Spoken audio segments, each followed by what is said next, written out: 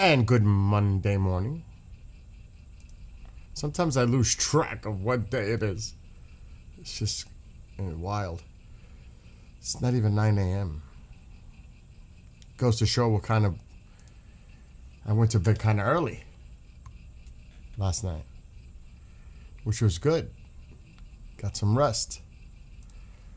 But we're keeping an eye on Beirut because something could be going down here soon. The way things are looking. What's up, Ryder? Ryder, you know I wrote a song, Groundhog Day Syndrome. It is available now. Well, it might be. Birdman. Yeah, the ceasefire's alive and well, I think. Maybe, definitely, no. Oh my gosh, you guys start me off with the blood pressure right away. What is it? Are you just like waiting to trigger me earlier in the morning? Oh my gosh, it's like enough for nothing. How do you, I'm just saying, if our military personnel are injured in Kuwait along with contractors, is that not a violation of the ceasefire? They attack Kuwait, our base. Is that not... Can somebody explain that to me? Can somebody explain that to me? How our... And like I said this before, what signal does that send to our military? That we're supposed to be taking these love tap exchanges and that's okay? And that doesn't violate the ceasefire? Did you see the satellite imagery of them digging out their tunnels to their missile cities? This is getting cray-cray. I mean, I don't know what to say. I mean, I'm at the end of the, you know, I'm not on TikTok. I'm not going on TikTok because I can't talk when I'm on TikTok. Freely. Really. It's like that. One wrong word. Even if I'm always 18 plus on TikTok, but one wrong word, I'm done. It is crazy how it works over there. My gosh. So yeah, this is getting really, really more bizarre by the day. I mean, my gosh, what are we gonna do here? I can't. My head spins. You gotta hear it? I'll play it in a little while. There are 3 versions. One is blues rock, one is grungy rock. And it's literally written by my own personal experience through this. You know how I take my meds, I have my coffee, I try to relax, because I'm up at least an hour and a half before I come on here. Doing things around the house, you know, that kind of deal. But my gosh, this is just crazy. Let's see what's going on. Hezbollah is denying control of that castle. Because that's a bad look on them. What's the other side putting? Oh, here we go. The IRGC. Listen. Who's it? Let me ask this question. I'm sure you're all very intelligent in here. This is a common sense, easy question. No, it's not like you're acing some kind of Vorhash test or competency test that you got to score 100 out of 100. Oh. Anyway. Who is in charge in Iran? The politicians or the hardliner military? Who's in charge? We've all known this since that talk happened that there's infighting in Iran, there's chaos in Iran, there's all kinds of stuff going on. Well, I guess we kind of figured out who won that out, right? Right? Let me just get this other one ready here. Facebook. I'm on Facebook, just in case anybody pops in there. Oh, she looks beautiful.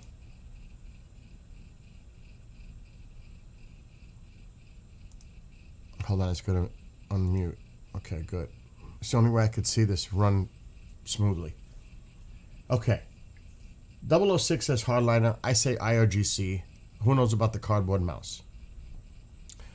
Isn't that, by definition, dealing, if we know that they're in charge, dealing with a terrorist organization, a terrorist group, a terrorist entity, a terrorist state? How are we negotiating with them? How do you negotiate with terrorists? That's the bottom line. Good morning, 006. Because that's what we're dealing with. You can try to spin this that you're talking to certain politicians in parliament, the foreign minister, the deputy foreign minister, Ghalibaf, the parliament speaker, the president who is or isn't resigning. You could spin this 1,000 ways. The bottom line is you have to get to the hardliners and the IRGC, and maybe the cardboard mouse. So that is dealing with a terrorist regime. And we're willing to make a deal and trusting a terrorist regime. I don't want to hear any other spin on it. We condemn them as a terrorist state. Everyone condemned them as a terrorist state. It took the EU a little while to come around, which there were some countries like Spain and others that were resistant. It was like, how could you not say that they are? They are. They've been identified globally, except by the axis of cooperation with them is Russia, China, North Korea. That axis.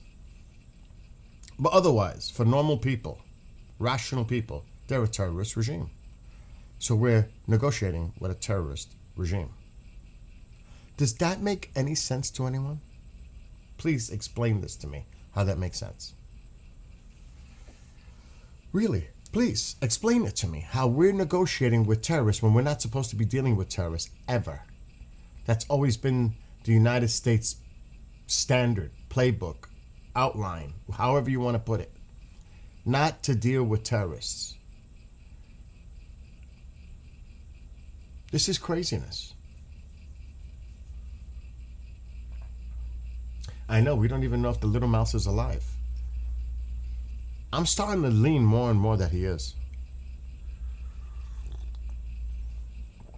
But he's not as foolish. He's not going to expose himself. He's going to stay living in the mouse tunnels for as long as he can. So the mouse is, he's not coming out of the hole. Not this mouse. So they can track his movements. I don't think this mouse will be seen. He's going to be pale as anything unless there's a tanning salon or booth underground. But no, I don't think so. Do they even do stuff like that? I don't even think so. So the bottom line is this. What the hell happens now? And that's the Groundhog Day thing. Every day's Groundhog Day. Allegedly, they sent missiles last night. Again, toward this same base in Kuwait. The IRGC announced, and this one was, let me just see the time on this. Oh shit, there's no time? Oh yeah. This was literally 10 minutes ago. The IRGC announced it targeted the air base in Kuwait with 2 ballistic missiles last night after the U.S. targeted a communications tower on Surik Island in the Persian Gulf. So there they go again, trying to strike. Now, I don't know if they were intercepted. It says here it targeted. They were intercepted. The language is careful. It targeted the base with 2 ballistic missiles last night. But targeted is one thing. Hitting Kuwait is another. So I think they were intercepted just based on the language. But the point is, they tried to hit the U.S. base again. They already caused injuries the last time. How much do we take? How much do we put our military personnel at risk in the framework of a ceasefire to be going on? You're not going to stand up for your military? That's an act of fucking war. Striking a U.S. base and injuring, I don't care what kind of injury it was. I don't care if there was no injuries at all. You try to strike a base again. They say the shrapnel or whatever injured the personnel and contractors. And we're just supposed to take that and do nothing and respond with another love tap? Is that where we're at? The superpower cannot respond because the fragile ceasefire because they want to push a deal, diplomacy. So much so that they won't retaliate when our military is attacked. And they do a love tap back, and it's not even a very aggressive love tap. It's a little love tap. What the hell is going on? Oh my God.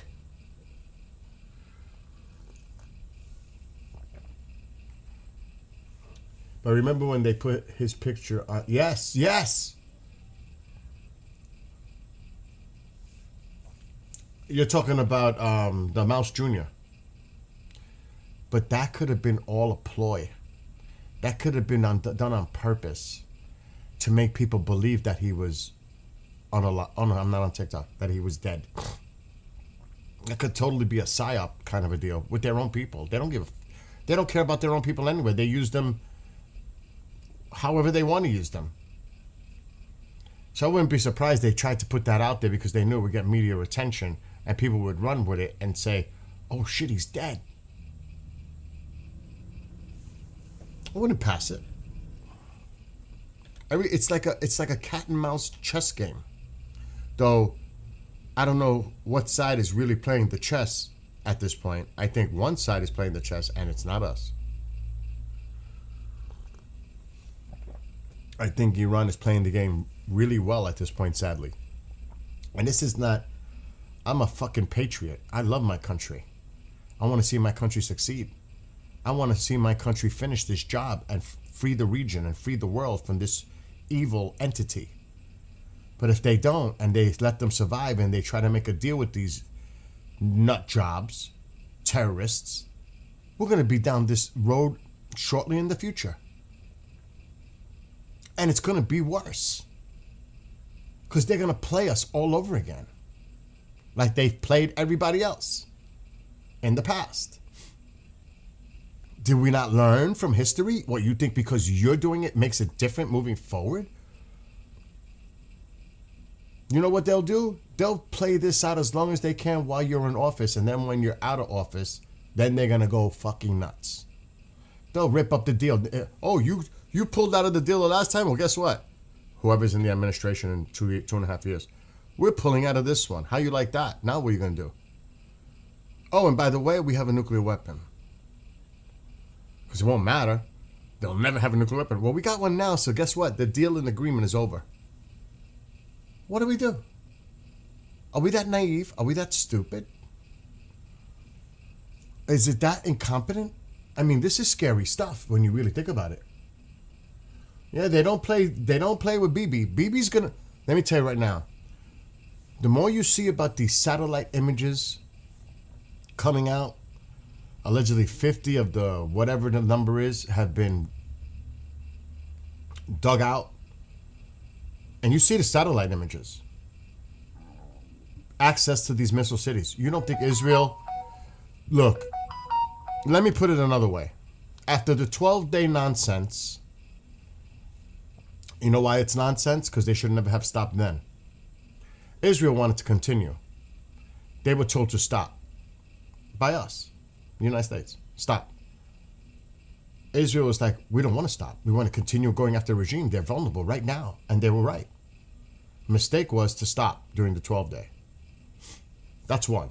Months pass. What happens? They had time to rebuild, regroup, get stuff from China, Russia. Do you think Israel's going to allow the same thing to happen now? Knowing what they're doing in Iran and getting access to their missiles, God only knows how many missiles they still have left. We don't know. Does anybody know? We don't know. They might know, but we don't know. We could guess.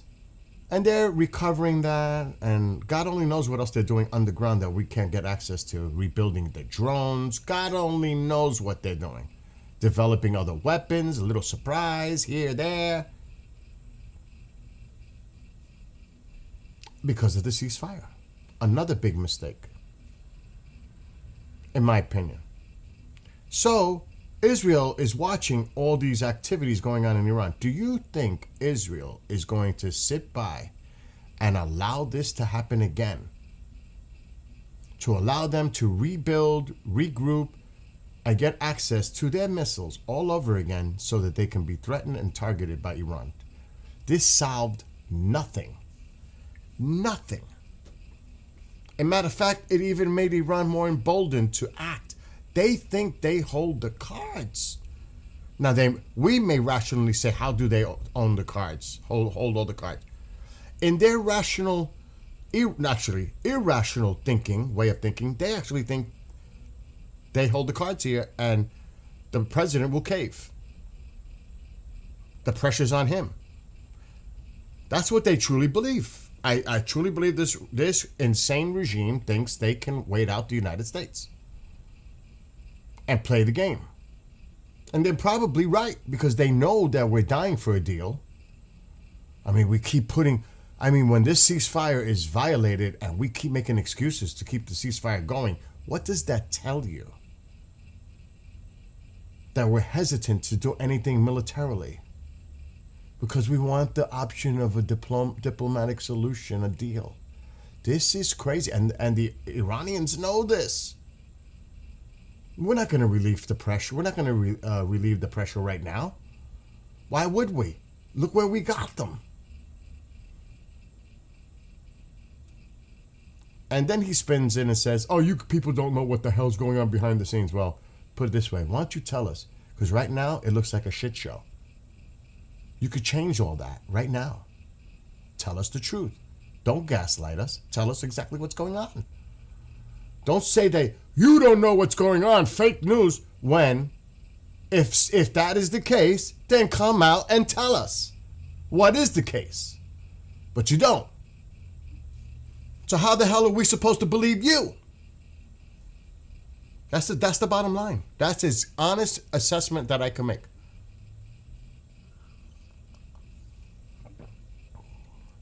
I mean, come on, come clean, tell us. What is the problem? Oh shit, we lost the camera. Oh, it's back. This is Beirut, by the way. Because it looks like Israel's about to hit Beirut again. Allegedly, their tanks crossed the Litani River, which that's unbelievable if they've got past that point, because that was supposed to be the buffer zone, the Litani River to northern Israel, where Hezbollah was supposed to agree to a ceasefire of not being in. But that, of course, didn't happen. They moved right back in, filled it up, and do what they do. Because that was part of the original ceasefire, not the one you hear about now. One that was agreed to like a year or two ago. That's another crazy thing that's going on. And today, the Iranian representative said that if Israel violates the ceasefire against Lebanon, it's for all the region, then we consider the United States also violating it as well. So what the hell does that mean? They're trying to pressure that the Lebanon situation, Israel cannot retaliate against Hezbollah. And what are we going to do? What is Israel? You think Israel's just going to pull out now? Think about it. You think Israel's just, they're advancing slowly, but they're advancing to the north. You think they're just going to pull out now based on a deal? Could you see that? Could you see a major Israeli withdrawal because a ceasefire was agreed upon in a deal? I don't know about that.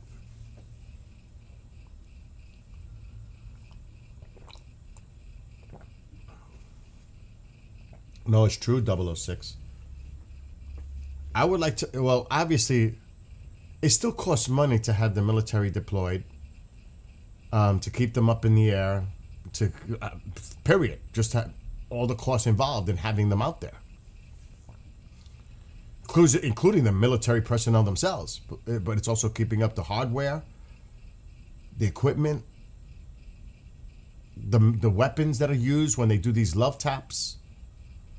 I mean, the fuel that it costs to put them in the air all the time. I just think how much it costs, even though there's no actual alleged military operation going on, whether it's Epic Fury or this one or that one. It's still costing the taxpayers big time money. For what? For what?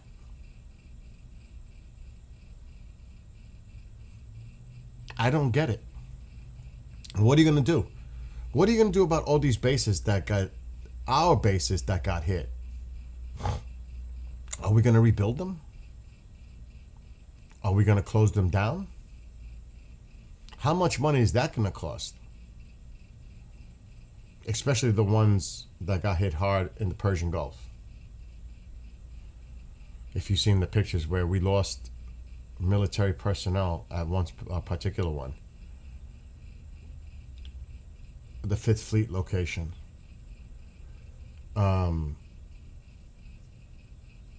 We can fill, we call it fill gas in neutral.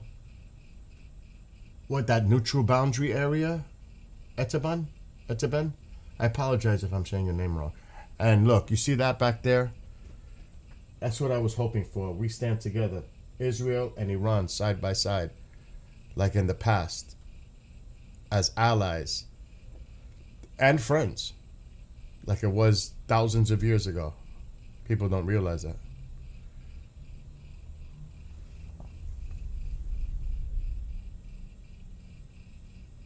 It's horrible. Oh, Amir, how are you? If I can, small disagreement, our leaders can't tell us the truth. The population as a whole cannot be trusted to handle the truth. Well, I don't think it's necessarily about the population. I think it has to do with mistrust of the countries in the region and not leaking out information. And maybe Israel would be the only one that truly knows what's going on. Because these countries over there, they have to play to the region. They have to consider their own sovereignty, the fragility of their security. And they would, if we tell them something, they could easily go to Iran and say the United States is doing this. They could play both sides. I would not trust telling anything to even our Arab allies, if you want to call them that. Oh shit, my buddy's messaging me. I gotta give him the station. I wouldn't trust no one. That's why, you keep it as in a circle as possible and to try to prevent leaks. But obviously the public is used for propaganda purposes. But propaganda is propaganda. It's misleading. It's misinformation. So if you could do that, why can't you just tell the people the truth? Because sometimes like you said, it's like a movie. You can't handle the truth. And remember, all the talk is part of a PSYOP game. So to tell the truth, it just throws all that away. Why does he message me on Teams and not call me on my phone? I got a busy week ahead. Hold on, I got to do this.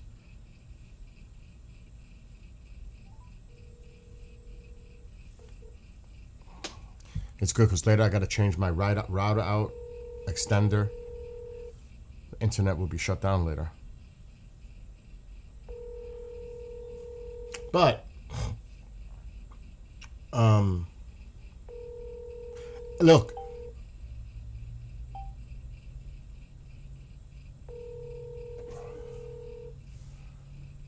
Look, we could all come up with valid, and I say that we have a bunch of smart people in here. I would say the vast majority, like everyone, we get trolled too, but the vast majority, everybody's been, you guys know what the hell's going on.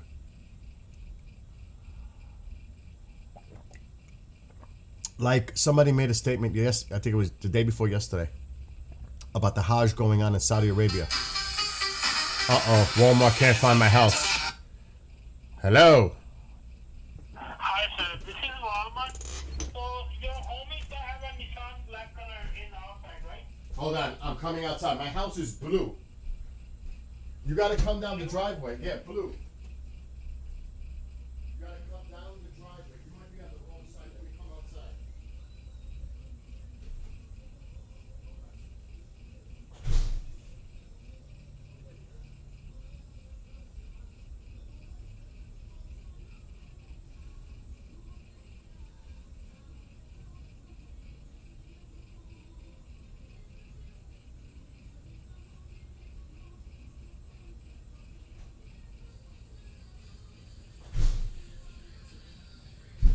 I got Walmart coming. What's going on? Walmart got lost. He was in my driveway, but he was delivering to the other house. So I had to jump out. Are you ready? Well, I'm letting my dog out to use the bathroom real quick, then I will be. All right. So what's going on? How was your weekend? I was pretty good until last night. What happened? Thunderstorms? No, fuck, I fell. Oh no. There's a... Just so you know, I am live. I am live. When are you not? That's a good question. That's a good question. When are you not, bud? Dude, are you okay? I'm fucking sore. Just real bad sore. Better to be sore than injured worse. You know what I'm saying? Yeah. There's always a bright side. You could have fell, and things could have been a lot. Like that's when I'm sending you a picture. All right, that's like when I tore my rotator cuff, taking Christmas decorations that the village that was heavy out of the attic space up here on the ladder, and I felt it. It tore my shoulder. It tore the rotator. That was so painful. You guys have no idea. Good morning, Will, and Witch Moon, and Amir, and Look at that picture I sent you, bro. Sidaben, and all of you. Hold on a sec.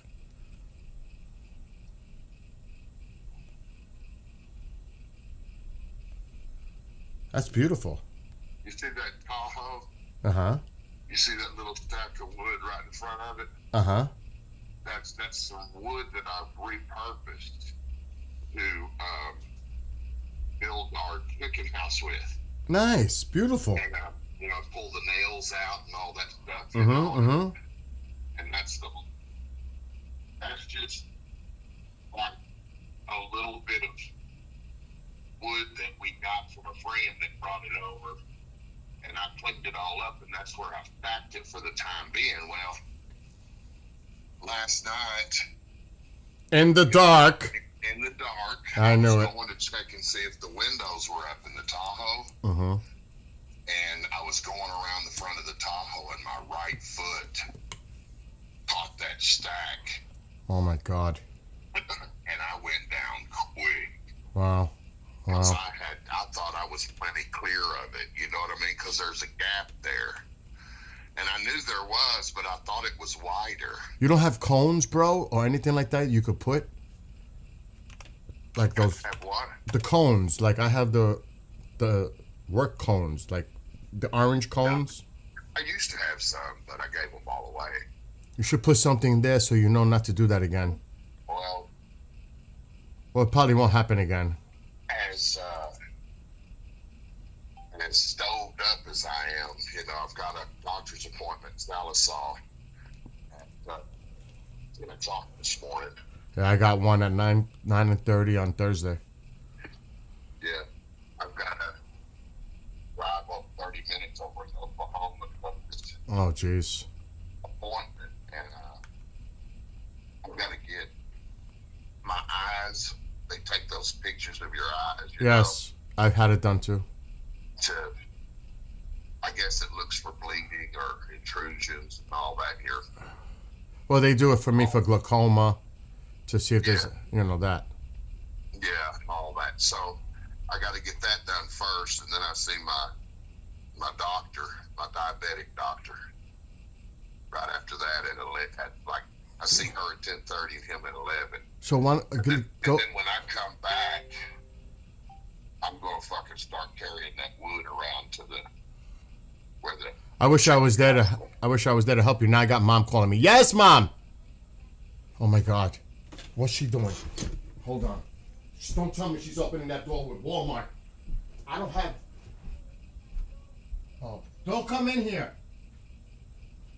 Oh my gosh, she's dancing. She's dancing over there. With Tycho's looking at me, she's dancing. All kinds of crazy shit. Oh, my guitar almost fell. Let me take it from you so you can go do what you gotta do. Give me a few minutes, dude, and I'm gonna call Oh, that's right. Call me back. Call me back. Bye. He's got a beautiful garden. I'm a little overloaded right now. Everything's happening at once. But you want to see how beautiful it is outside? Look how the roses, those are climbing roses. See how the roses are starting to bloom right here? You can barely see it. But you could kind of see it, right? The roses. See how nice? Go enjoy that hike, Will. Have a great one. Have fun. See how you can see the roses blooming. They're blooming all over the place. It's that time of the year where they just start. And I got Walmart here. So let me just take care of that before we continue. Because it's like that right now. He's going to call me back. I didn't even finish my coffee. But yeah, anyway, there could be some definite activity from Israel in this area today. In Beirut or near Beirut. I don't know what's going on now. What's going on? Oh my God, it's so early in the morning. Tycho's going crazy. That's Walmart. Dude, all that food, I saw all that stuff. You want me to bring that in? Yeah, just leave it. That's what I was just gonna do. Let me do that too. I'll be right back, everybody. That's Walmart. I think he knows it too. Who is it? Who is it?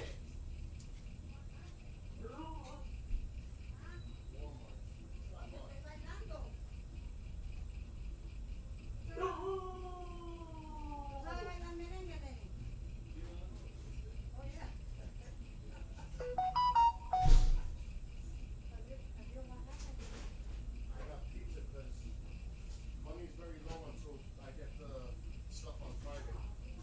So I have to buy cheap stuff to survive for now. That is cheap. What are you doing? Dancing at this so early in the morning? Excuse me.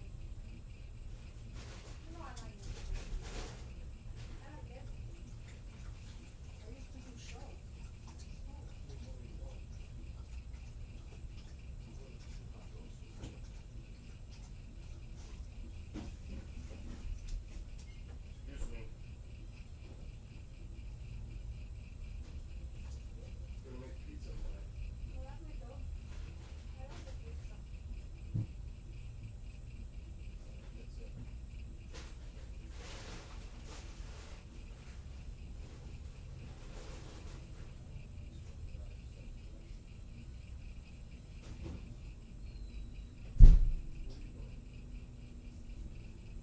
You haven't slept at all?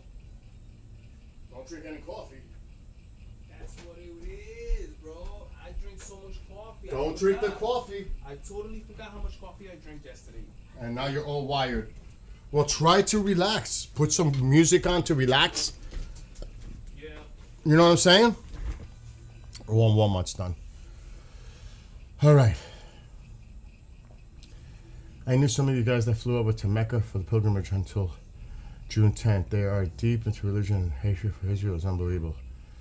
They have whole cities here, like I told you before. I don't doubt that. Oh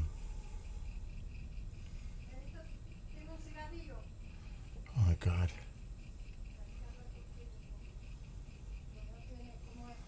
Wow. Wow. 006. That's crazy. That's happening in New York City too. What's happening?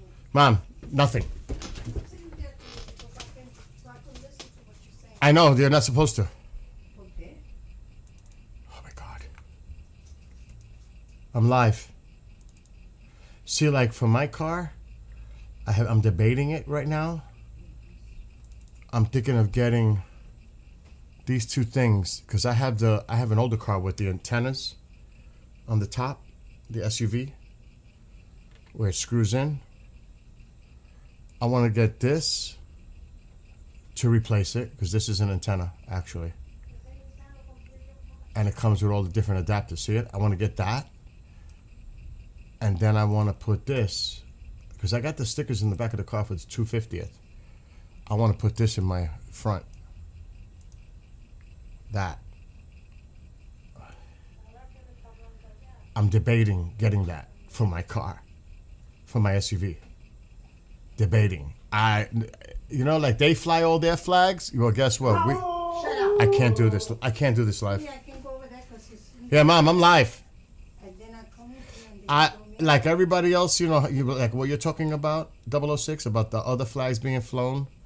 Well, we should fly ours. Just like the issue that they're having in the UK, where they can't even fly their Union Jack, which is a disgrace. So I'm debating on getting that. So that's just me, though. Like I said, I've got these stickers in the back of the car, 2 of them. These are extras. My car is crazy looking. But I got these. Alexa, turn on light. okay. Wow, that's bright. Alexa, dim living room light, 50%. Got it. No, that's not 50%. Okay. I've got these on the back rear view, the rear window. I would do it because I'm an American and it's the 250th.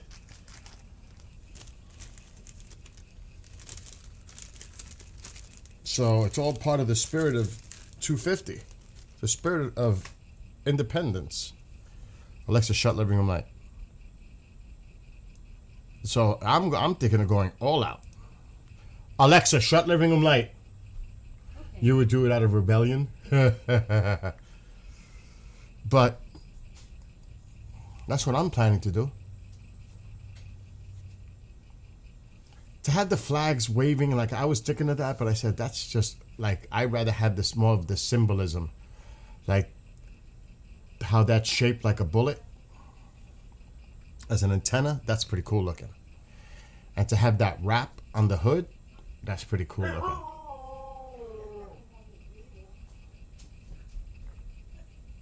Oh my God, it's too early for this. It's 9:30 in the morning.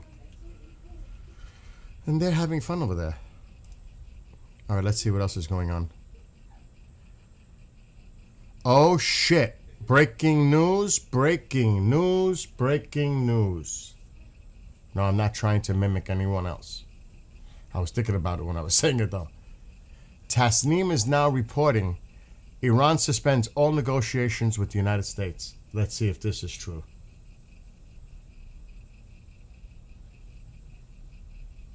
Yeah, they would. Yeah, I hear you. They would. That's what Tasneem is reporting. Iran has broken all negotiations with the United States. All right, you right? You ready? Hold on, check it out. Breaking news. I don't know if it's true. Iran suspends all negotiations with the United States just now. Good. Let's just fucking just go flatten the plane. I agree. Given the continuation, this is what they're saying. This is the release. This is what they just released, the IRGC. Given the continuation of the crimes of the Zionist entity in Lebanon, I knew they were going to do this. And considering that Lebanon was part of the preconditions for the ceasefire, and that this ceasefire has been violated on all fronts, the Iranian negotiating team will suspend talks and the exchange of text through intermediaries. Iran emphasizes the following. I knew they were going to do this. I knew they were going to do this. I predicted they were going to do this like 10 minutes ago. 10 minutes ago, Race, I predicted this was going to happen over Israel and Lebanon. I knew it. Excuse me. I'm live. Enough. Fired a couple hundred rockets at fucking Israel. Yeah, and dude, they injured some of our personnel and contractors in Kuwait on an air base. And it's like, are we supposed to just allow that to happen? Well, Well, this is just the EU's pulling the strings. They're trying to extend this out to the midterms. They want Trump to lose his power so they can start to get their shit back. All right, but listen to what they just wrote. Iran emphasizes the following: the necessity of an immediate cessation of attacks by the Zionist regime in Gaza and Lebanon. That's not going to happen. The necessity of complete Israeli withdrawal from the occupied areas in Lebanon. That's not going to... I was just talking about this 10 minutes ago. Until Iran's view in this regard is met, there will be no further talks.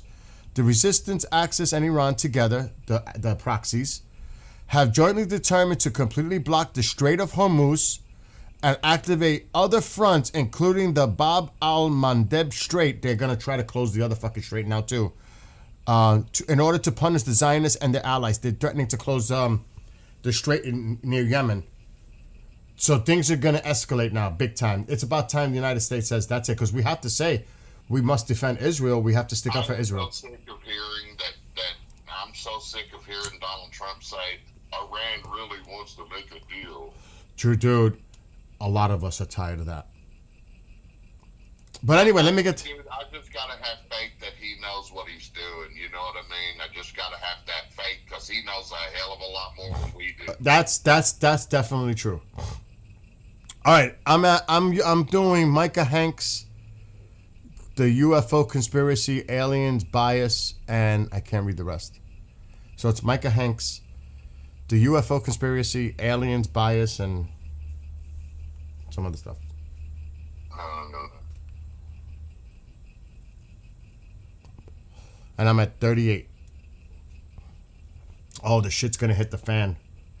If that's true, gotta remember, if that is true, because it comes from Tasneem, the IRGC media outlet. I'm gonna have to keep a track on this shit now. Dude, my battery-operated whacker was smoking. It almost, I was like, holy shit, the wiring inside. So now I had to break out my electric weed whacker. I can't get my gas one to start. I'm like, oh my God. Where were you at? 3727. Though my neighbor has a beautiful brand new one, I could always use that one because I do his property. 3701. All right, stand by. I got people coming Thursday. Pine Bush is coming. I got to test equipment. I got to get a mixer board out of the room and see if it works and hook it up to the laptop to see if I can record the audio. The camera's not a problem. In 3, 2, 1, hit it. And I'm dropping now. You got it? You started? You got it playing? Yeah. All right, I just dropped. Take it. Got it. So I have to do some testing. And I got the router and the extender, so at some point today I have to shut down my system here and put the new equipment in. So I'll do that later this afternoon. But I got to do some weed whacking too. The place looks like a jungle out there. I know what I saw. It gets out of control quick if you don't keep up with it. Yep. It does. It grows. It just grows like you can't believe how fast those weeds grow. It's crazy. Oh, God, dude, you're down in the damn, you're in a nice, lush, Yes. Very green. floodplain down there. Yeah, it hasn't rained though. We haven't had no rain in days. But it's lush, man. It's that. It is lush. I've noticed over the years watching you keep up with it, man, how fucking fast it will take off if you don't. Do you want to see something? Are you? Can you? I know you got to go to the doctor. When are you leaving for the doctor? I don't have to leave for the doctor until like 9:40. Okay, so you got like an hour. Yeah. Like I could show you on the ring. The pool looks so clean now. Oh my God, the flowers are growing in the front of the house, but I don't want to mess with the rings and carry them because they lose their signals. But I'll take pictures. How's that? And I'll send it to you. Yeah. Well, good luck at the. I see you're streaming. You're wearing red today, bud. I love red. Black is my favorite. Red is probably second. No, blue is my second favorite color. Red is third. Metallic purple would be my fourth. Got the earrings in, Don. Oh, man. Listen, Call me. Love you. I love you too. And I'll be on for a little bit Okay, because man. I'm keeping up on this news allegedly breaking. All right. Call me. Love you. 4 hours ago, Fox News released a video on YouTube saying U.S. military strikes Iranian air defenses Yes. and drone sites. Yeah, because they fired 2 missiles allegedly toward the base again in Kuwait. Man, it's time to pack. It's time to pound them. They're getting too cocky and emboldened. It's time to spank them now. Yeah. Enough. Enough is enough. All right. Love you. Call me later. All righty. Bye. Go back to work, Amir. We all know them terrorists, and we're actually dealing with terrorists. That's what we're dealing with here. They want time, they want power, they just want another chance to rise, build everything back, and make the threat to Israel use exactly. That's exactly what they want. And threaten the region, and threaten the world. It's exactly what they want, Amir. You're totally right. Excuse me. So, I hope that they just rejected the deal. Good for the good. I'm glad. Now, if they rejected all future negotiations with the United States, now what does the president do? There's no negotiations. What do you do now? I mean, if they're telling you we're not negotiating, what do you do now? Still try to negotiate? That is bad. That's weakness. And what does that send a signal to Israel?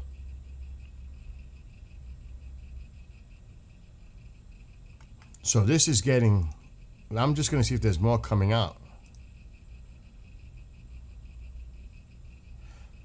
But you will try to see Washington try to create a ceasefire agreement between Israel and Lebanon.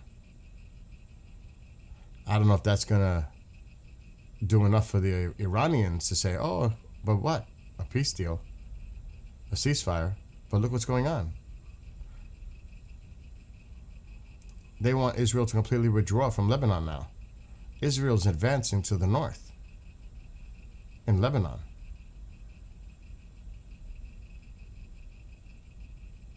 This is, I don't know how you're going to make that resolve itself. And it is spreading, reports in Tasnim. In light of Israel's actions in Lebanon, considering that Lebanon was part of the ceasefire conditions and now the ceasefire on all fronts, including Lebanon, have been violated, the Iranian negotiation team is stopping the talks and message exchanges through the mediator. So they're shutting down the messages. They're going dark. Now what does the president do? How does the president respond to this? If this is true. And it's spreading. All the Israeli outlets are putting it out there now. Some are catching it quicker than... And again, this morning... Let me get rid of this. This was this morning. And that's what I was just telling him about, but the missiles that... Right here. This was this morning. Kuwaiti air defenses are currently responding to hostile missile and drone threats. And allegedly there were 2... this is Hezbollah. There were 2 missiles, but they were intercepted.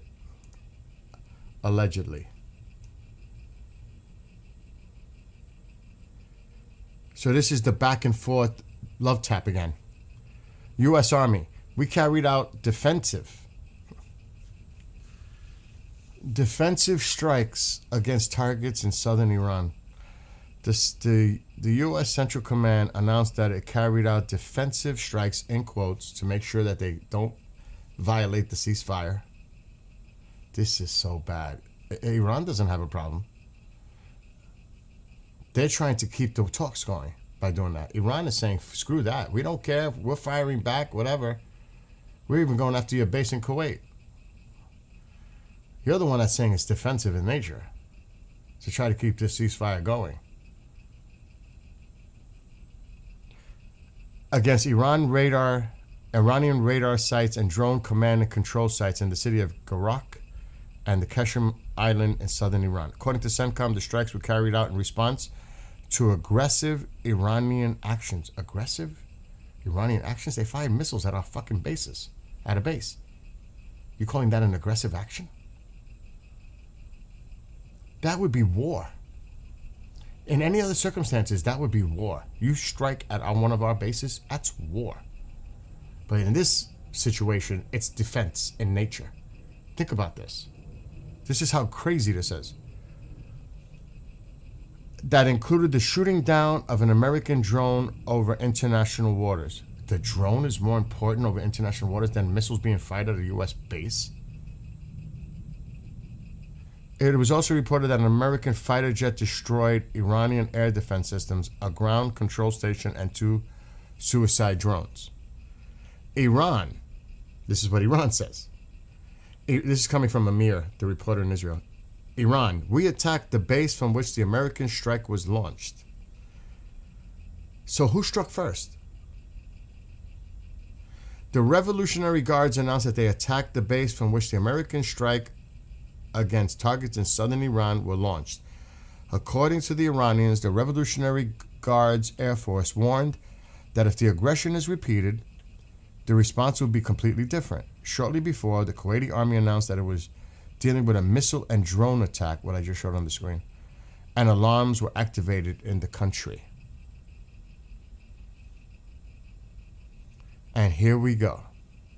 The CENTCOM announcement. Look at this. For them, I can't imagine what it must be for them to release a statement like this. U.S. defends, disables threats in response to Iranian aggression. That's a fucking act of war. U.S. Central Command conducted self-defense strikes on Iranian radar command. I just read all that.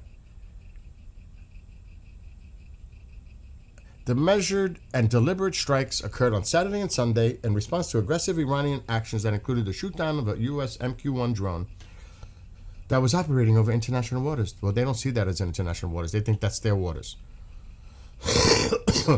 U.S. fighter aircraft swiftly responded by eliminating Iranian air defenses, a ground control station, and 2 one-way attack drones that posed clear threats to shipping transiting regional waters.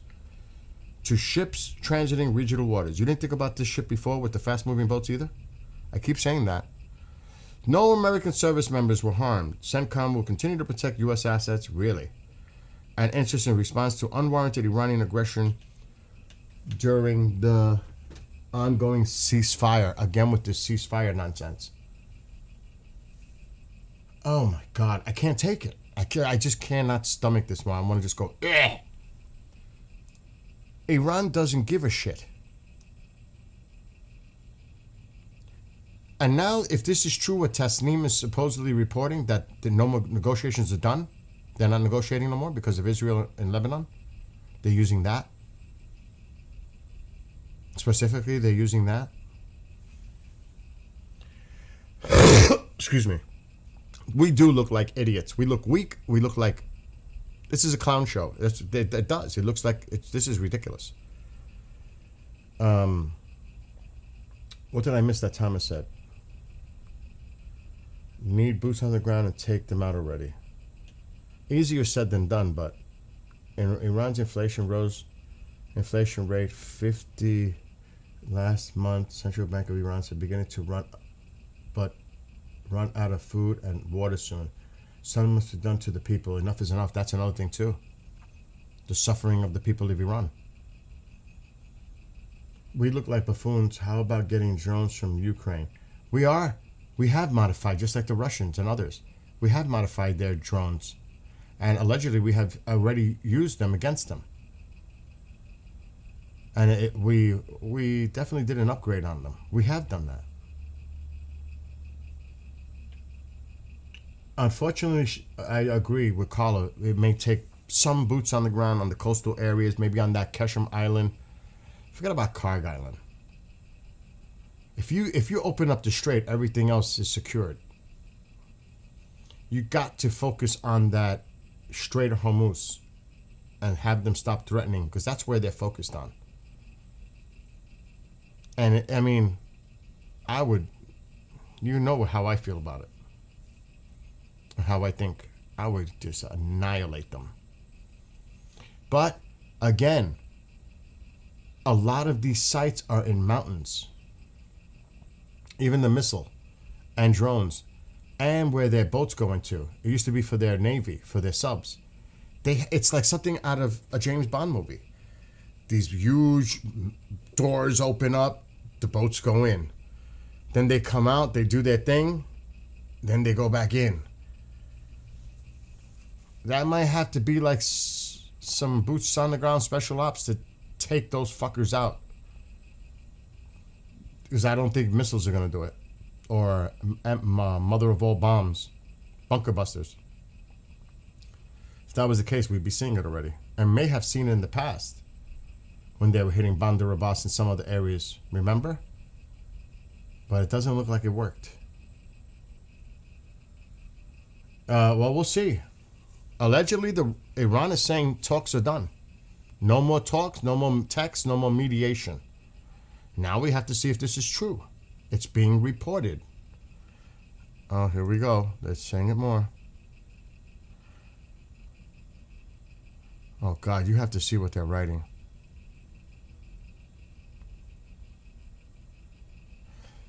Senior Iranian official speaking to Fars News. The blood of a Palestinian equals the blood of an Iranian. Are they Persian? The blood of a Lebanese equals the blood of an Iranian. The Muslim community is one joint column, side by side, in this battle. So they're actually addressing Gaza and Hezbollah, Lebanon, with that statement. That's why the negotiations are done. And now Iran has incorporated Gaza into any agreement with the United States. So now they're trying to throw Gaza into it too now, the Iranians. Not just Lebanon, but Gaza. That's what their propaganda media thing is saying.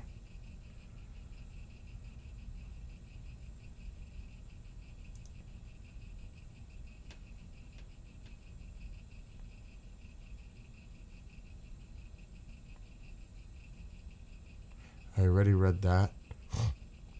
And yep, that's the latest. Iran says it's prepared to completely shut down both the Strait of Hormuz and the Bab al-Mandeb Strait. That's the one near Yemen. It's going to get more. Now, what are we going to do? They're threatening to do more. Not just the strait, but the other strait.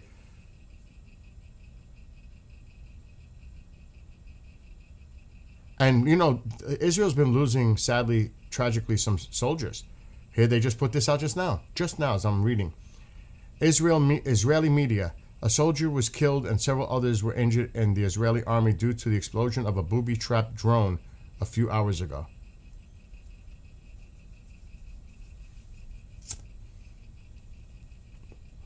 You got to remember, their goal is the utter destruction of Israel. So how do you have peace as long as this regime exists? Do we not get this? How are you going to tell the Israelis not to defend themselves and agree to this? If Netanyahu agrees to this and allows him to follow the United States in a deal that involves them, I don't see Bibi doing that. I just don't. It'd be crazy if he did. Follow the leader. That would be a huge mistake on Israel's part. They won't be able to strike back at all, ever. As long as this ceasefire goes on. Oil. Thank God I got my heating oil last week. I should look at the prices. This is so embarrassing for the U.S. We look so weak. And just think what China's thinking, Russia's thinking, North Korea's thinking, any other country.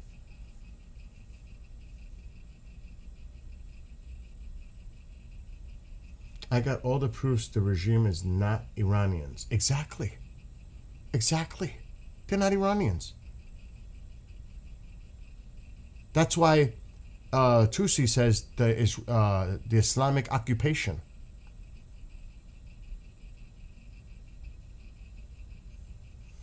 By their actions, by their words, by where the heck they came from, will never be peace until a full change in power is made. Totally agree. We've been all saying that. It's amazing how we all come to that consensus, but for some bizarre Groundhog Day syndrome thing, they're not. Why are they so hesitant? What is it? It's got to be something. I think, my own opinion, is because we don't want to have casualties. Boots on the ground.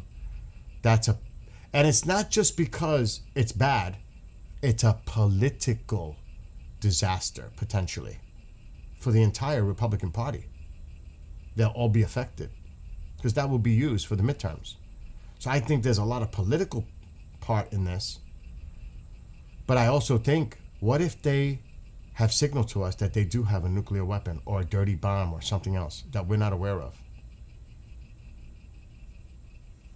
What if it's something else? Like somebody said in chat, we were having that discussion.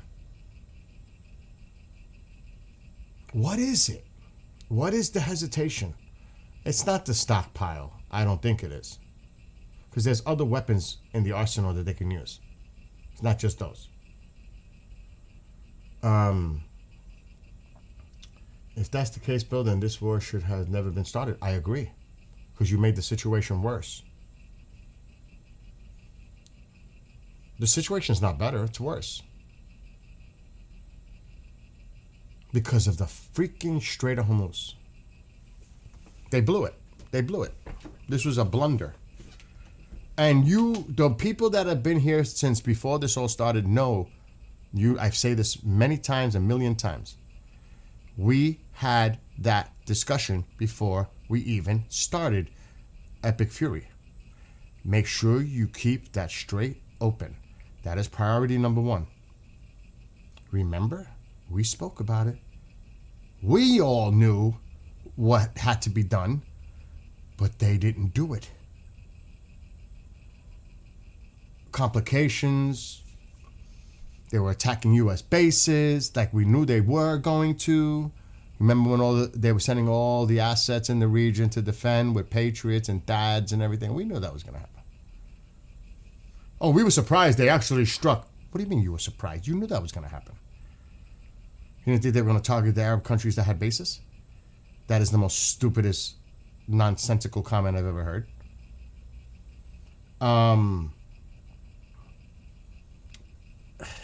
You keep mentioning about the 500 million a day. They're still making money in other ways, not 500 million. But they don't care about that. They don't care about their people. The money means nothing to them as long as they survive. They're making 175 million a day from Chinese exports of oil. With the blockade.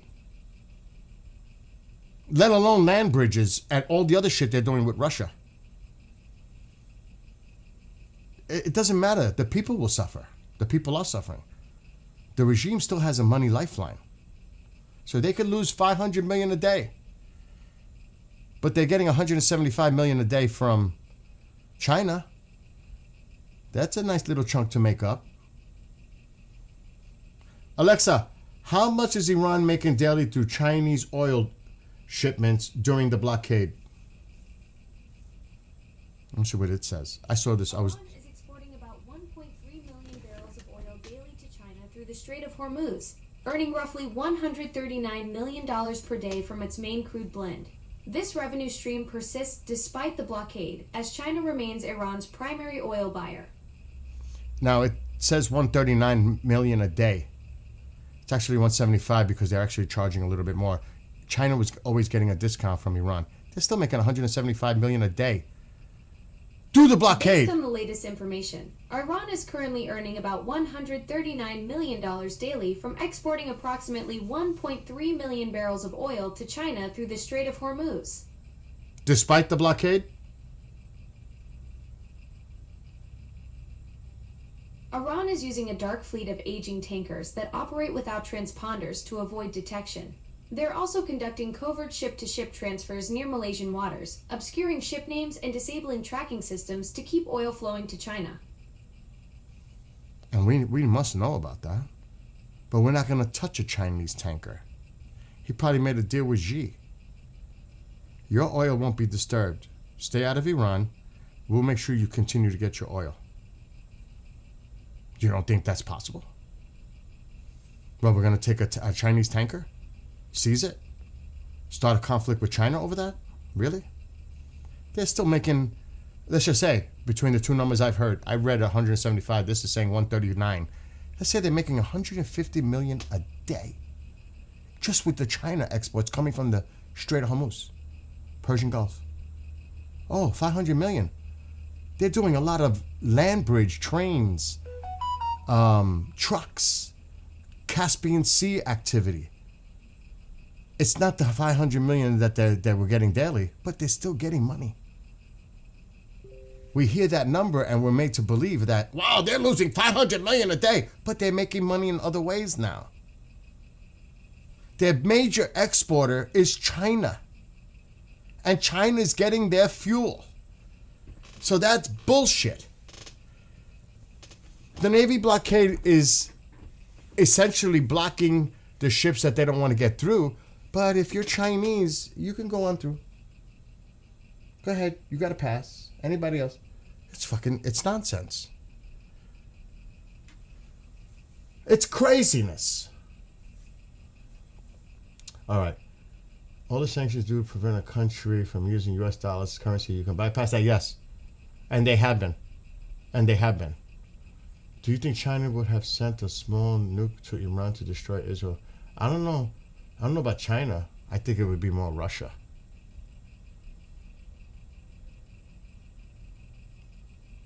I don't know about China. I don't know. I don't know if it would be China or Russia. You know, the Iranians had a relationship with the North Koreans too. We have been told nothing is coming, though. I believe Trump over Alexa. It's not just Alexa. It's all over the media outlets.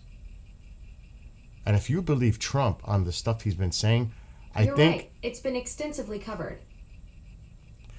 If you believe Trump, that's one thing. That's one thing because you're a loyalist Trump supporter. I get it.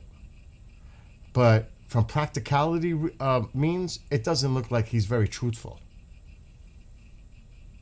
At the least, misleading. That's just an honest assessment. I mean, he makes it sound like Iran's begging for the deal. Is Iran begging for the deal? He's going to say it again today. Oh, they're still talking. They're still begging for a deal. Is that the truth? Or is he desperate for a deal? Trying to hold on to a ceasefire? Defensive measures when they attacked a U.S. base and injured personnel? That's an act of war. Yet that's defensive in nature to keep the ceasefire going. That's crazy. So, no. Facts matter. And it's widely reported. Maybe somebody in the press corps, which, of course, they controlled that and censored it out, the worst that it's been done in decades, to control the press to ask softball questions during press conferences because they got rid of everybody else fake news. So they made it where it's all mostly friendly. There's still a few. And when they get to them, you're fake news, they put them down. But there's still a couple left. But why don't somebody ask him, is China's oil still being provided via Iran? And how much does that come to every day? Somebody should ask him that. But I don't hear nobody asking him that question. Are there any tankers getting through the blockade, specifically China? Somebody should ask that question. Then we could put this to rest.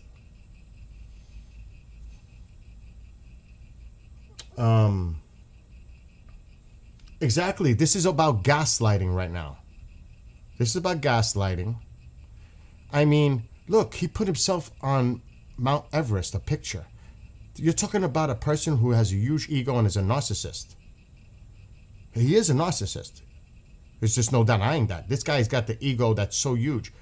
If you tell him you love him, like Putin does and everybody else, he loves you back. The first instance that you go against him, you're the enemy. That's how he does it. And then he gets the minions to go after that person. This is how he operates. He bullies. That's undeniable. That's his tactic. He's did it as a businessman in New York. I could tell you an example. When they were building, and this is true, because I lived there when this whole shit was going on. When he was building his casino in Atlantic City, and he had a lot of small businesses. It's a lovely day. Alexa, Amber. stop. And he had a lot of small businesses doing the work. He wouldn't pay them. And they were forced to be, they tried to sue him. They had to drop their lawsuits. You know why? Because they couldn't afford to keep the lawsuit keep going against his big time money and lawyers. He ripped off so many small business owners. The Knicks are set to face the Spurs. Alexa, in the stop. NBA That's the way he does. He bullies. He tries to control, and he threatens and intimidates. That's who this person is. That's his character. It's been like that for decades. It's not going to change. So, again, no more gaslighting, no more confusion, because you might say that Biden physically looked and visually looked like he was losing it. Well, I'm starting to question if this guy's got all his marbles all together too. It's starting to become a question. Does he know what he's doing? It seems like he can't make a decision. One day he's this, one day he's that, one day he's talking this, one day he's this. And people will say, oh, that's all part of the plan. Well, so far the plan's been a shit show. And your indecision is showing weakness. This is not good. That's just my own personal observation on this. As an independent, thank God, not dug in. And I can look at it objectively. Thank God. I'm not going to sit here and say, oh, no.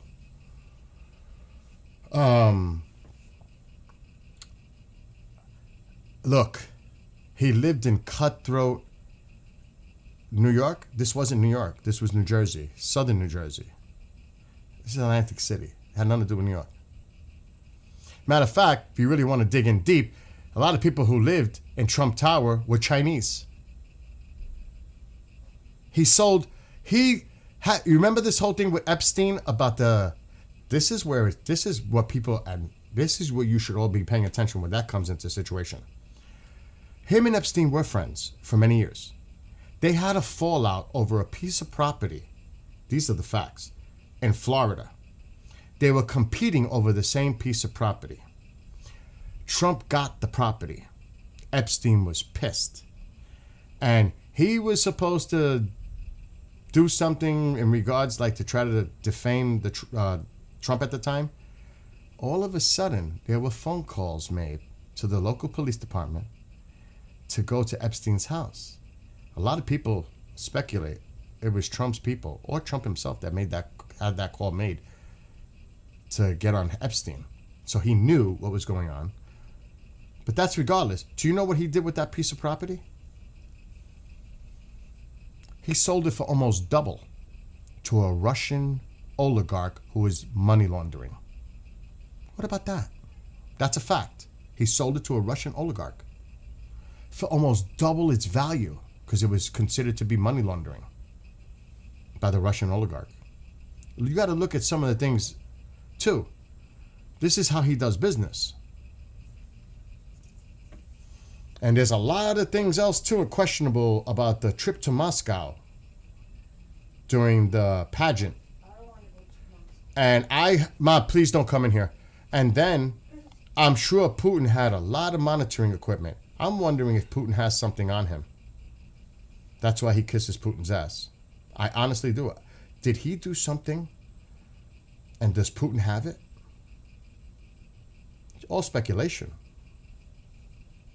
But it makes you think. It makes you think. Really, did Putin send some I'm not talking about that right now. to Russia? I have no idea. So there's a lot of questions there too. A lot of shady stuff too. And there was also speculation that he was using connections with the mafia in New York in the 80s for their contracting work on building. But that's all speculation. I've never dug into it deep enough to see if there was anything, because we would have known about it if it was actual. But that was speculation back at the time. And then there was the Central Park article. Then there was when he was with his father early in the days, how they were screening, and they got busted, trying to keep minorities from going into their properties to rent. And they did a settlement out of court. Because that's what he does. He settles. Everything is about settlement with him. He'll fight it until he has to pay a sum of money. He settles. And this goes on and on and on. So there's been a lot of instances. So, and he was a Democrat at the time. So there's been a lot.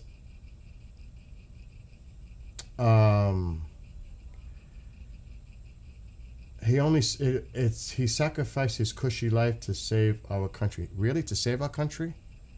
You honestly think what he's doing right now in this second term is saving the country? It's making the country worse. How could you say the country's better right now? ICE? Border? The number one issue for people is the economy. People would highly disagree that he's doing better on the economy right now. I don't see how it's better as of right now. Yes, he's done an amazing job in some other areas, but as far as all of us feeling the pinch, he's not doing better. He's making it worse. Tariffs, that helped? Helped who? Did it help the consumer? Rising prices, utilities, rentals, cost of living, consumer goods, gas. The number one thing that affects people is the economy. All that other stuff is important too, but the economy is number one in mostly everyone's plate. He's not doing a good job.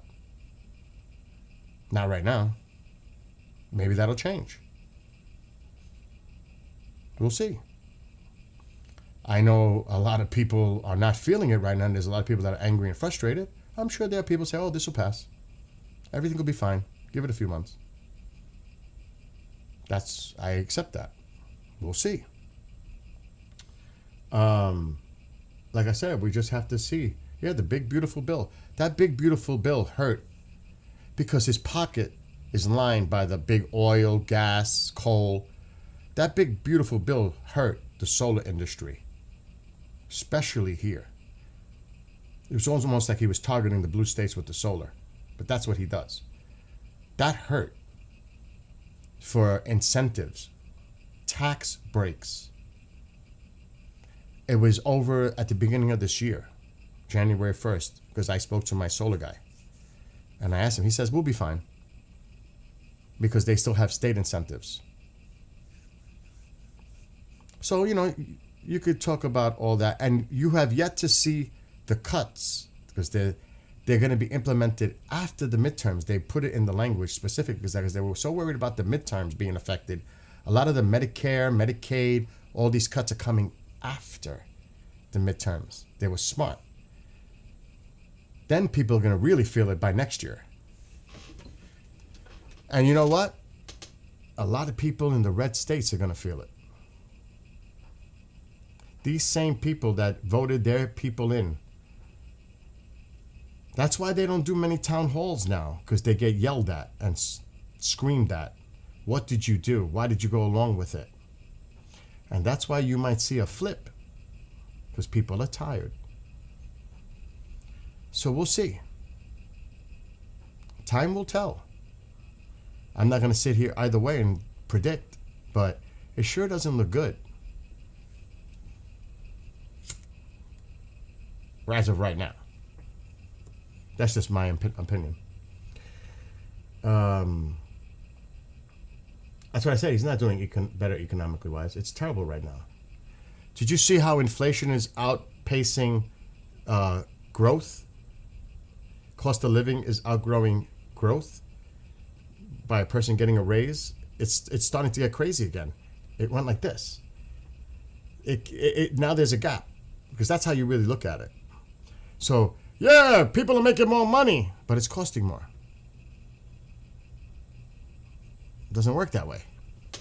Yeah, we're making more on the paychecks, but cost of living and everything else is going up higher than the increase is going up on your paycheck. How do you keep up? You can brag about it, but you got to put the whole picture and fill in the whole picture before you say something like that, because that's out of context. Because, yeah, you might be earning more, but it's costing more. So everything got dried up that you were getting a paycheck increase because it got more expensive on an overall basis to survive. So we'll see. Maybe things will get better. Like I said, I'm so glad I bought this oil for $4.49 a gallon for heating oil last week.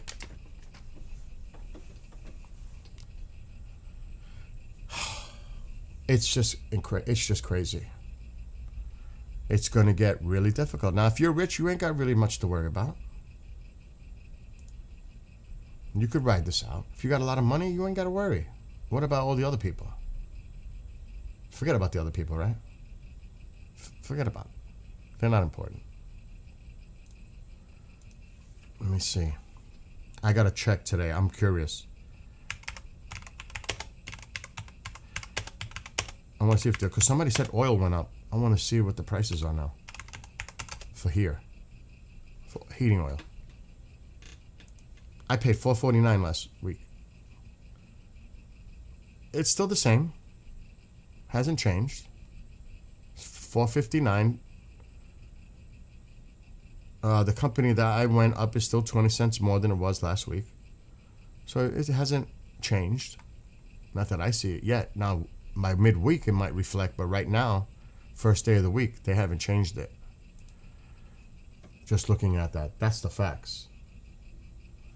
Well, that's always been the conspiracy narrative about fraud, defrauded, all that. That's been the widespread conspiracy. I have yet to see real facts based on that. That's all talk. They've never presented, and they had many opportunities to try to present. I've never seen the facts based on that. We're now in a recession in Canada. What does money matter when you're dealing with a nuclear winter? I agree with is that what you mean, a nuclear winter? And mass casualties, money won't mean a damn thing when half the world is uninhabitable? That's if he does anything about it. I agree with that. That's if he does anything about it. Or he thinks he's in control to do anything about that. Iran may have a whole different idea about that one. The way it's looking, it doesn't look like this is going to work out where he's going to make Iran nuclear free, nuclear weapon free, whatever. Oh my God. Right now? Oh, it looks like the worst shit show I've ever seen. In my lifetime, I was not around for Vietnam. Yeah, I was a very small child during the whole embassy thing. The whole Iraq thing, Afghanistan, all that. But we're talking about Iran here. There's no financial real interest in Afghanistan. This is the money area. We're talking about the most. I mean, this is crazy. He's screwing up one of the most vital economic regions in the world. And he just screwed it up and may have made it worse for the world. Forget about nuclear. He set this area on fire, literally. And now he's trying to put it out. And he's trying to figure out a way out of this. And still concentrate on the nuclear file, which Iran is saying, no way. So what do you do now? it's okay for him to say, we're going to get rid of their nuclear weapons. They're never going to have a nuclear weapon. They're not going to have a highly enriched uranium. They're going to hand it over. It's good to talk. But will it happen? And a lot of people are questioning that it's going to happen right now. So that's a big blunder. We have to see how this works out. This could be the most unbelievable blunder that the United States is going to reel from for, if not years, decades. The consequences of this, the adverse effects of this, if it doesn't get resolved, is tremendously harmful for the United States. There's no other way to put it. You should have never started this if you didn't think you were going to be able to finish the job and succeed. But they felt very highly cocky and confident after Venezuela. They were high. Then they decided we could do this over there. It's not the same. Oh, my doctor. I've been waiting for this. Hello? Hi, Dr. Chaudhry. I was hoping I get my medication straightened out with Manjaro.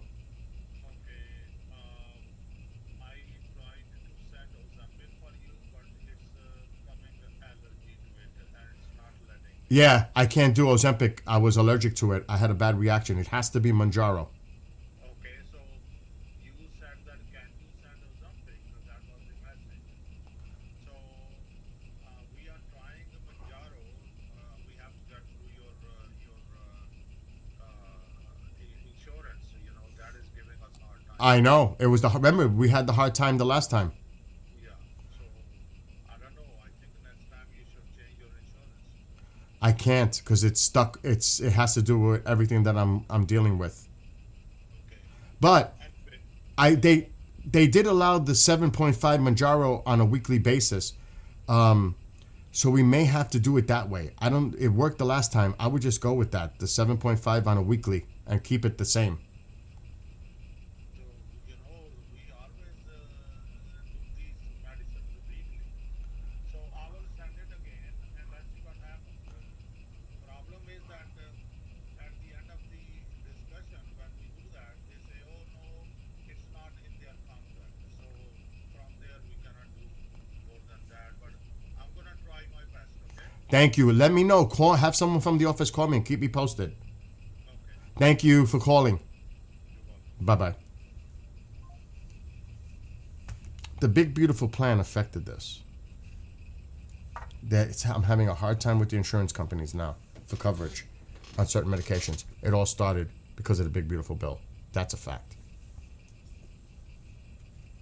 So he's trying his hardest through the insurance company.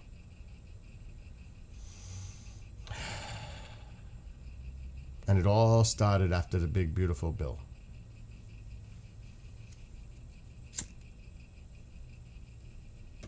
That's what I'm saying. I personally got affected by this nonsense. That's proof of it right there, that call. I'm not going full fear porn. I'm stating facts. This is not fear porn. I don't do fear porn. I'm stating facts. People that are clouded by Kool-Aid, that's different. I'm not clouded by the Kool-Aid, blue or red. I'm not clouded by that. It's not fear porn. It's facts. And definitely strong opinions on observation. And I'm not alone. I would probably say 60-65% of the country's thinking the same way I am right now. The base, the red meat base, is still holding on. That's where we're at right now. And they have every right to. But don't say I'm saying fear porn, because I'm not. That would be a mistake. That's wrong. You may not agree with what I'm saying. That's one thing. But I'm not spreading fear porn. I'm just stating what I truly believe to be the facts or strong opinions on these situations here. I mean, you cannot say that they did not screw this up. The Strait should have never become an issue here. And because of it, everything's been derailed because of it, including the objective. Have Iran surrender to our demands. There is no such thing now because of the Strait. We blew it. Who's responsible for that? Like every other commander-in-chief, the President of the United States. Whether people want to swallow that truth or not, spit it out, that's a different story. He is accountable, not past ones, and they should be held accountable for what they've done. But he has to be held accountable to what's going on right now. And right now, it doesn't look good. Now, that could change. Maybe I'll be surprised. I'm hoping. I wish. But right now, unless something significant happens and he decides to make a move and do what he's got to do to truly open up that strait and secure it and flip the switch on them where they are now completely powerless economically, militarily, strategically, until that happens, I don't know what the hell to think. It's that simple. Lorenzo, where have you been? Lebanon and Israel has been going back and forth though. That's why I lost the camera. That's why I had Beirut on. Israel's gonna hit hard. Harder than they've been. It's getting really bad between Hezbollah and Israel right now. While everything else is going on, that shit's been getting bad. That's true. And we can agree to disagree, but I am not a fear porn conspiracy person. I hate it, actually. I hate conspiracies. Because it's just talk. Some people make it up. I could make one up right now. It's conspiracy. Doesn't make it true. But it happens all the time, and that's why I don't like to feed into it.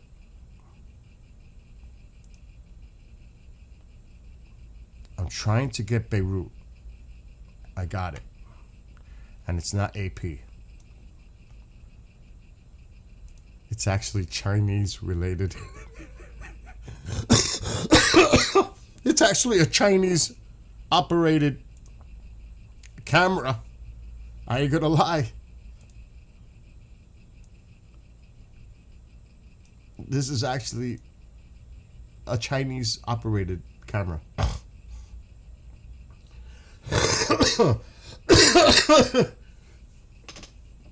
Oh my God. I can't use AP because that would be copyright. So I have to look for alternatives.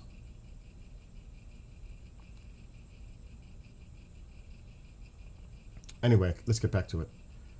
Good morning, Mom, and JC, and Brian, Lorenzo. He's live? Looking this live this early? Oh, he's probably waiting for something to go off too.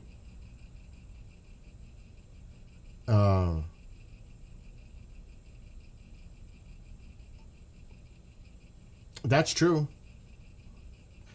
But, I mean, it's one thing for the CIA, and I could show you I could actually look up Operation Northwood. You want to talk about a conspiracy? But it's been released, declassified? Look at that. I think it's called Operation Northwood. You would be shocked. And it all revolves around that JFK thing. Not his assassination, but how they were going to try to start a war with Cuba, and they had different ways to make it happen, to make it look like Cuba started a war with the United States. Look it up. It's actually true. I think it's called Northwood, Project Northwood, and you'll find the declassified documents associated to it. So that's true. And like TWA 800 off of Long Island, that is my one conspiracy that I'm like, this shit is bullshit. That's one. That is one that really bothers me. Because I don't believe it was a faulty fuel line or... It is Operation Northwoods, 1962. You have to see this. It was a proposed U.S. military plan from 1962 that involved staging false flag operations to justify military intervention in Cuba. Go look into that, Operation Northwoods, and get the document and read it, what they were trying to cause, false flags, to have a war with Cuba. So I'm with you on that one, Eugene. Don't take my word for it. Look up the document. And it's all over. You can see them. I'm looking at it now. I know I used to have it. I downloaded it.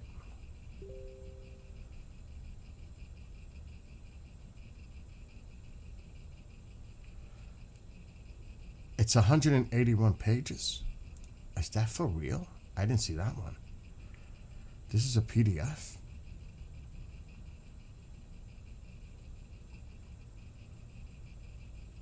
Holy shit. This has got it all.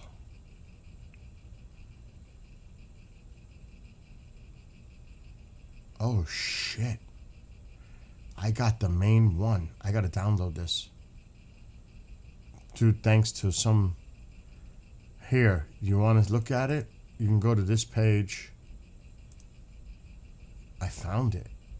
And I downloaded the big one, 180 something pages. 181 pages. You want to see something really fascinating? You should go look at this. And in the Black Vault, John Greenwald posted the documents associated to it. Right here.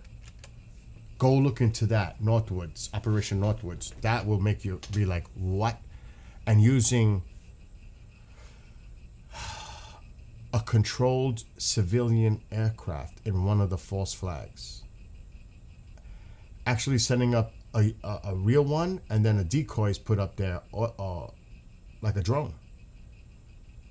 And then do a mayday, like if it was taken out over Cuba. You got to read this. This is incredible. If you really... That's amazing. That's amazing how they released it, and you could see all the information on there. So what else goes going on? CIA has assets spread around the world in every country, and a lot of other countries have their assets spread around too. You don't think other countries have their shit right here in our country? Of course they do. We all do it. All those that have the ability to do it. British Navy projectile hit cargo ship off the port of... What? British Navy projectile? How did that happen? Hit cargo ship? What the hell is that? Iraq, Kuwait, Israel, Lebanon. Alright. And it's at 40 nautical miles southeast of Iraq, with a cargo vessel transiting Arabian oil experienced a large explosion of being hit by an unknown projectile. But how was it British? How is it British? Oh yeah, that's the JFK stuff. I downloaded all the UFO. I have all of it. British Navy confirmed attack. Oh, they confirmed the attack. Okay, now I'm getting it. They confirmed the attack. It's funny how the British Navy... Well, that's that. What is this? This is Israeli.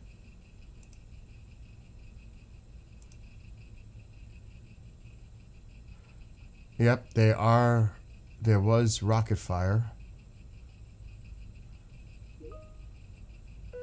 Oh, Israel breaking. Israel has issued evacuation warnings for Dahia, Beirut's southern suburbs. It's coming. It's coming to Beirut real soon. Iran freezes exchange of messages with U.S. Reports say Tehran and its allies set agenda to completely block the Strait of Hormuz and activate other fronts, as Iranian Foreign Minister warned strikes on Hezbollah violates truce. So they found another way to get out of this.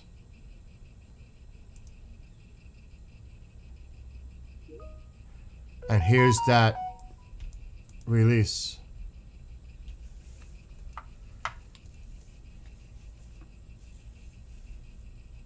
That's going to escalate more than it already has.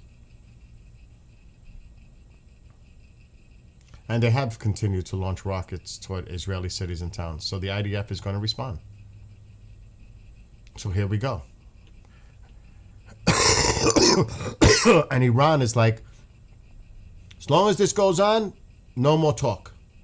So is the president going to call Netanyahu and tell him to back down, back off? Is that what we're going to do? How many people here think that would happen? That the president is going to talk to Netanyahu to back down so he can try to keep his dream peace deal alive. What about that? Do you see that happening? I do. Because he wants a deal so badly. I don't see this happening. You are not going to stop Israel from defending itself under any circumstances. He's not going to he's not going to convince Bibi on this one. It's escalating. It's not de-escalating. It's escalating. What's he going to tell him? To stop right now? Could you see it?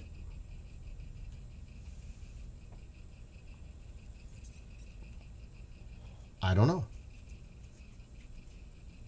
There were 4 tankers last night. But that's because, and I said, this looks unusual. It's because there was exchange of fire going on with the tankers out yesterday. And that was this morning, local time.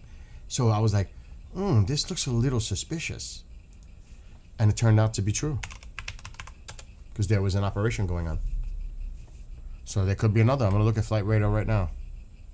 And nighttime is approaching. Oh, hell yes. Oh, there's something. This smells. It looks like yesterday, but even more. It looks like yesterday. Look where they're positioned. Oh, there's shit. The shit is definitely starting to ramp up. And you know what? He may not even make a statement. The president may not even say anything. He knows that the Iranians are cutting off now. He may say, okay, they want to cut it off. Game on. I'm hoping that happens. I really do. This one might be coming into land or take off. Let's see. I'm trying to click it. It's about to take off. And there's another one. I just seen it. Where'd it go? This could be a big boy. Oh, they're definitely, something's going on. Something is definitely going on. I don't know if it's going to get into something larger, but something's going on. And they're spoofing too. What is the Russians doing? There were 4. One of them turned the transponder off. Look how close they are. There was another one here.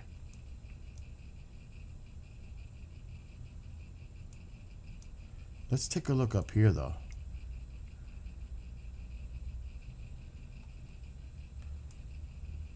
I should look at civilian.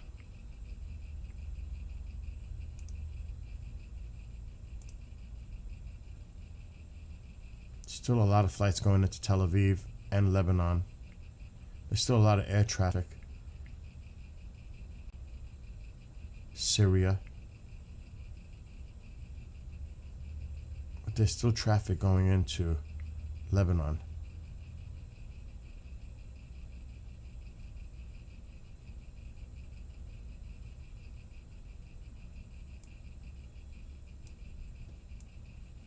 Cyprus, any action? No. I don't know.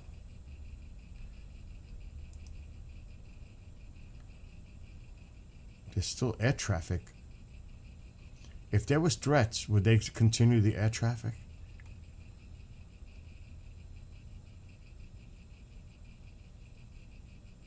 I don't know.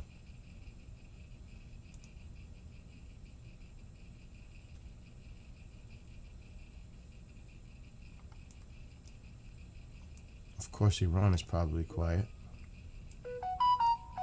There's a couple of planes going into Iran now. What are these? That's both Iranian. So there are 2 Iranian flights going in, probably to Tehran. Not available. Tehran.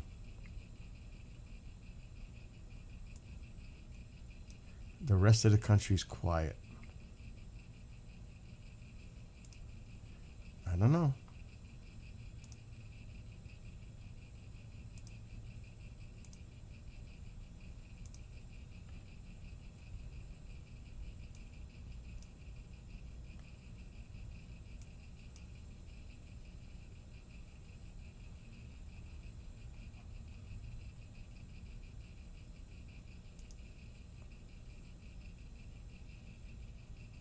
Interesting. But that Ford tanker, I don't see it now. I could turn this transponder off right in here somewhere. My God, stop. Stop messaging me. Oh, that's Telegram. They're spreading it all over now. Hold on. I want to get rid of this because we got to keep an eye on Beirut.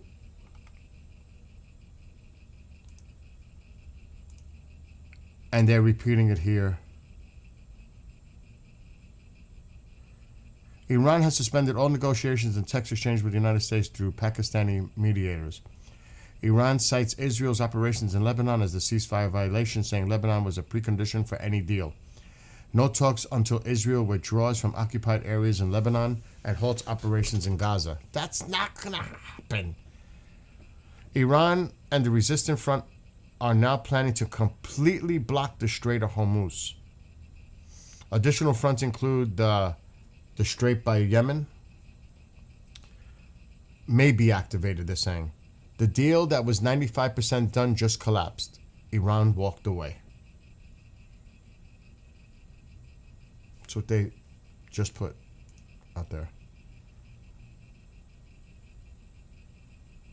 Meanwhile, this individual, Israel News is saying he was eliminated.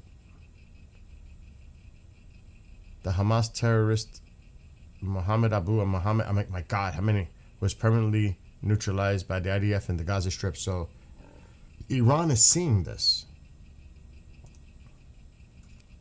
And they know it doesn't help. This is Israel News. Oh my God. There was a huge explosion at a fireworks factory in Malta. Holy shit. There were no workers at the time inside. Look at this. Holy shit.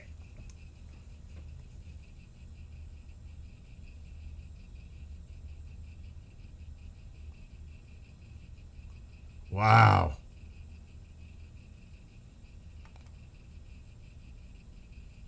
That, I gotta look at this from the beginning.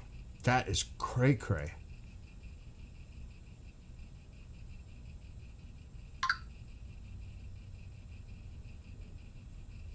You can see the fireworks.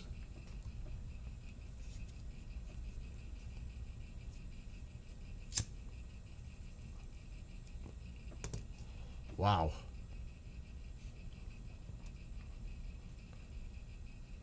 Gotta wonder if it was really fireworks or weapons. There's problems with Turkey too.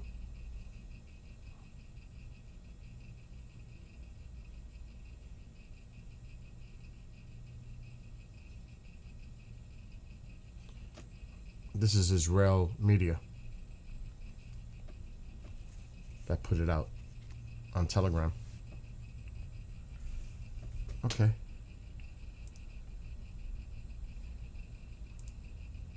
Today could be a cray-cray day.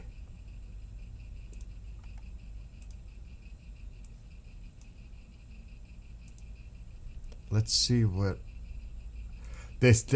The Iranians released a statement saying that Iran International is a Mossad-run outlet. They said that this morning. I read that. I was like, don't believe anything that Iran International tells you they're working for the Mossad. That's this right here. The cargo vessel was hit by Persian Gulf about 40 miles. That's what somebody brought up in chat. Somebody brought this up.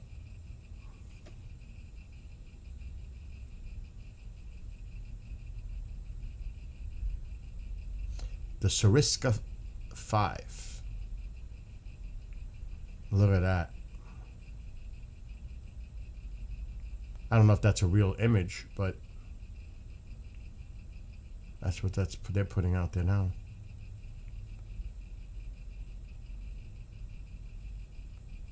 Okay, so they want to say that they're controlling the traffic, security in the Strait of Hormuz. Big deal. There it is. Now, this is it. Iran holds exchange with U.S. over attacks on Hezbollah. So now, like I said, does the president call Bibi and say, knock it off? And what does Bibi do in response? Does he? Because Iran is holding this now as a card to play, to negotiate with the United States. They've thrown this in the game. Unless Israel stops attacks on Hezbollah and withdraws its troops, and on Gaza, they're throwing Gaza in there too now. No negotiations. So there's a phone call, I would assume, going on right now between the president and Netanyahu, no? Based on this latest stuff? And what happens? Yeah, the concussions must have been insane. British soldier killed in Iraq on training mission.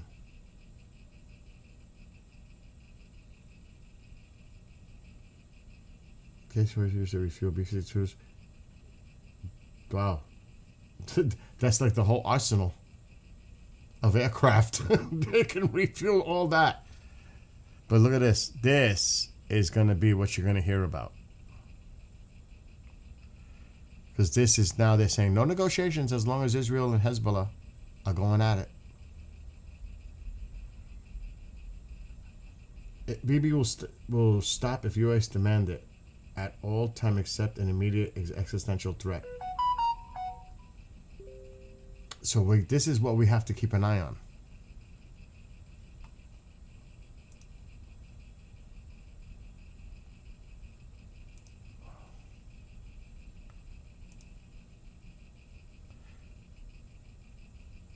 So they're saying a rocket launched by Hezbollah from Lebanon at the Kiryat Shmona area was intercepted.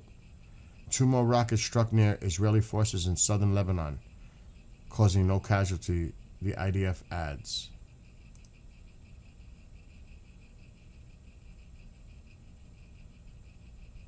That's what the IDF just officially they just posted now. Following the sirens that sounded a short while ago in the areas of Margaliot and Kiryat Shmona, 1 projectile launched from Lebanon toward Israeli territory was intercepted. 2 additional projectiles fell adjacent to IDF soldiers operating in southern Lebanon. No injuries reported. That's an IDF statement.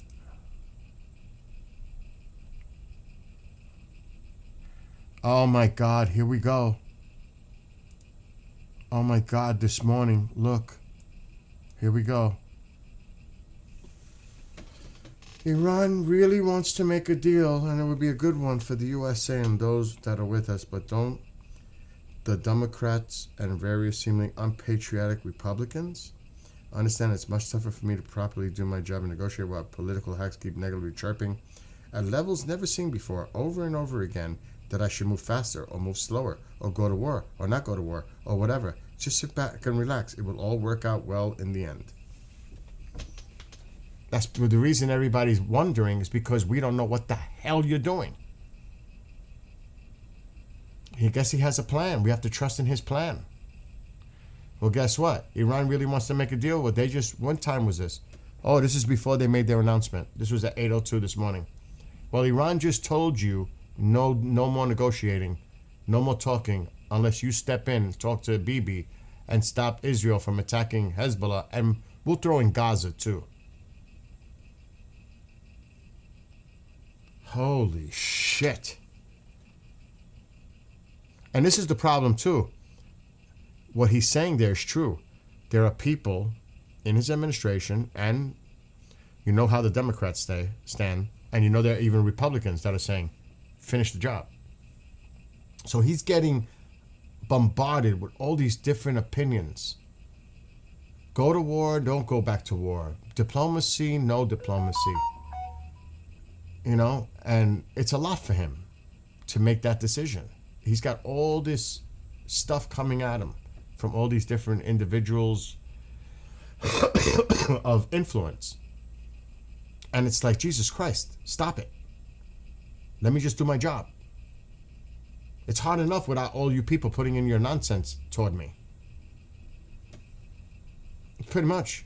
It is much tougher for me to properly do my job and negotiate when political hacks keep negatively chirping at levels never seen before, over and over again. I don't know about that, because we want to talk about Biden or Obama and that I should move faster, or I should move slower, or I should go to war, or not go to war, or whatever. Just sit back and relax. It will all work out in the end.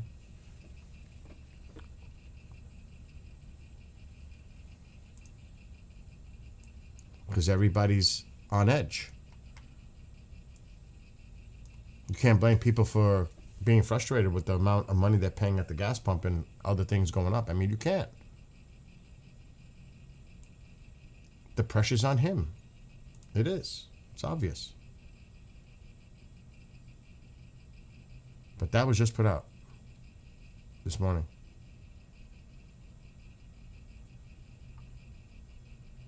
See, now, this is the Amir's response to that post. He just put it out. Mr. President, people have both the right and the duty to warn your team of businessmen when dealing with the Iran regime, which has apparently proven adept at outsmarting negotiators and exploiting every loophole. This is true. I don't necessarily think Witkoff and Kushner are your most viable diplomatic sources to use in negotiations. That's one thing. We could talk about that another time. Are they the most competent? That's a question. That's a viable question. Do you truly believe that any commitment made by the Islamic Republic not to pursue a nuclear weapon is serious? I agree. They made that commitment before, and yet here we are today. Totally agree. What must be done is not merely securing promises on paper, but eliminating on the ground any possibility that they can obtain nuclear weapons. Because if they can, they will. The regime has spent decades perfecting deception, delay, and manipulation. The lesson of history is simple. If they retain the capability, they will eventually use it. I totally agree. I totally agree with that statement. Totally agree. This is what we're dealing with. Uh-oh. Just came out. Opposition sources in Iran report 3 explosions in the Bandar Abbas area a short while ago. At the same time, that's why those refuelers are up there. At the same time, reports of unusual movements of fighter jets in the skies of Tehran. Oh, shit. Oh, shit.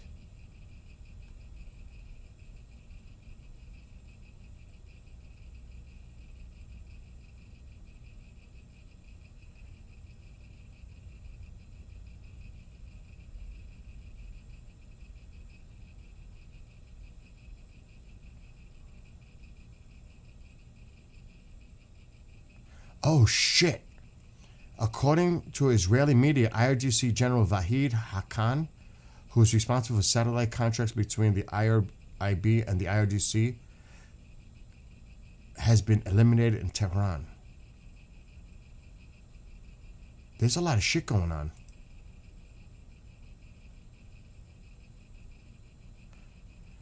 Arach, the foreign minister, just released this. The ceasefire between Iran and the U.S. is unequivocally a ceasefire on all fronts, including Lebanon. Its violation on one front is a violation of ceasefire on all fronts. The U.S. and Israel are responsible for the consequences of any violation. And that's the foreign minister who released this on X. It's ramping up. They're saying no more. That's it. We're done.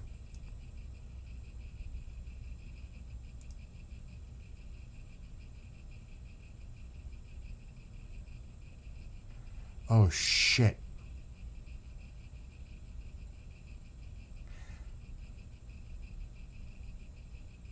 Israel says it will respond forcefully to ongoing threats from Hezbollah terrorists. And here's a comment. So basically, Iran just announced today that they have canceled all peace talks with the United States due to Israel's continued attack in Lebanon and Gaza. Iran also announced they are almost to the point of closing the Red Sea, the Yemen, with the Houthis. Meanwhile, heavy clashes, some of the heaviest of the war so far, are occurring right now in southern Lebanon between Hezbollah and IDF. There is non-stop gunfire at the scene.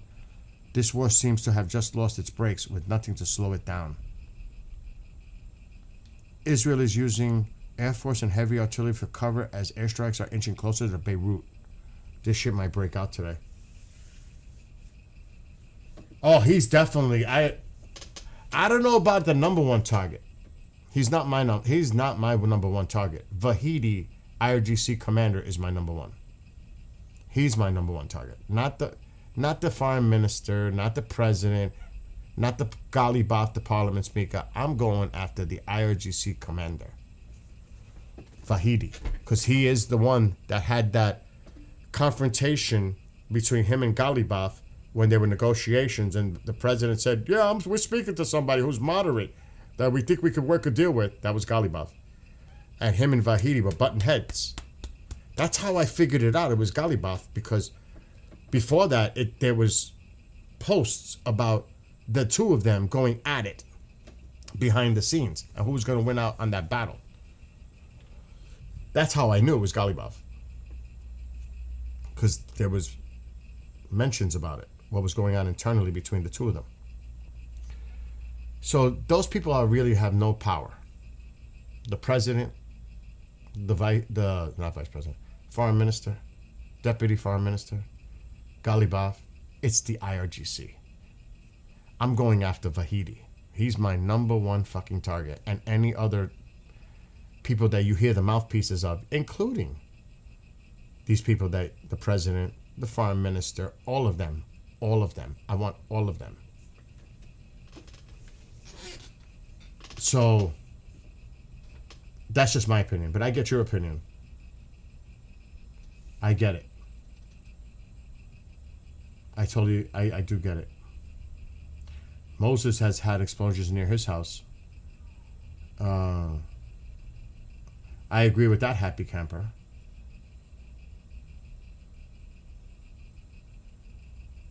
And it's a great debate to talk about.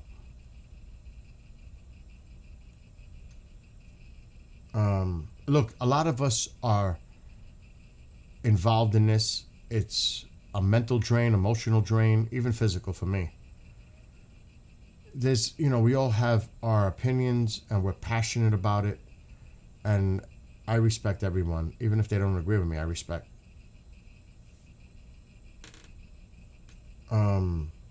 Greg, I'm going after everything surrounding the Strait of Hormuz, and I'm pounding it, and inland as well. I'm securing that strait. I'm taking this card away from Iran.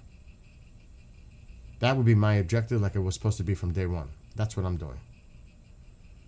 It's not so easy just to watch and sit back and criticize and judge the president when we really don't know what's really going on behind the scenes. So I'll just let him be the president and do his job. It's true. We just got to see how this plays out. Let him do his job. Let's see how this plays out. It's so easy, but at the same time, that goes with the freedom that we have to be critical. Just ask anybody how critical they were of Biden or Obama or anybody else. It comes with the territory. It just does, whether they like it or not, or whether people like it or not. It's just, that's the way it is, especially in the political cycle.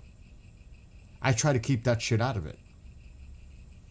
Because the last thing that this should be made is politicized by both the Democrats, Republicans, whoever. Let's just get this shit sorted, get it done, move on, so that the whole country, our country, can move on.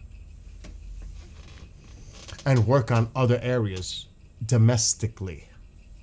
Because this is a major, major distraction for us here. It's also costing us literally here. So this has to get resolved. And the only one that's going to make that decision is the commander-in-chief. So yes, let him do his job.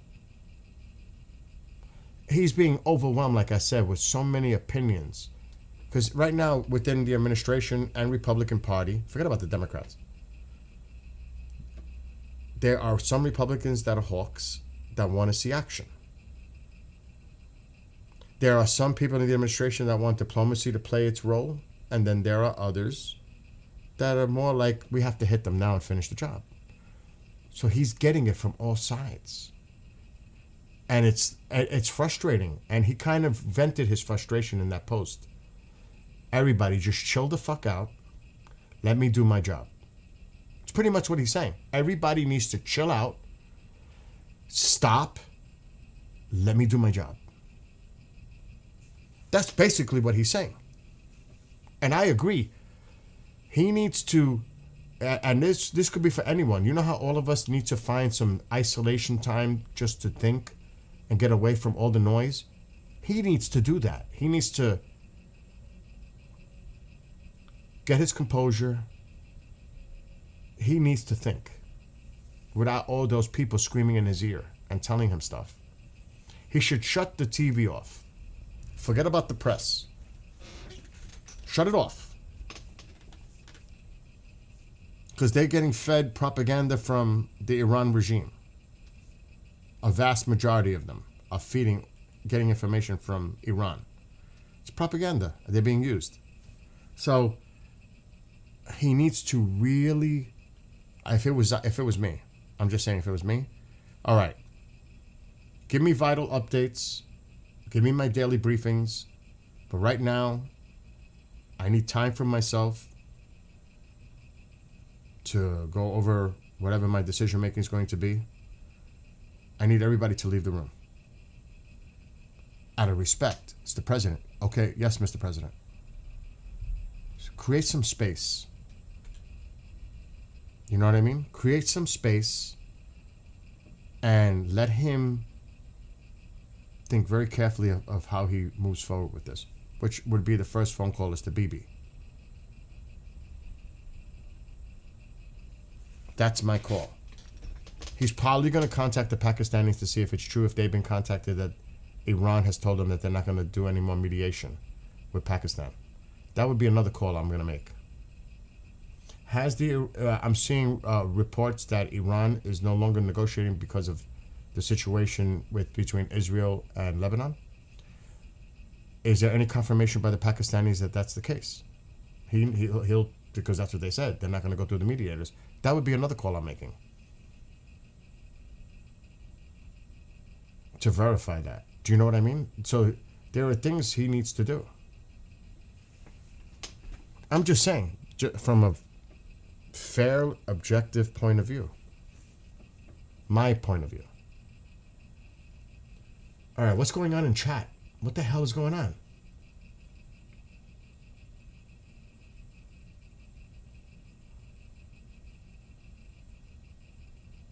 Let's calm down on it's personal attacking each other. I'm just catching this now. Just chill out. We all have strong opinions. Let's just chill. You got to remember, a lot of what the regime would want is us to fight amongst each other. Do you know that? That doesn't help. Because they monitor. I'm a very small little guy sitting in New York, but don't be surprised they still don't monitor.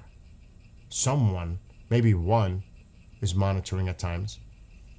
And they would love to see that we're infighting, that we're over them. They're enjoying this. I would never give them the benefit of that, of them getting satisfaction of us infighting, because that's exactly what they want us to do. So let's just chill out of respect to each other. I'm going to read Tanzania confirmed the Trump commissions. Yeah, I read that earlier. And yes, there's so much shit from the media. Published a statement on Sunday night saying that, yes, I read that earlier, Lorenzo. I showed it on the screen. Thank you, though. Anyone personally being personally attacked Diesel, so I don't know what's going on. Let's just forget about that. Put it behind us. Yeah, let's just take a little break between you and Eugene and Diesel. Just calm down.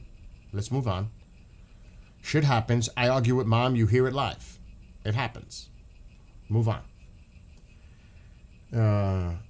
All right. Don't like I said, both of you just. I don't care who started it first. Just please stop fighting because. Oh no. Let's not do it. Yeah, timeout. No timeouts, but timeout. Both of you, just chill. It's all good. I missed it because I was looking at the post. Let's just keep it chill and please move on. Yes, I agree. Both parties have agreed. Let's go. Anyway, keep an eye today. 2 seed Steve's on now. Steve is also getting the signs because I started after him. I'm assuming he's been on for a while already. Steve is also feeling that based on they've issued warnings in areas in Lebanon, the Israelis, something's coming in southern Beirut tonight or today. It's in the afternoon there now. What time is it? Like 6? Alexa, what time is it in Lebanon right now? It's 6:01 p.m. in Lebanon right now. So nighttime is approaching. So do you think it happens once nighttime approaches? Which is still. Are you wondering? Alexa, about stop. Which is still a couple of hours away. You think? I think the Israelis wait till. It doesn't matter. They do it during the day. They do it 20. Throughout the whole thing, it could happen anytime. It doesn't have to be nighttime. It could happen during the day. They've done many strikes during the day. So have we. In the morning, even. Remember? That Saturday. Was it a Saturday morning? Not in Venezuela, in Iran, where the mouse was taken out like within an hour. What was that, at like 9:45 a.m. local time? Yeah, Israel has the same time, yes. Iran is an hour and a half more? Alexa, what time is it in Tehran? It's 6:32 p.m. in Tehran Half hour right more. now. I got it wrong. It's a half hour more. So it's 7 and 7.5 hours ahead of me. So it's going to be dark there soon. Not that I'm saying Tehran's going to get hit, but there could be shit going on around the Strait of Hormuz tonight.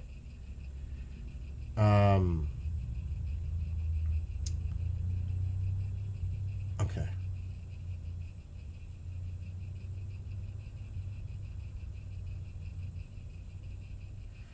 Yeah. Yeah, Iran is a half hour more. I get it confused because when our clocks change, it screwed me up. I'm still reeling off that. I can't stand that. Daylight savings time. In Arizona and some other place, you ain't got to worry about that. That is nonsense. We need to do away with that daylight savings time. Give me a break. It's nonsense. I'm still waiting for more stuff.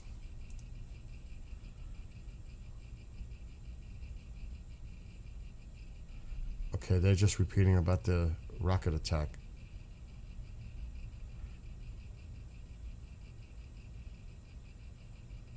So another siren sounded a short while ago regarding a hostile aircraft infiltration in the area of Rash, Hanikra, and Hav Bedzet. The impact of the explosive drone was identified within Israeli territory near the Israel-Lebanon border. No injuries were reported. It's gonna look. This shit, if they hit, which they are, I have no doubt they wouldn't issue the warnings if they weren't. If they hit southern Beirut hard, oh boy. Now, do you think the president is on the phone with Bibi? Do not attack Beirut. You know what I mean?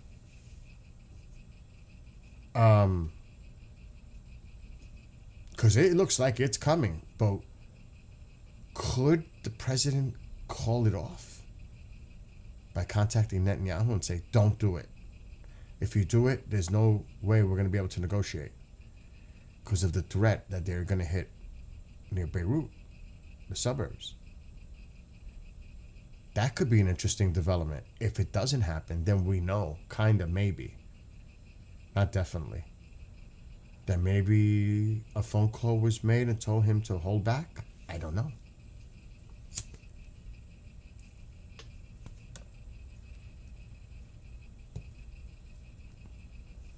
What?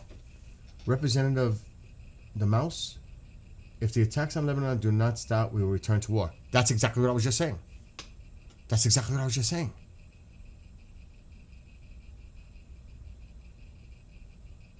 All right. Come on, guys. Let's stop. Everyone's welcome. Let's just move on, please.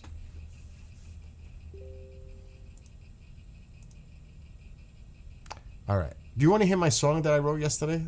The Groundhog Day Syndrome?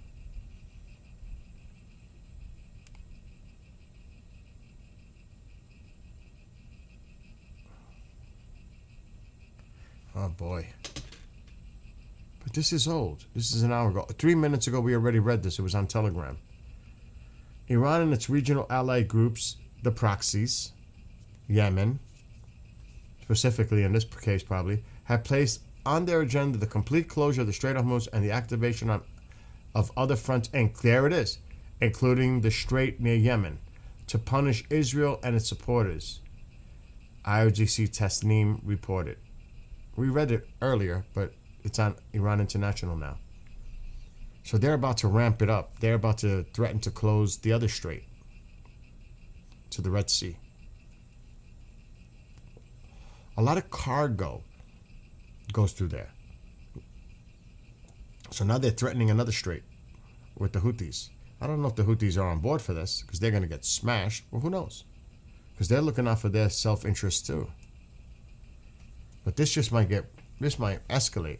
So that's why I said, if Israel hits Beirut hard, what is Iran going to do? Because they're putting the emphasis on Israel right now. Here comes Mom. Yeah. Who sent you the picture of Tiger? Who sent you what? The picture of Tiger. Abi. So, again, there's going to be a lot of news throughout the day. It's going to be that kind of day. No doubt about it. This is going to be a constant today. Now, I don't know if this is true. The ones that somebody was reporting in chat, if this is the vessel. Because I can't verify this video. I don't know if it's credible, but allegedly this is the one that was hit this morning or early afternoon. Don't know. Allegedly, this is it. Al Sumaria TV. What the hell is that? I've never even heard of that. So, could be a pile of bullshit. They're all running with it. The propaganda arm ran with that one. They put it out.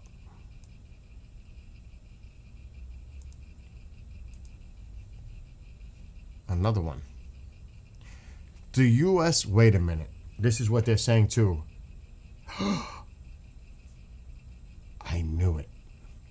This is what they're saying. The U.S. has offered Hezbollah to stop Israel from targeting Beirut in exchange for ceasing all attacks on Israel. Channel 12. Holy shit, I knew it. Don't know if it's true. This is what they're reporting on the other side. It's more. In a delusional proposal, the U.S. has offered Hezbollah to stop Israel from targeting Beirut in exchange for it ceasing all attacks on Israel. And they are mocking it and they're going crazy. It's spreading.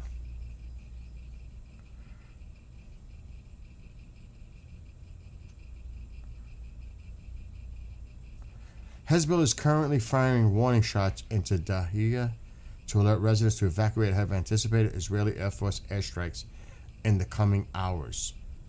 They're saying this now.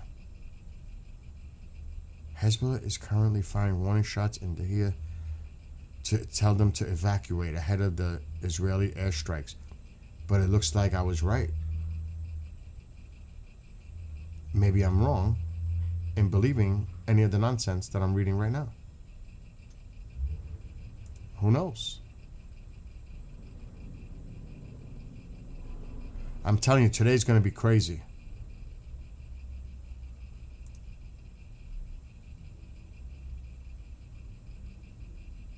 Despite warnings from France, here goes Macron, and Iran, Israel has ordered the complete evacuation of Beirut's Dahia in Lebanon.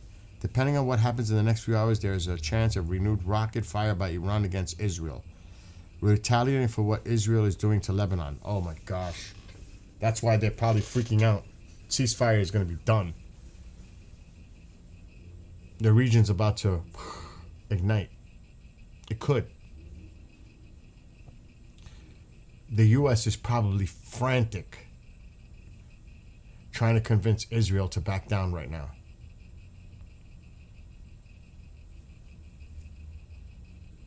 Oh my gosh. Yeah, it is scary if real, John. I can't verify it though. I'll make that clear. No. They're saying, not helping Hezbollah. That's their spin on it. I'm reading from the regime's propaganda. They're probably saying, look, if you don't hit Beirut, we will get Hezbollah to stop striking Israel, like a ceasefire between the two.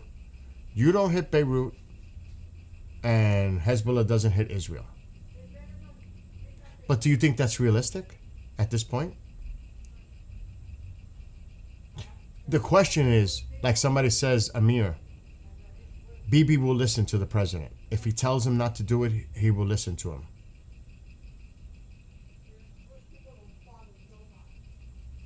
So, this is what we have to see in the next few hours. If we see strikes going on in Beirut, it's on. If we don't, that means the president got through to Bibi not to. And then we have to see if Hezbollah responds toward Israel. That's the indicator to watch out for now. Will Israel carry out its warning threats to strike the southern suburbs of Beirut? Or does nothing happen because the president told him not to? That's where we're at right now, based on what I'm seeing. But take it with a pile of bullshit because just don't know.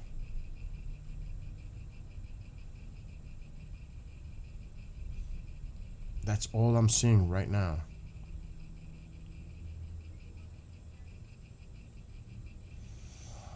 Telegram just went quiet. And remember, it's still early. What's up, Will? Did you go hiking? I mean, is it realistic? I don't know. But we could see this actually play itself out in the next few hours. If we don't see nothing going on in Lebanon, after Israel issued warnings of evacuation, that means they're striking. And we don't see any Israeli strikes, the president or somebody in the administration got through to Bibi. Most likely the president is going to make that direct call. Don't do it. You're jeopardizing my deal.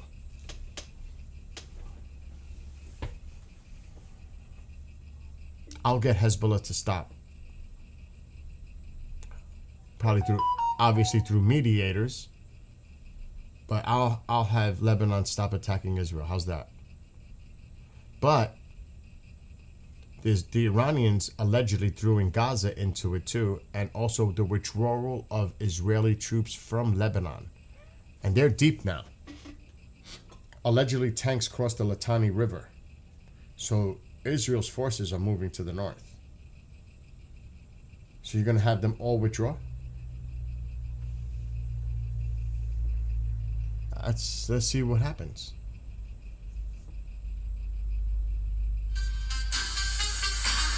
What's going on? You still streaming? Yes. Why? Mute the phone. Mute the.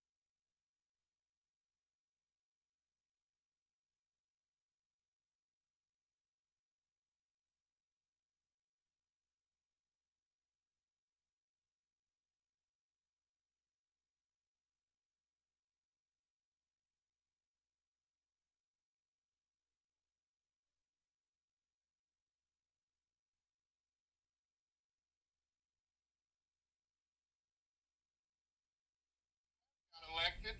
He invaded the motherfuckers and killed them. Yes. Yes. And the thing is, they even threatened Ivanka, the daughter. Yes. I mean, this is craziness. We have to finish the job. I don't give a fuck. We got to take these fuckers out once and for all. That's it. Done. That's it. Done. Done. I don't care. Let the rest of the world know that this shit is not gonna stand. I hate to say this, but I mean, these missile cities that they have in the middle of the fucking mountains and deserts, you know, the United States, and I know this is very controversial. What happened in Japan was one thing, but I am not discounting using attack fucking nuke at these missile cities and just leveling these motherfuckers out. I'm serious. You want to talk about a signal the United States could send to the world? That's a signal. You want to fuck with us? Well, guess what? This is what you're going to get. That would be a statement. And then everybody be like, oh, shit. You want to talk about... And they're in the middle of the fucking desert, in the mountains. I'm not saying populated areas. I'm laying the motherfucking place to waste. Yeah. So they can't go in there with fucking bulldozers and shit to unbury them. It would be real easy. It would be very easy to Schwarzkopf those motherfuckers and go into Iraq and use Iraq What, for like a land invasion?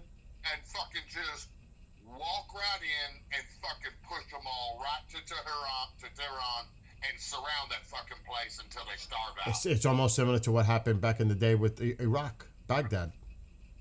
You know, just fucking surround but this time close off all access to the borders, all roads, lock down The fucking bridges, place. everything, yes. They didn't do that shit, dude.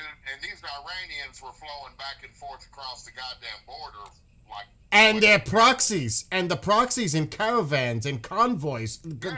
I mean, Yeah, I'm not talking about the goat herders going through the mountains. Right. I'm talking about goddamn fucking convoys of fucking. yes, yes.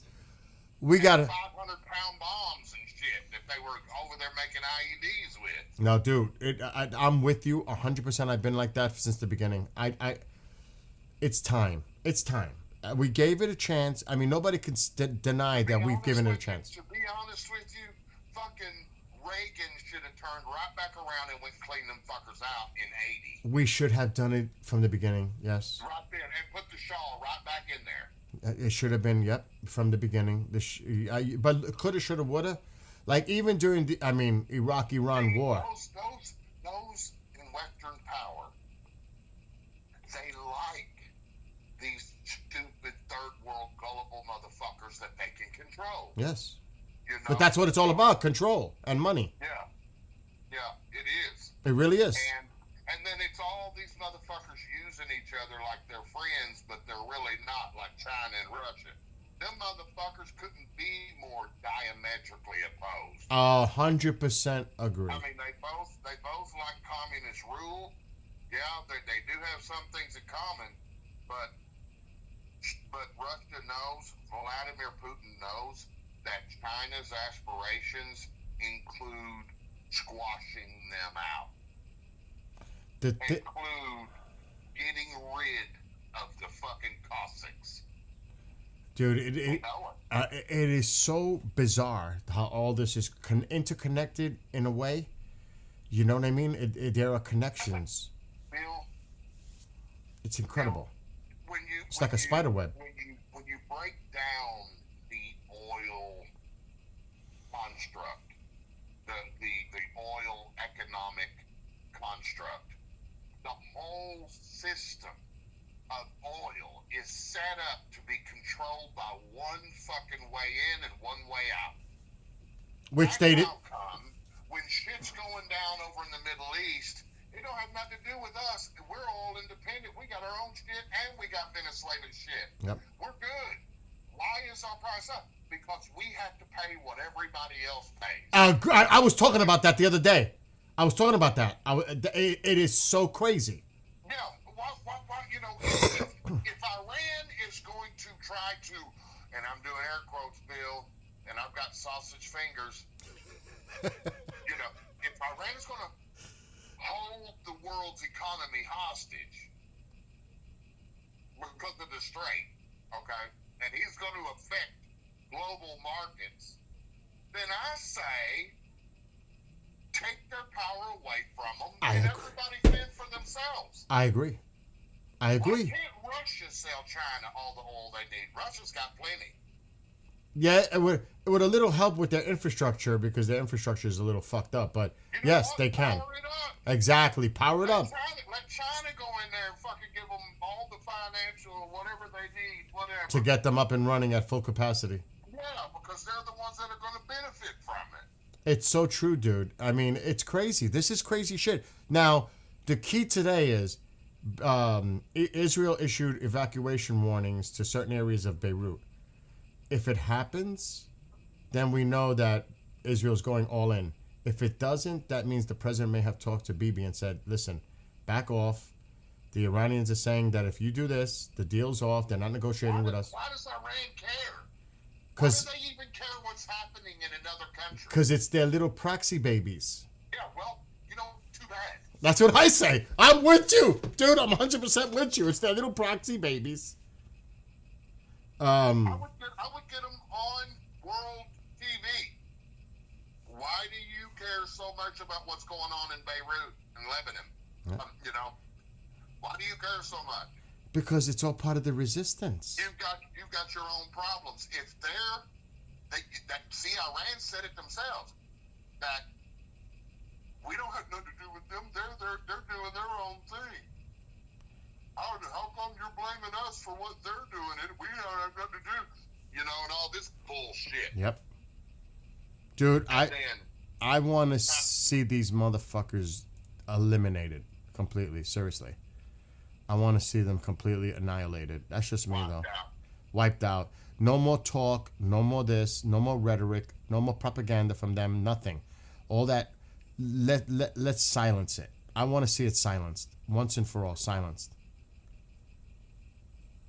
Wait a minute. Well, I can tell you, I just wanted to tell you, man, fucking, you know, because Kriston has been talking shit to me about you for a while, saying you got mad at him because That's not true. That's not true. Jones Network and all this That's shit. not true. I don't. He don't take my calls no more shit. And you know, I don't, you know, my name's Paul and that's between y'all, but I'm just saying, whatever. That's not true though. But if there was something that you didn't like, you know what I mean, for whatever reason, but I probably am on your side with it because I haven't talked with him a lot. He used to call me from KGRA and he was trying to fill me out and ask me questions about Unix and, you know, but he would mix it in, you know, amongst all kinds of other shit. And then he would say, by the way, man, how do y'all do your Spreaker? Do you know, this and that and the other? He goes, well, we're making all kinds of money off Spotify and everything. It's running the station. You know, I mean, he was telling me shit, you know, that really he was gaslighting me or fucking he probably shouldn't have been saying. But that's all. That's the only conversation really I had with him. And then when I thought we might go after him for conspiracy and shit, he said, yeah, he would do it. I'm live, by the way, so. I started listening to him again, and I'm live, just so you know. Yeah, I got you. I started listening to him again, and I'm just not really impressed with, you know, let's just say The subject matter or something? But a nice, beautiful, rainbow-colored hot air balloon was floating over my house right now. I was just telling you, you know, Wow. I'm looking at this beautiful hot air balloon. It's silent, it's quiet, it's colorful. The contrast of the colors on the sky is amazing. And then he'll walk in the room and he'll say, dude, I think that's a Chinese spy balloon. I think that's an Israeli spy balloon. You know, or whatever. And he'll make some goddamn conspiracy out of it. And it's all for, well, you see it this way and I see it that way. Does that make me wrong or you wrong? Yeah. That happens a lot. That's common. Who came first, the chicken or the dick? I'm just saying, I am so fed up with this clickbait, you know. I agree. A lot of people are fed up with it too. It's like they bend, but they don't break. Yeah, a lot of people are tired of it. They peel just far enough to get people to click and shit, you know, and there's people out there that do it professionally, like Benny Johnson. But you got to remember, controversy draws. Well, you know, it's our own fault, right? Because that's what attracts. Network news. That's what happened to 24-hour news. But CNN, that's how they keep people controlled and manipulated, because they're shoveling the shit and people are scooping it up and, you know, they're taking it in. So, you know, they're being fed what they want to be fed, and they love the controversy. They laugh about it. They think it's funny. They, you know, they run with it. So they jump on the bandwagon when it comes to that. And I'm not, you know how I am. I'm try to be as level and grounded as possible. And it's not easy. It is not easy, bro. But as far as look. Here's another statement coming from the other side. Quoting an IDF source, our decision to start attacking Beirut was taken in full coordination with Washington. So now they're saying that the United States is not having an issue with this, of them going into Beirut. So that's the newest thing. And now 2 Israeli soldiers were killed in southern Lebanon in the past 24 hours. This is coming from the other side, the media side. So there's a lot, dude. There's a lot going on. I want to hear what the president has to say, whether through True Social or, you know, somewhere today he's out there or in the White House, wherever he is. Make a statement about what the hell is going on right now. Because, dude, you should pay attention to it. There's could be some shit going on today. Let me ask you this, Bill. What's going on with Britain, France, and Germany? Nothing. Absolutely nothing. And I'll tell you. Over here, as far as I've seen, has been quiet than a motherfucker. You know, and I always say this. I think they're not doing anything because they're afraid of the extremist element in their own countries. that if they were to join, I think they've told everybody to fall back from the press. oh, you mean as far as overall, like quiet, like, They want to focus on Trump. dude, I'm telling you, I truly believe that a reason they don't get involved is because they know they have so many extremists in their own countries, and they're worried about the internal outbreak of terrorism if they were to get involved. I truly believe they are scared. They fear it because there's so many of them within their own countries. I truly believe that. It's time to go. It's time to go, and it's time to clean it all up. It is time to clean it all If up. they really feel that way, then you're on the edge of too late. If you're not already too late, Yep. but deportation is going to cause it too. It's going to be a slow bleed Oh for my! them. Like I said, they gotta look. They have to take care of themselves. They gotta clean up their own messes. You know what I mean? They need to take care of the people within their countries. But I truly believe that they fear it. They're like so overly fucking careful and appease that one faction within their countries that it seems like they're doing it for a reason. And I think the reason is because they fear the internal consequences of terrorist activities in their countries. I truly believe that. I think that has a big part of it. And it could also be to spite the president. It could be. Yeah. It could be. There's no question about that. But I really, They're constantly trying to fuck him. yeah, but I do believe that they're scared because they know shit is gonna break out in their countries and they won't be able to be able to handle it. You're probably right. I truly believe that's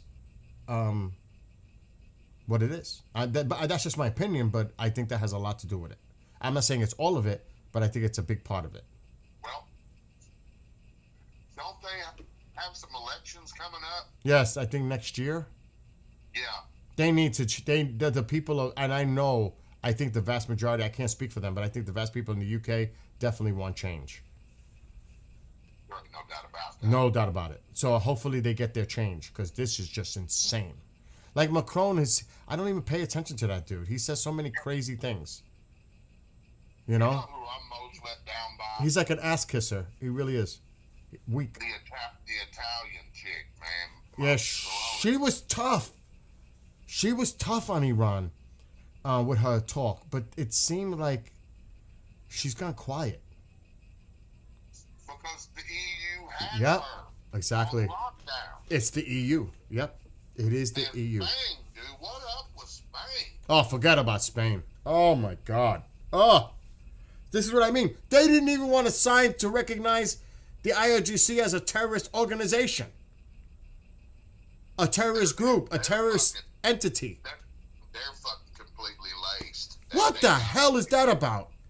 Well, I used to play online, a game online with a guy from Spain for years. For years. I knew him for years online. And I sent him some paranormal stuff, you know what I mean? Like a couple of books and some stickers from KGRA and stuff like that back in the early days in like 2012, 2013. And Eyewitness Radio. Anyway, bro, he was telling me back then he was actually in a paramilitary unit that was made up of former military people and stuff from over there, but they weren't in the military. Like mercenaries, former, Like militia. right? Like Like militia. we have over here, like in Michigan, Mhm, all those places. Mhm. And he used to tell me about how fucked up their government was getting. And that was back in like 2013, 2014. He was telling me about how communist they're getting and how, people can't even say shit anymore without somebody, ratting them out. I hear this today from UK people that they fear if they comment and it's harsh that they could get arrested. Yeah. I mean, they can't even, there's no freedom of speech. I mean, what the hell is going on? And that's the last thing, because you know, we know what the hell's going on in certain states and certain areas in this country. Bro, We cannot in allow Great this to go Britain- on. In Great Britain, they've literally locked people up for praying outside of abortion clinics. See, that's disgusting. That's their right as protests. See, that They were just praying. They weren't even protesting. they can't even fly the Union Jack without having some kind of bullshit go on. Can you imagine, and as an American telling me I can't fly my flag because it might offend others? Are you fucking nuts? Where the fuck do you need to go, boy? Because this is what you're going to find here. Oh, that would be the end. That would be the Bill, end. Bill, we can't let it happen here. We cannot. Under no circumstances. No circumstances. Absolutely not. I love Muslim people.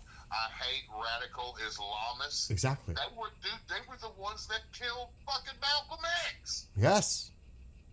He Yes. was one of them and left them, and they fucking murdered him in cold blood. Yes. Yes. Walked into a little fucking auditorium room that he was in and just shotgunned him in front of all them people. This, like I said, we're seeing the examples of this in other countries. We definitely got to protect it here. That's the bottom line. We cannot allow this to. I tell you what, there's a lot of enemies here, boy. Oh, I know that. I know that. I know that. There are a lot of malicious, sadistic, evil people out there that their intent is to harm, and Well, I tell you also what. they enjoy it. tell you They what. enjoy it. They fucking enjoy it. They're sadistic. They actually take pleasure from it. Bill, That's sad. I want you, you know Michael Francis, Yeah. the former, mob capo Uh-huh. that made all the millions in the gas business. Uh-huh. He's got his own podcast, Michael Francis, On YouTube. YouTube. Okay. Uh-huh. I'll look it up. He interviews this former mobster that he knows personally because they got made on October 31st, the same night they got made together. Mhm. You know how they bring them to a specific location? Mhm. Well, there were others brought in that they didn't know. You know what I mean? They don't know. They don't know who's coming. They don't know. You know what I mean? And like 6 of them got made that night. And this guy was one of them.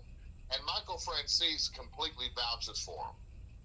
You know, Michael was more of a businessman than a mobster. Mm.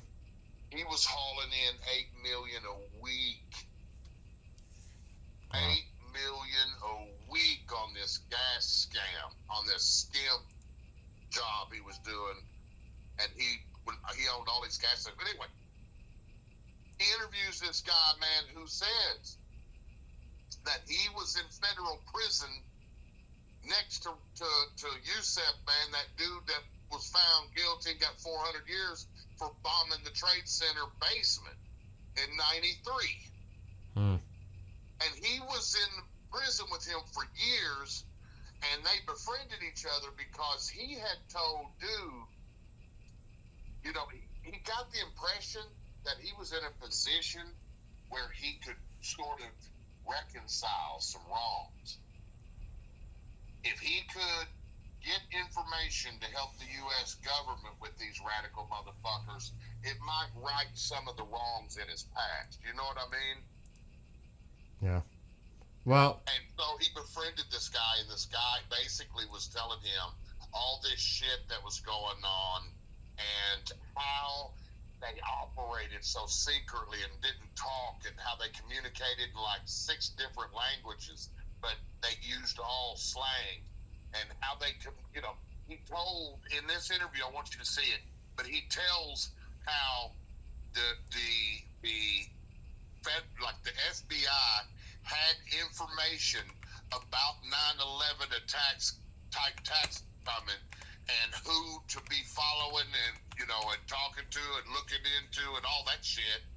And an FBI agent killed the whole investigation because he knew if others were brought in, they were going to find out the corruption they did to get convictions on all these other motherfuckers, and they would have all got overturned and set free. Because this cop in the FBI was doing crooked shit to convict guilty motherfuckers, but the way he did it would have got them off scot-free. Yeah. Right. So he killed this case investigation to avoid people coming into their shit, what they were doing, and finding out. You know what I mean? The corruption that they were. Because see, the mafia, they did not despise law and order. They're all for that racket because they do the same thing down on the street where cops ain't around. And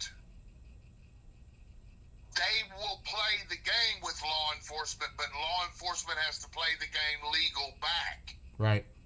When they break the law to catch them, the mafia hates that. They fucking hate that. Because they're the only ones that can cheat.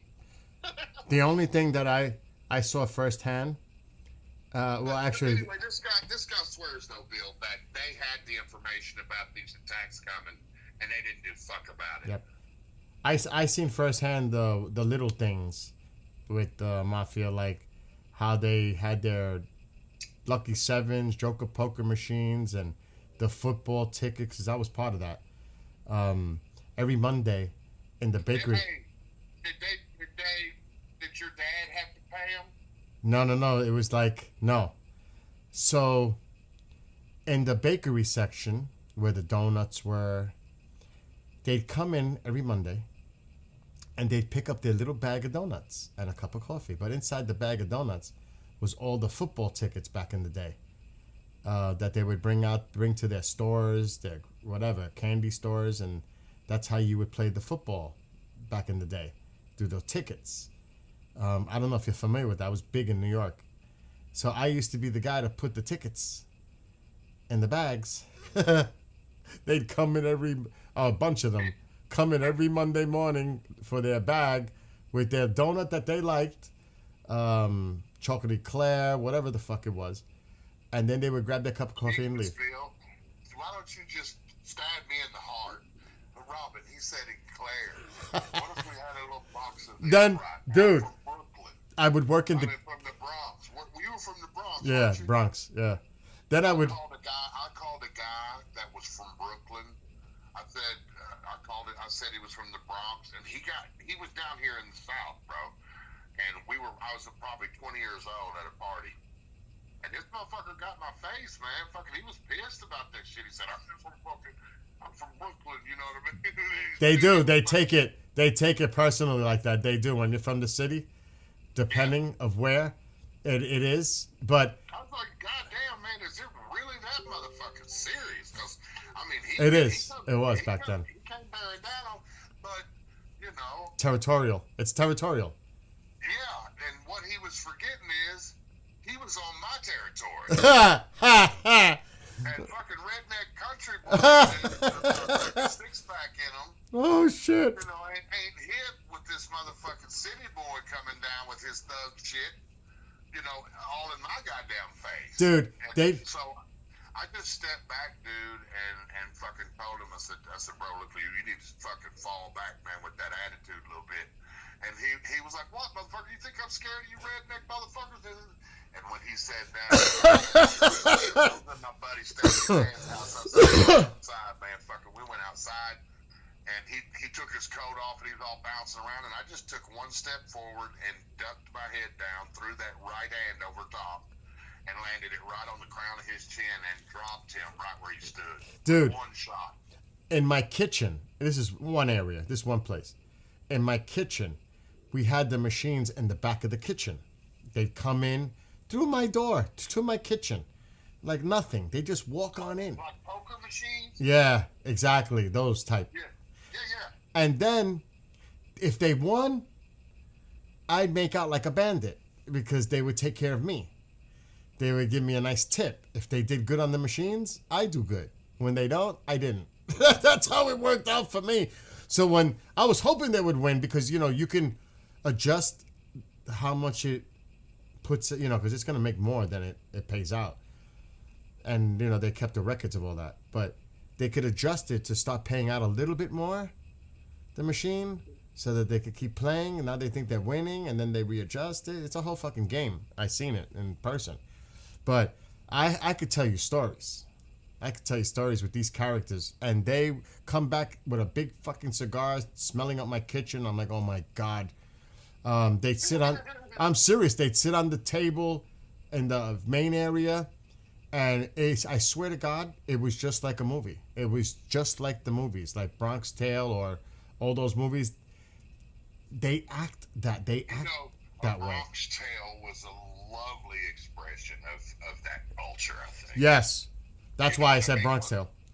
The views from the bus with De Niro driving his boy, you know what I mean? I was almost a back person in there because they did it. I almost was in that movie. An extra? An extra, yeah. I was almost in that movie. They recruited people at Pelham Bay Park. I was almost an extra in that movie. I didn't make it though, but I was almost an extra. That's awesome, Bill. Yeah, but check it out.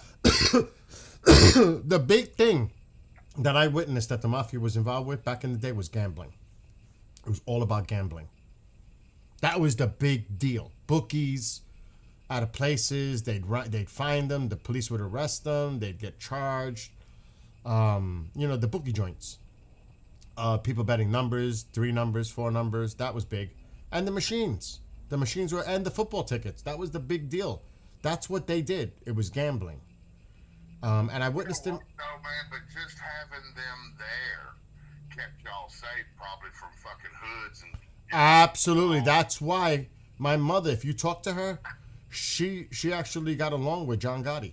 My mother. I would love to sit down with Elizabeth. She'll tell you the stories. I can't talk about them.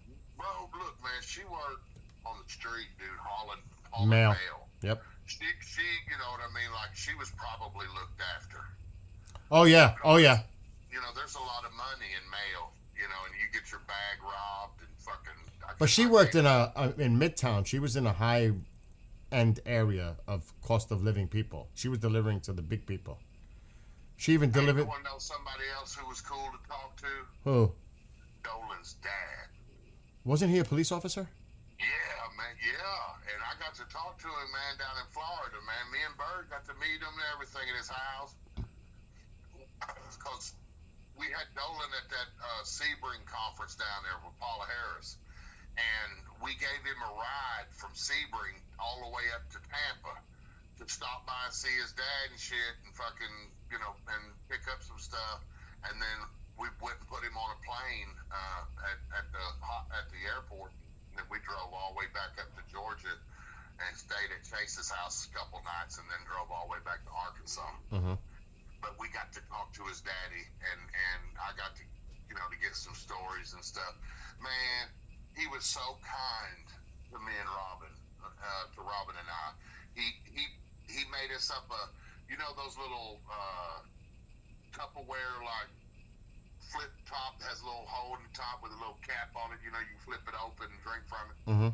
He made us up a couple of those at his sweet tea to take on the road with us. He was so sweet, dude. But I mean, he had some stories, bro. I mean, he had some stories about some real like head thumping situations.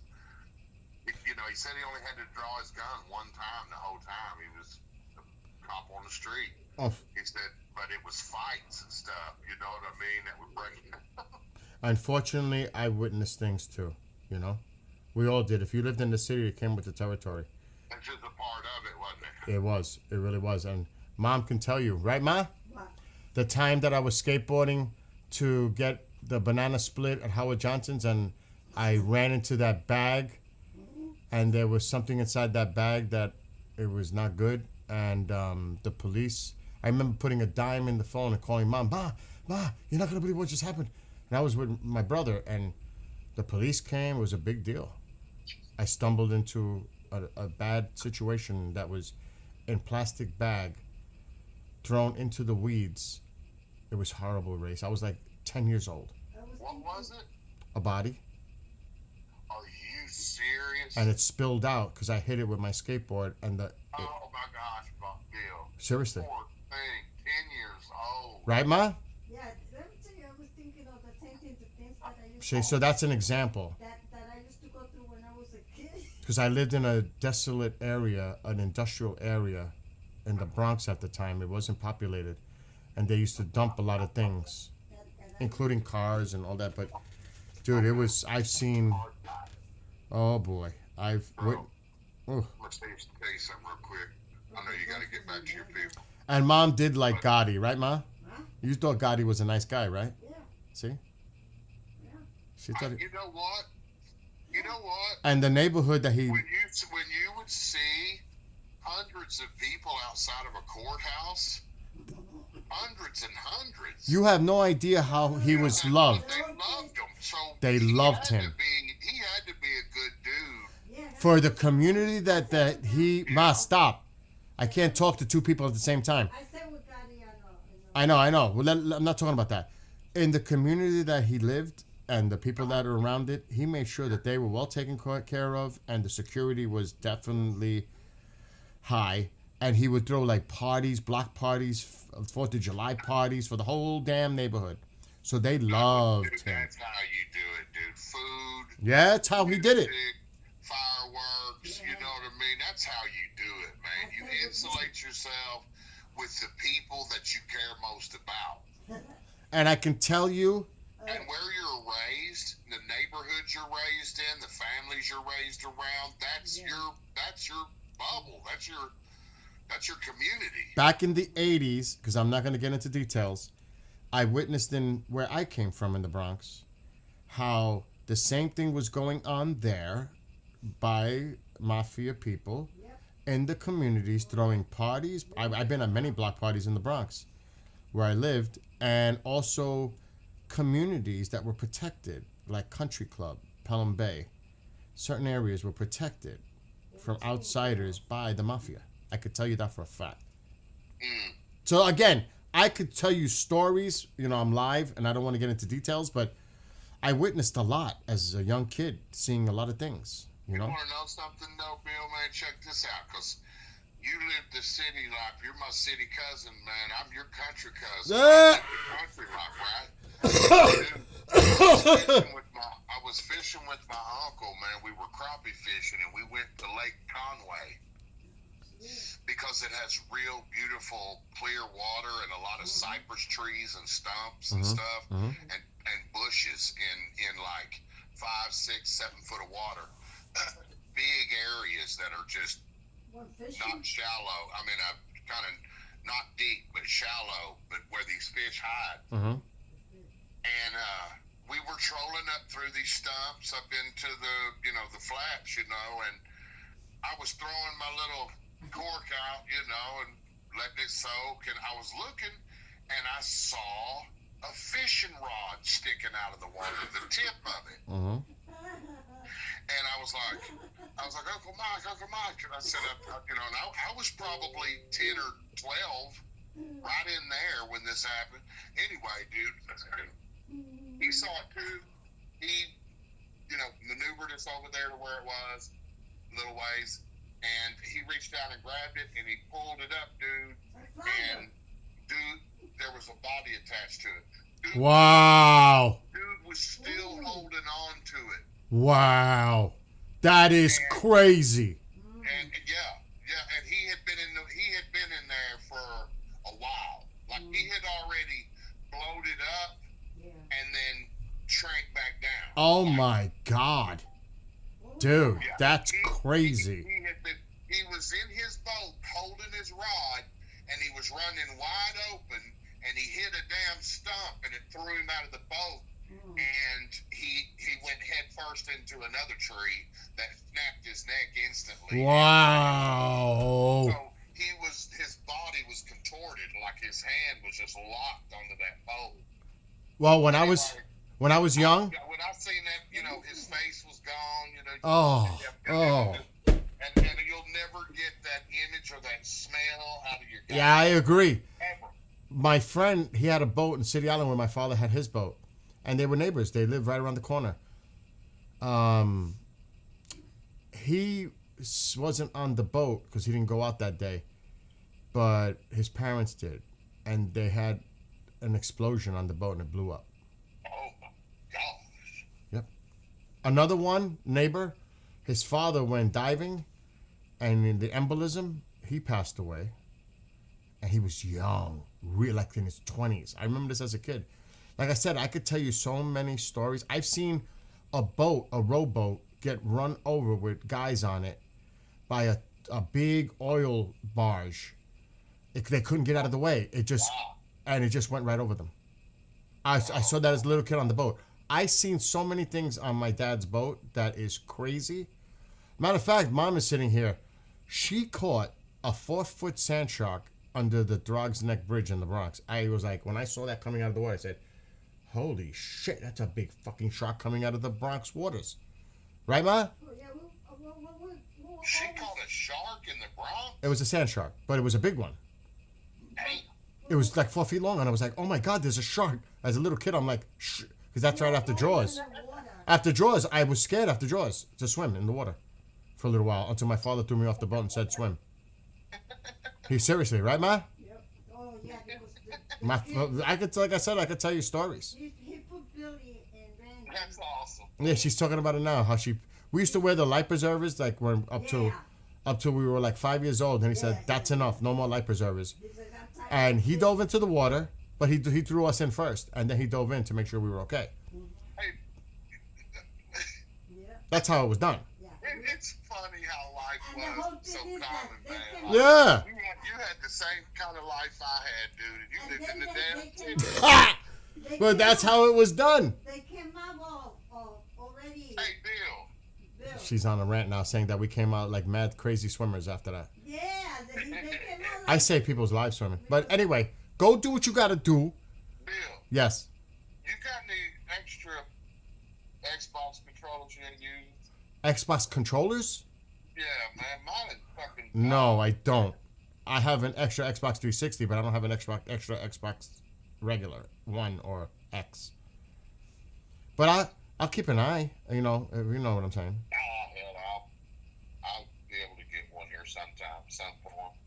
Anyway, You know, I used to keep 4 or 5 of them. You know what I mean? But I had kids, and now my kids turned into grandkids. Yep. And them grandkids and all that. What, Pop? You got an extra? You got a headset? You got a... Oh, they want to play. oh. Yeah. And then when my money ran out, why I'd have to start giving them my shit. Ah! You know what I mean? Like, Here we go. Iran issues a direct threat. If Israel carries out strikes in Beirut, we warn the residents of northern Israel to evacuate if they do not want to be harmed. So Iran is threatening Israel directly now. they couldn't hit shit. Here we go. It just came up on my screen. So yeah, it's getting dicey. It's getting spicy as we're talking. Holy shit. This can't be real. Oh, this cannot be fucking real.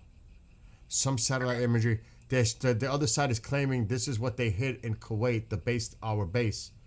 And they're showing before and after their missile struck our U.S. base in Kuwait. This is crazy. I'm not buying into it. I'm not believing it.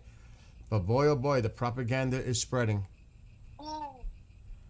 And News sources saying holy that. shit, this is Middle East Spectator. It's a regime media outlet on Telegram. They're showing more satellite imageries of the base getting hit. This is crazy. We got to do something, bro. Oh, they're showing more. They're showing more. We got to do something. Allegedly, when we heard that there was injured personnel from an Iranian strike at a Kuwaiti base, our base, they're sharing the satellite imagery showing the damage that they caused by the strikes. So, of course, they're going to do that. Oh, my God, they're sending out a bunch. That's all they're doing now. Is it true that Pakistan has some weapons that Iran stashed? Yes. I don't know about weapons, but I know they sent their planes for safety to keep them there intact. I don't know about necessarily weapons, but I know planes for sure. They were seen. there. Yeah. So this is like some crazy. I don't trust the Pakistanis. I never did. I don't understand. They're right next door. They're allies. They work together. This is just madness. Dude, it's madness. It's really madness. But anyway, go. I'll be live for few. I gotta swap out the router and the extender soon because I've been holding off since I had the station. Now I could do it today. But I'm definitely gonna keep an eye on this crazy shit developing. It seems like it's constant.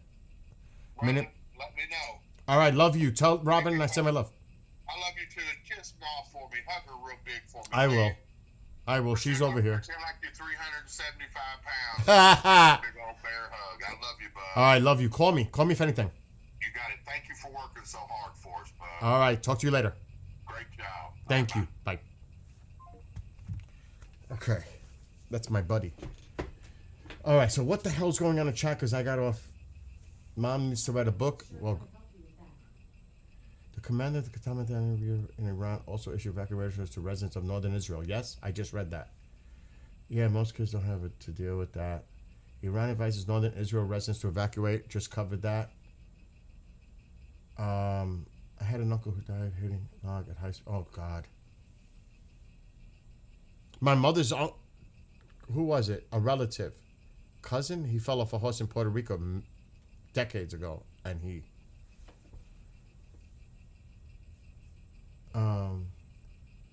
Would seem so, but time will tell, no doubt. Okay, so I'm pretty much caught up to what you guys were saying in chat, but they are threatening Israel now directly. It's all over the place. Israel media outlets are putting it out.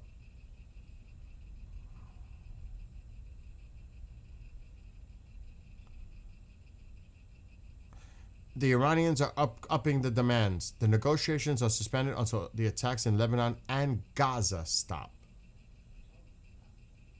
So Gaza also.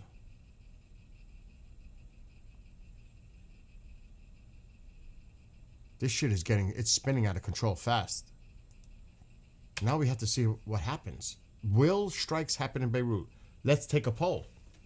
Do you think Israel will carry out their strikes after issuing evacuation warnings in southern Beirut? Do you still think Israel is going to strike despite what Iran's saying? That if they do, they're going to counter with a direct attack, it seems, on northern Israel. Do you think Israel's going to carry out its strikes on Beirut in the next few hours? Yes or no? Because that's what it looks like it's coming down to right now. Yes, yes, yes. No doubt. Oh, shit. I know. I just shared some of the imagery. Yes, most definitely. Oh, my God. It's unanimous. So then it's game on. Oh, somebody's bluffing. Call the bluff. Now, here's the other strategic part of this. Here, you ready? Ready for this? All right, being much as I disagree with Israeli tactics in Lebanon, I do believe they will. Now, here's the thing. This actually works maybe in the United States' favor. You might say, how? Brian says yes. Because if Iran strikes Israel, then the United States can say, we are now launching attacks against Iran in defense of Israel. That could actually work in the president and our favor as far as we tried to negotiate. They struck Israel. Now we must defend Israel. It's our obligation to defend Israel. Just saying. What do you guys? It could happen that way.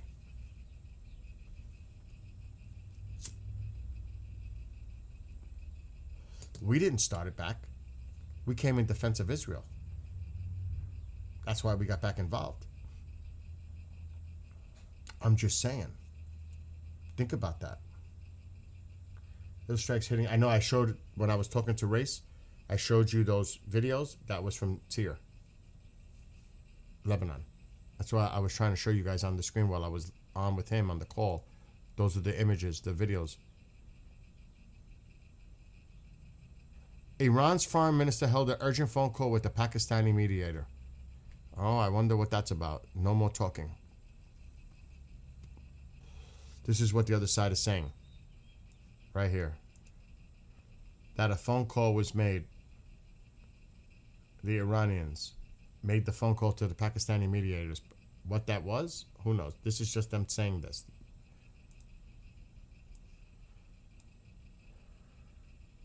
What's going on now in here?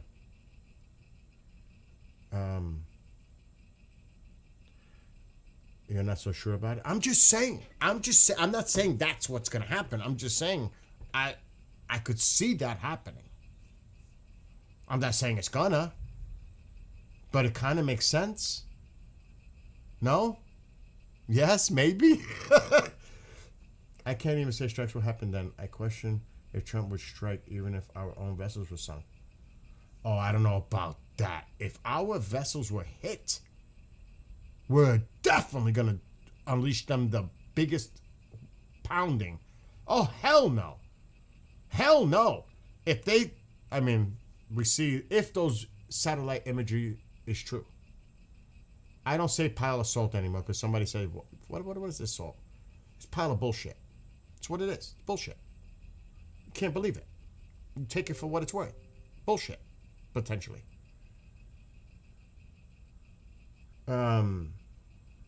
He is. He's a big teddy bear. Uh-oh. More coming in. A Hezbollah missile commander was killed in an Israeli strike in southern Lebanon yesterday. The strike carried out by the Israeli Air Force in the Navatia area killed Mohammed Mossa Matirek, a unit commander in Hezbollah's missile array. The military says he was responsible for the launches of hundreds of rockets and drones targeting Israeli civilians and IDF troops, including soldiers of the Golani Brigade operating in Beaufort Castle. The Golani soldiers had detected the IDF strike. Oh, this looks like it's ramping up. Oh, here goes this guy. This guy, he makes me nauseous looking at him. He's just as bad as the others. You always see him. Another one. What did he say? What did he say now?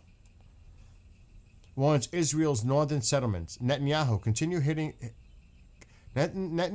continuing his acts of aggression in the region, has threatened to bomb Dahia and Beirut and has issued an evacuation warning to their residents. Given the regime's repeated violations of the ceasefire, if this threat is carried out, we warn residents of the northern areas and military settlements and the occupied territories, because that's what they call Israel, the occupied territories. If they do not wish to be harmed, they should leave the area. So now, pressure's on Israel by the Iranian rhetoric to carry out the strike in Beirut, which all of us agree is going to happen. Do you think the Israelis are going to be intimidated to stop now because of this? Maybe the president may be the only one that could actually make it stop by a phone call. I don't even know.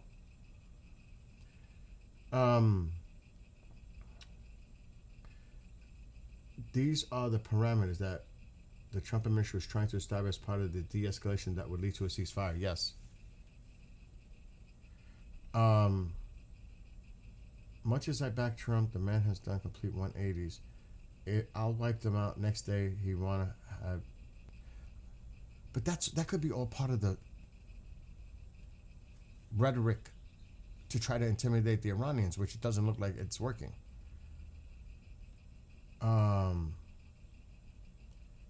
What is this? IDF warns. Yep, Iran wants to pin this entire war at Israel. Absolutely. Possibly even turn Trump against them. Yes. Yes. Agreed. Yes. But now we have to see the president's response. We have to see. Uh-oh. What did he say? What did Mark Levin? What did Mark Levin say now? Let's see. Oh boy, here we go. What did Levin say? I should share this. I can't share it. I'll get in trouble. Oh no, it's on X. I don't know. Let's see. Can we do it? They will continue to pursue here. I will stake my reputation here and now on the fact that they will continue to pursue nuclear weapons, ICBMs. They can reach our country fund terrorist organizations, and never surrender the revolution to the very people and governments they seek to destroy. I know this is hard to hear. I know this is unpleasant. I know I may be in a minority today. I know I will be called a warmonger. I will be called an Israel firster. I will be called a unpatriotic Jew. Oh, I've been called a lot. My faith is under attack. I get it. But that's the way it goes.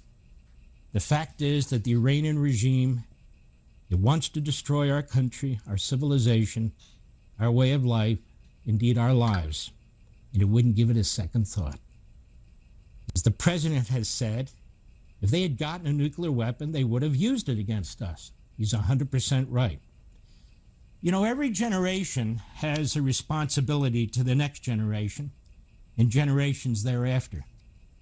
This is our generation's responsibility to our children and our grandchildren and our country and to civilization. We've come so far, much further than any president has been willing to go, to confront this gravest of threats. Despite all the opposition he has faced, all the political attacks, the midterm elections, the price of a gallon of gasoline, this president, and only this president, has brought us, the free world, the civilized world, much of which is dragging and kicking or sitting on the sidelines. He's brought us to the point where we truly have the capacity to put this to an end. But do we, the people of the United States, do we, the people of the free world, do we have the will to see this through? According to the polls, we don't. What will our generation do? As past generations ensured that we would live in a free, secure, and open society, and they sacrificed far more than most of us, and a whole lot more than a temporary increase in the price of a gallon of gasoline. you see where he stands. I will It's pretty stake my clear. reputation. Pretty clear where Mark Levin stands on this.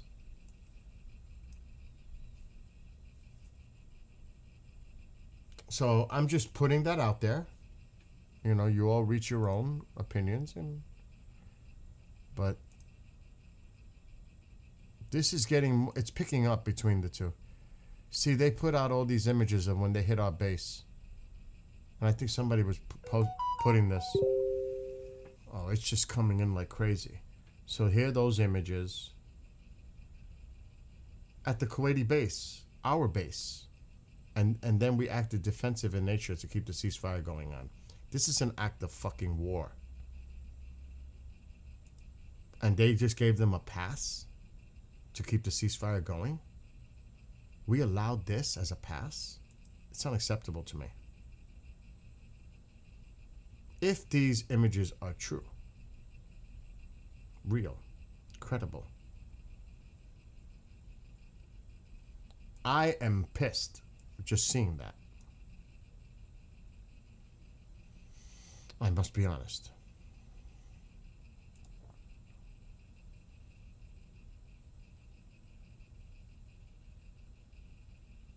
It's really picking up between Israel on the border specifically right now and Hezbollah. But the key question is here. Does something happen in Beirut? Like they warned the residents to evacuate. That is the question right now. And here we go. Lebanese parliament speaker told the Trump administration on Sunday that Hezbollah is ready for a full and immediate ceasefire with Israel and pledged to guarantee its implementation. Of course they're going to say that. Because like somebody said in chat, it's to put pressure on Israel. CENTCON's statement on the last night's strikes, I think I read this earlier. I think I did read this earlier. I'm not sure it needs to be remembered that came in. What message above? I see what Diesel put in there. Diesel's putting in a lot. What am I missing?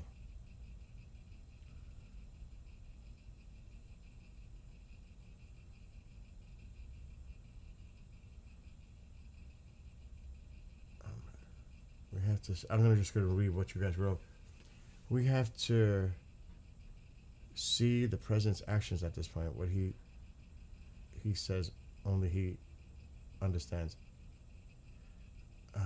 Kuwaiti's interior minister: we warn our residents to stay inside places due to fear imminent Iranian attack. That doesn't surprise me.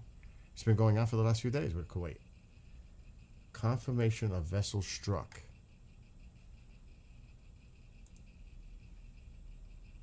Okay, we went over that already with that vessel. I see it. What is confirmation? We did go over this earlier. This is big, guys. At the present, unusual level 6 activities involving unidentified military instruments have been detected in the desert regions near southern Iran. Keep looking out for this. That could be their preparation to attack Israel. Speculation, but it seems like they're getting ready. Info on attempted assassination in Iran. When did this happen? Oh no, we already mentioned this. He's been it looks like he has been taken out. I read that earlier. This guy, it's been reported that he was taken out. At least that's some of the things I'm reading, that he was taken out.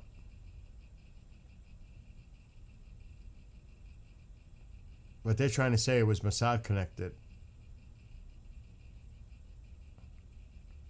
Yes, I saw that earlier. Okay, CENTCOM. Let me see if it's the same thing we already read today. Yeah, this is the same thing. But there were injuries on the prior one. It's allegedly there was 2 missiles that was intercepted heading toward that base. That I read. On another, you made breakfast tacos? You're making me hungry. I haven't had anything to eat yet at all. My last comment for the day, Mom. I thank God that we have President Trump as our commander-in-chief for this time in history. Just have to wait to see what's going to happen next. Exactly. Yeah, I should give it a go. Completely awesome with the food. Be well, Mom. I agree. Be well, Mom. Yep, I showed the satellite imagery just now.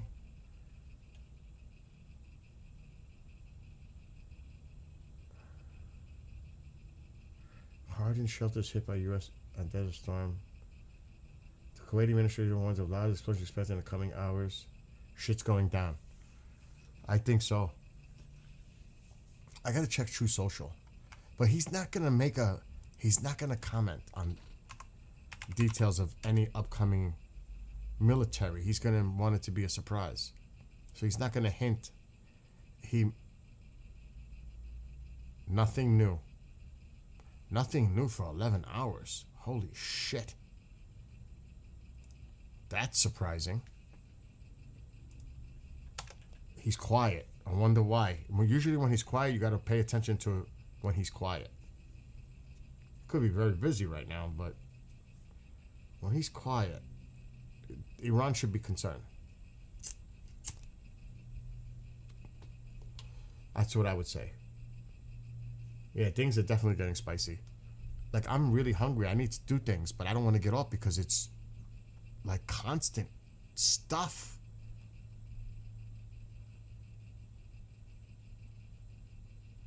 Oh my God.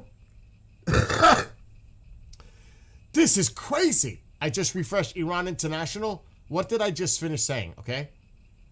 Look, 1 minute ago. This is crazy. I think we've been talking too much, if you want to know the truth. I think going silent would be very good, Trump was quoted as saying. He has not, 4 minutes ago, U.S. Donald Trump has said he has not heard from Iran regarding reports that Tehran was suspending talks with Washington. And that's probably why they're reaching out to the Pakistanis. It's a comment he made to NBC News reporter on Monday. Oh, shit. I just finished saying that. He's quiet. It's quiet. No more. Look at this. I think we've been talking too much. It's time for the talk to stop. See, this is when I get all like, I don't want to be let down like a balloon air going out. This is when I'm saying, is it finally going to happen and we're just going to beat these fuckers and destroy them, the regime? This gives me hope. I hate to say it like that because I'm not a war hawk. I'm not a mongerer. I'm not. I just need the job needs to be finished. It's as simple as that. But he said it to her. It's spreading. Look. I would love to get that. It's going to come out. That sound bite's got to come out.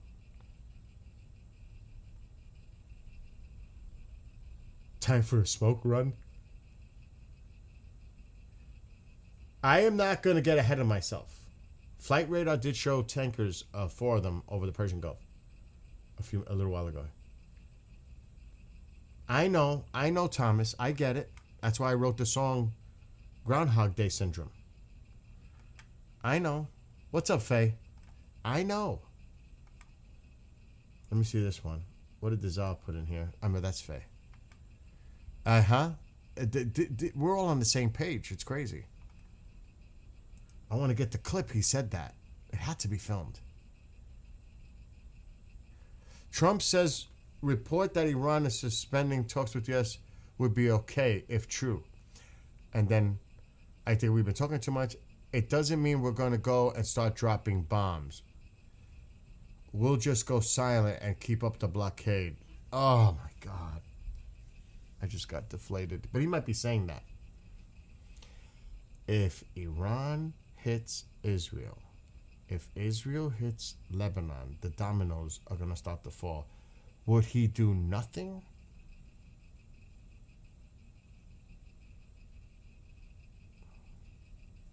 Would he do nothing? We never got to hear Groundhog. You want to hear it? The blues version? We'll do the blues version because the blues version is a little easier on the ears. You want to hear it? Groundhog Day Syndrome. I wrote it yesterday morning, I think. Not that one. That's the more rock one. Hold on. This one.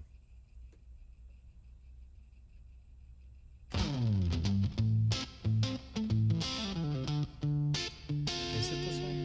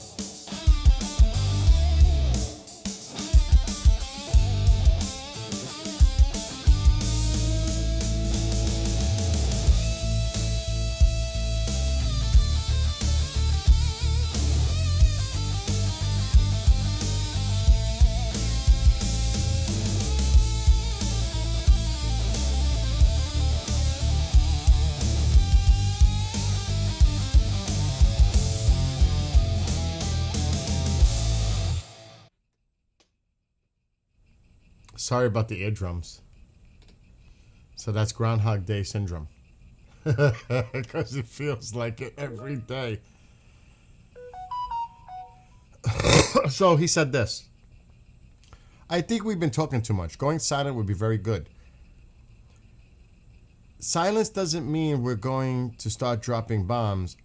We'll keep the blockade. Blockade is a piece of steel. I think I can wait as long as they want. They're losing a fortune.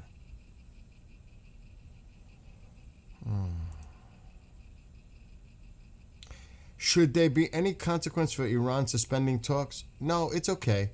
They're very good negotiators. Oh my God.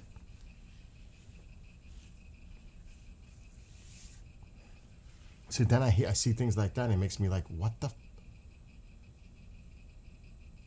Yeah, it's some NBC reporter, I think. Well, there's got to be a clip coming out soon about this. There's no doubt. I'm not crazy about that last one. They're very good negotiators. Stop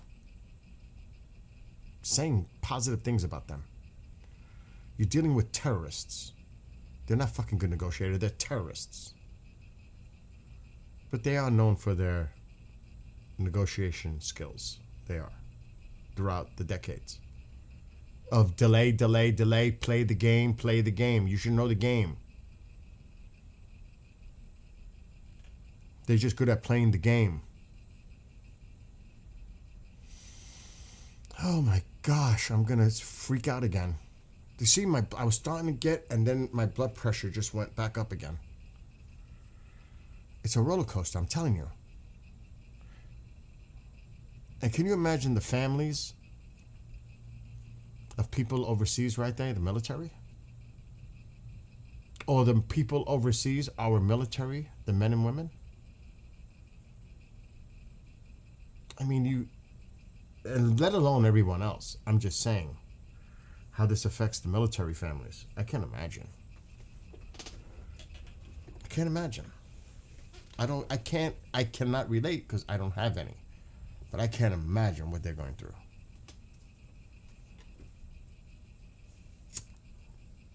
Like, seriously. But now, again, I think we addressed this earlier. And all of you said Israel will. Will Israel hit Lebanon, Beirut?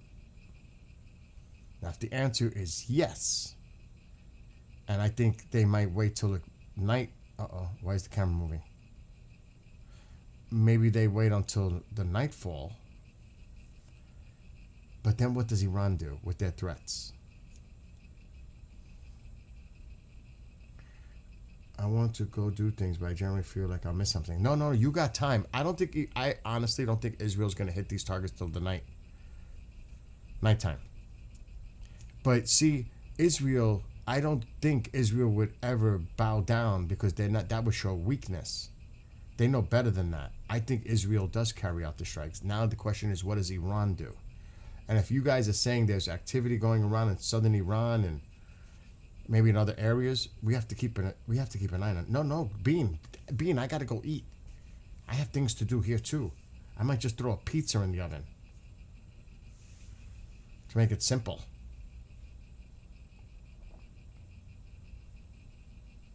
But it does look like stuff is potentially gonna intensify in the next few hours. We have to see. I honestly don't see Israel backing down right now and not hitting Beirut, the suburbs of Beirut, because that's where they're saying. That's where the evacuations were. At least the evacuation warning. So I don't know. But I don't think it's going to happen till nighttime. I mean, it doesn't have to be. There's no rule saying it has to be nighttime. I'm just thinking. U.S. forces has redirected to 121 commercial ships and disabled 5 since the U.S. blockade against Iran began on April 13th, CENTCOM said on Monday. So 121 commercial vessels have been redirected and 5 disabled since this all started with the blockade. Now I wonder if the blockade talk is because what the president was talking about, that if Iran, if there are no negotiations, he'll sit back and just wait and let the blockade do its economic damage. If you want to believe that he's just going to wait. I don't think he's going to wait. I think he's pissed and he's tired of this back and forth nonsense. I think he's just saying that. I may be wrong. I've been many times wrong before trying to predict what the hell's going to happen on Groundhog Day. Yes, pizza. See, but I made a mistake. When I made that Walmart delivery, I forgot to get mozzarella cheese, because these frozen DiGiorno pizzas, whatever you get, I like to throw extra mozzarella on it. And I didn't. So I may have to go up to the store now just to buy mozzarella cheese if I'm going to do that. So now pizza may not be part of the equation.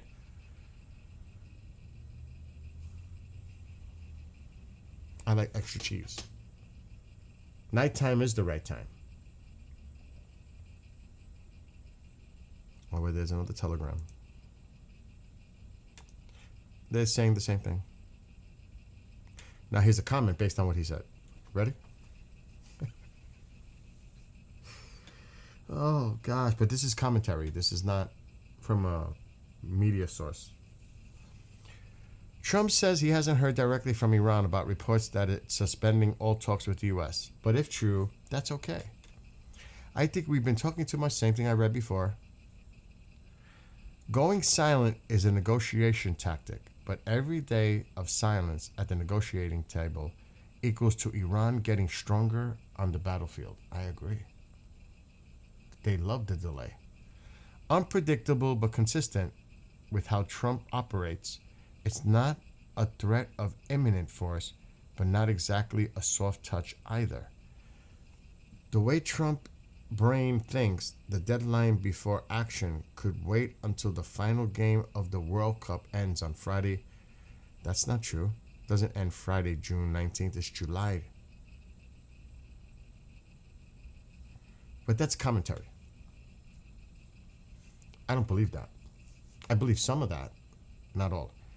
I think the president is not just going to let this go on and on and on. I think he's saying that to set it up that he's going to try to do like a surprise thing. Or, like I said before, if Israel gets attacked by Iran again, does that give us a way to say, we didn't start the war again. We're coming in defense of Israel.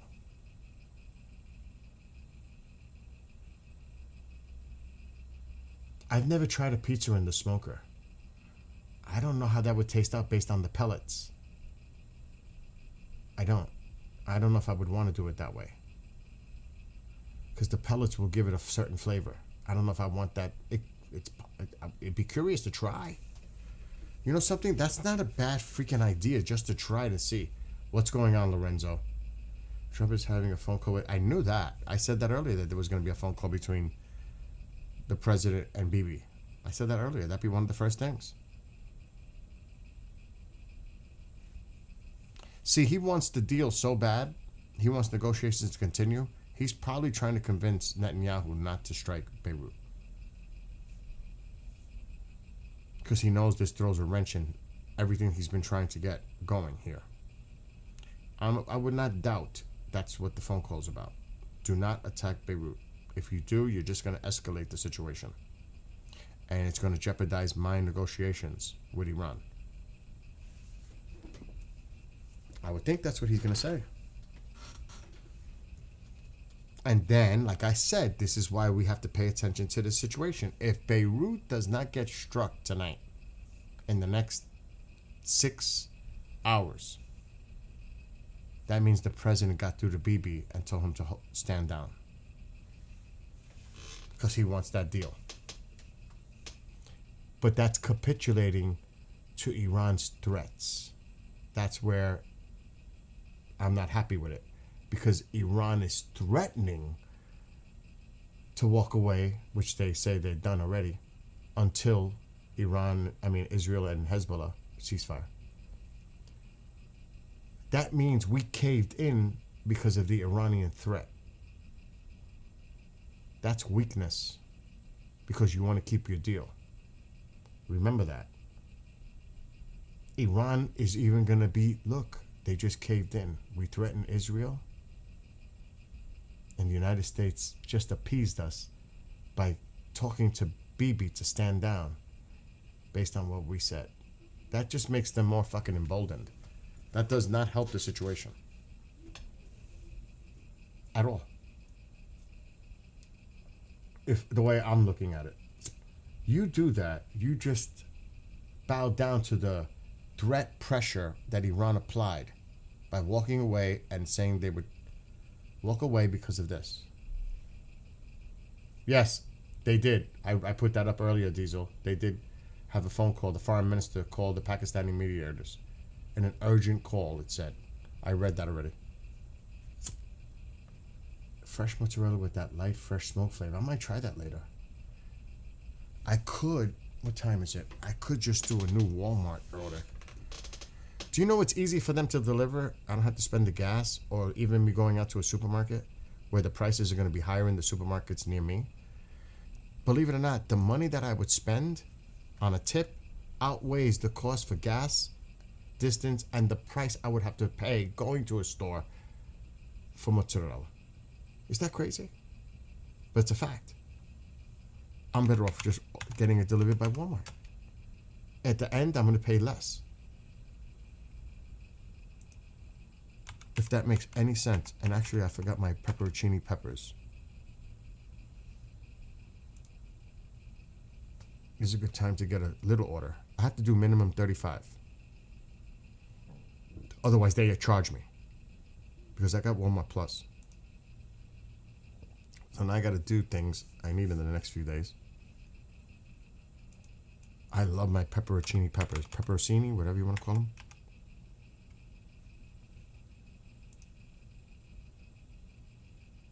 And I forgot to get mayonnaise.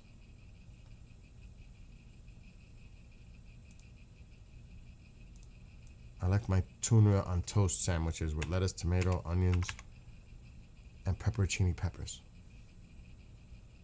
Too much information, right? Are you guys going to get hungry now? Because I am. I'm really hungry right now. Okay.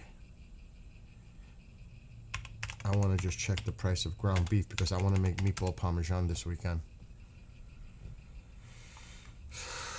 And I'm not going to settle for some garbage fatty stuff. Oh my God.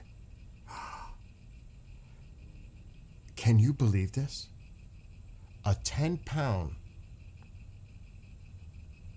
Walmart brand, 73% lean. 10 pounds.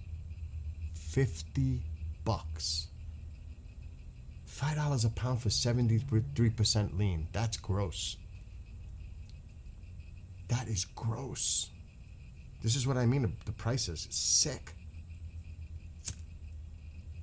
Even the 93% lean, it went up. It's now $8 a pound, $7.90. It went up. It was $7.37. It went up to $7.90. So prices, meanwhile, are going up because it's costing them to transport the goods. The consumers are going to start to feel this. That's another thing. The 80%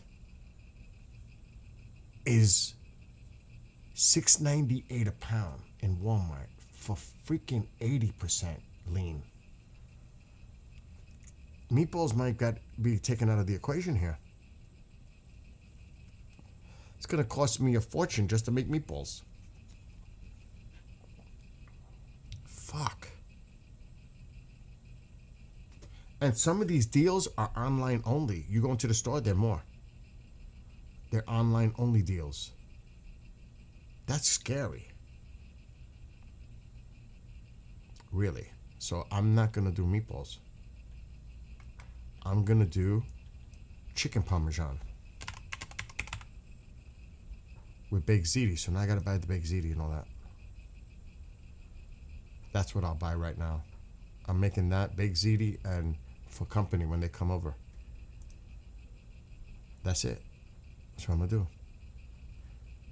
Based because I'm not paying $40 for 5 pounds of ground beef. It's not gonna happen. That's crazy.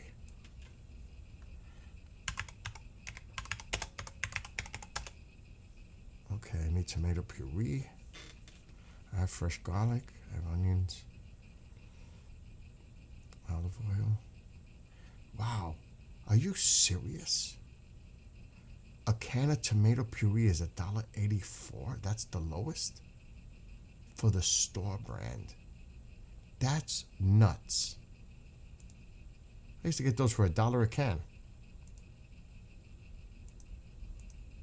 I gotta get at least 5 cans. That just made the price go up, and I need ziti.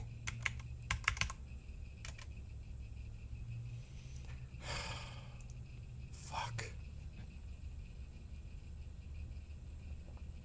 That's not bad. $1 for the, even though it used to be cheaper, it's still not that bad. Ziti's 98 cents for store brand, and I need 2 of those.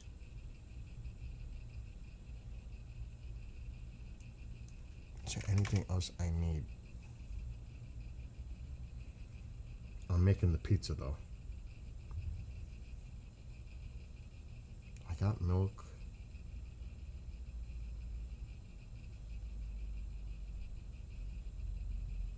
Eggs. Actually, I could get more bread.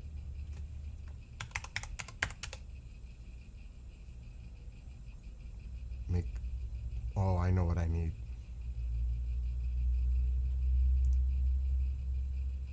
I need English muffins.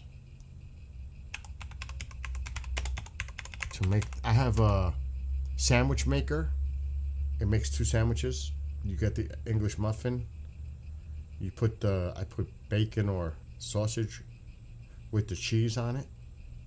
And then you put the tray down, and then the egg goes on it, and then you put the top part of the English muffin on top of the egg, and it makes these sandwiches. It's freaking phenomenal. But I need English muffins. They went up too. Jesus Christ, everything's going up.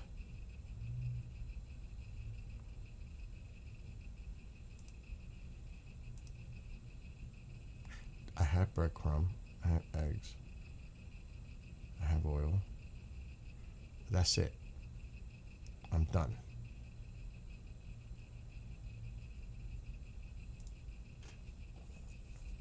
I just got a whole big pack of cheese.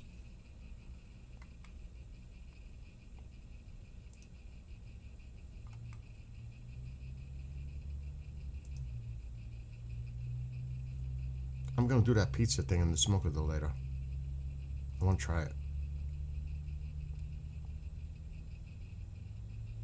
You know what I like about Walmart?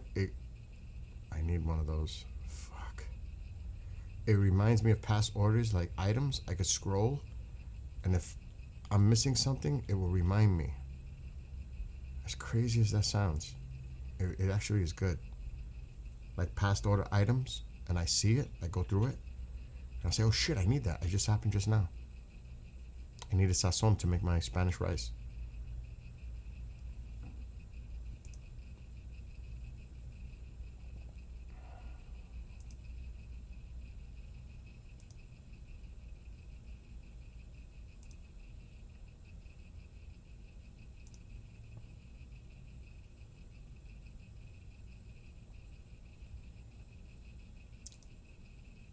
Place order. It'll be here between 4 and 6. There we go. So I can't eat my pizza till later. Anyway, what's going on in here now? Oh, no apple juice. I gotta chill out with the apple juice.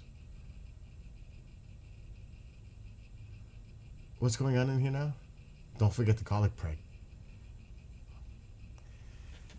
Jesus. She's right. She's right. I could add it onto the order now, though.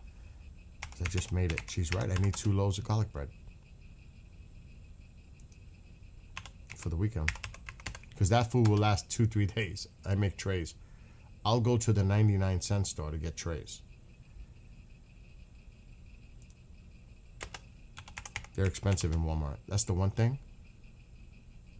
Oh, and I need laundry detergent. So I got to go out. I don't have to do it today. Tomorrow. Maybe later. I don't like going out at 4 o'clock because there's so much traffic on that road. People coming home from work. It's crazy. Jesus Christ. 2:38. I need 2 of them. Add to order. Added. Thank you, Tammy, for reminding me. Thank you. And that's a Monday. What? During the meeting, Maryland said any ceasefire in Iran that does not take Lebanon and Iran's regional account is irrelevant. Yeah, that seems to be the thing right now. Lebanon. But they're throwing Gaza in there too. Open source. Swing from numerous has been delayed due to ongoing phone calls between Prime Minister Netanyahu and President Trump. Oh shit.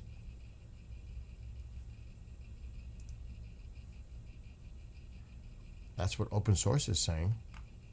The swearing in. Well, here.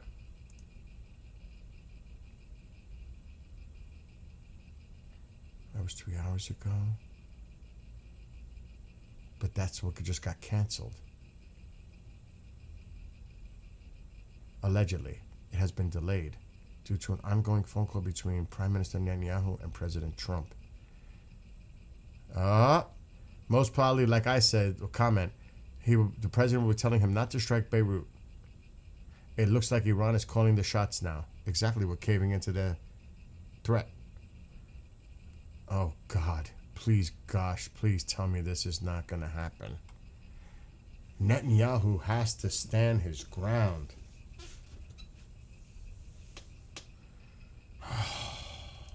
But then people are going to blame Israel for getting the United States back into this. Guaranteed. Guaranteed. Look, Israel dragged. President's trying to negotiate, trying to come up with a deal, and look what Israel does. Defiant, and they were told not to hit Beirut, but they did it anyway, knowing it would jeopardize the negotiations, thus dragging us back into this conflict. Guaranteed.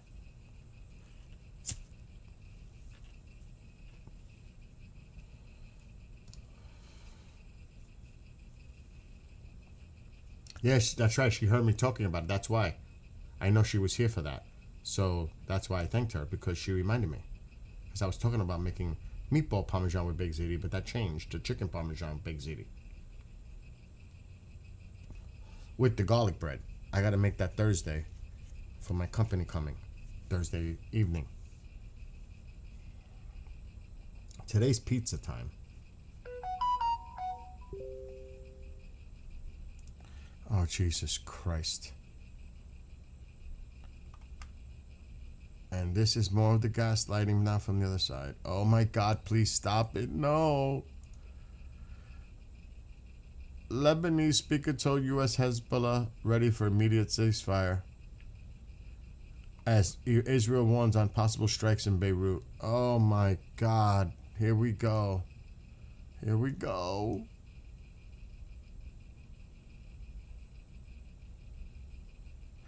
It's not going to happen.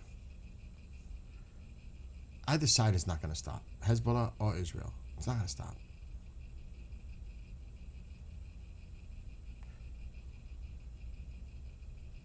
Now, this person makes a strong comment. Israel's not going to stop until Hezbollah is no more. The only ceasefire that Hezbollah is entitled to comes after complete annihilation. Tyre, Sidon, and the areas of Gabal north of Beirut are under the gun. What's coming prophetically is God's version, in his words, of saying thank you for your attention to this matter. Wow, this is some strong commentary. And it goes into text. What's this other? They're just repeating what the president said. The media is now on it, on Iran. I don't even want to look at the propaganda arm on X. It's so crazy.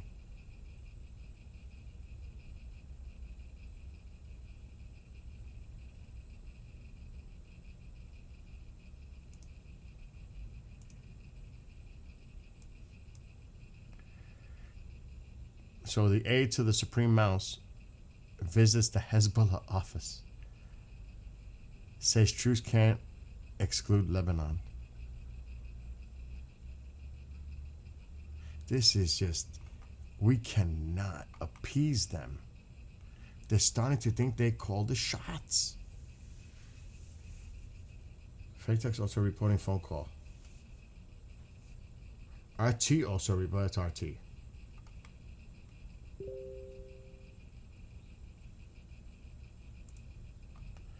Senior Israeli official confirms this statement.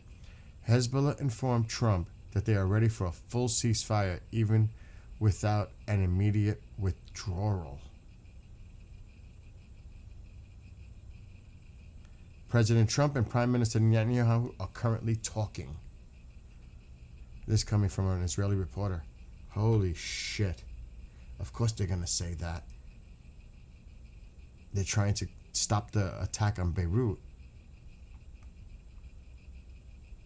I see the fate talks. Oh my gosh. It's happening exactly like we said it was going to happen. He was going to call him and tell him, convince him not to attack Beirut. That's why I said this is important. Does it happen? You all said it would. Remember that. You all said it would, including me. We all said that the Israelis are going to hit these targets in Beirut. Now let's see if the pressure by the president stops them.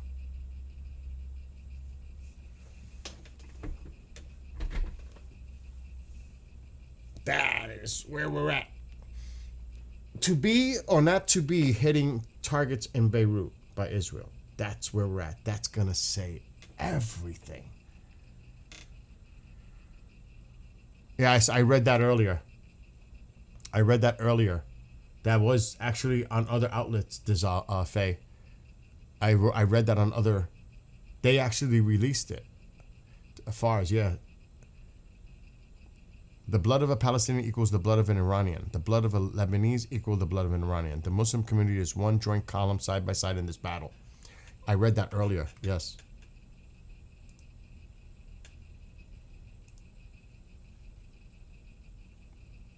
So, yes, it looks like we don't know that for a fact. We don't know that. They could be talking other options here. Hit Beirut. If Iran strikes you, we got your back. I mean, it could be anything. We cannot speculate that that's what it is, but I said earlier, I think that that's what would happen, is he would call him to tell him to back down, stand down. Don't hit Beirut. So we'll see. That's why to be or not to be is the question. Will Israel carry out their strikes against Beirut as they sent warnings of evacuation in certain areas in southern Beirut? I don't know about northern Beirut. For the people, the residents should get out. So they issued that, but now will they carry it out? What's going on in that phone call? You can only imagine. You don't need an interpreter for that one.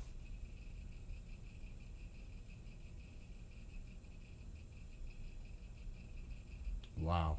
And I wonder what the Israeli people think about that.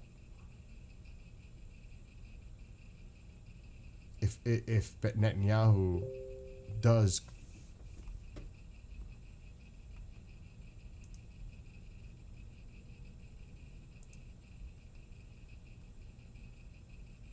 that's not new.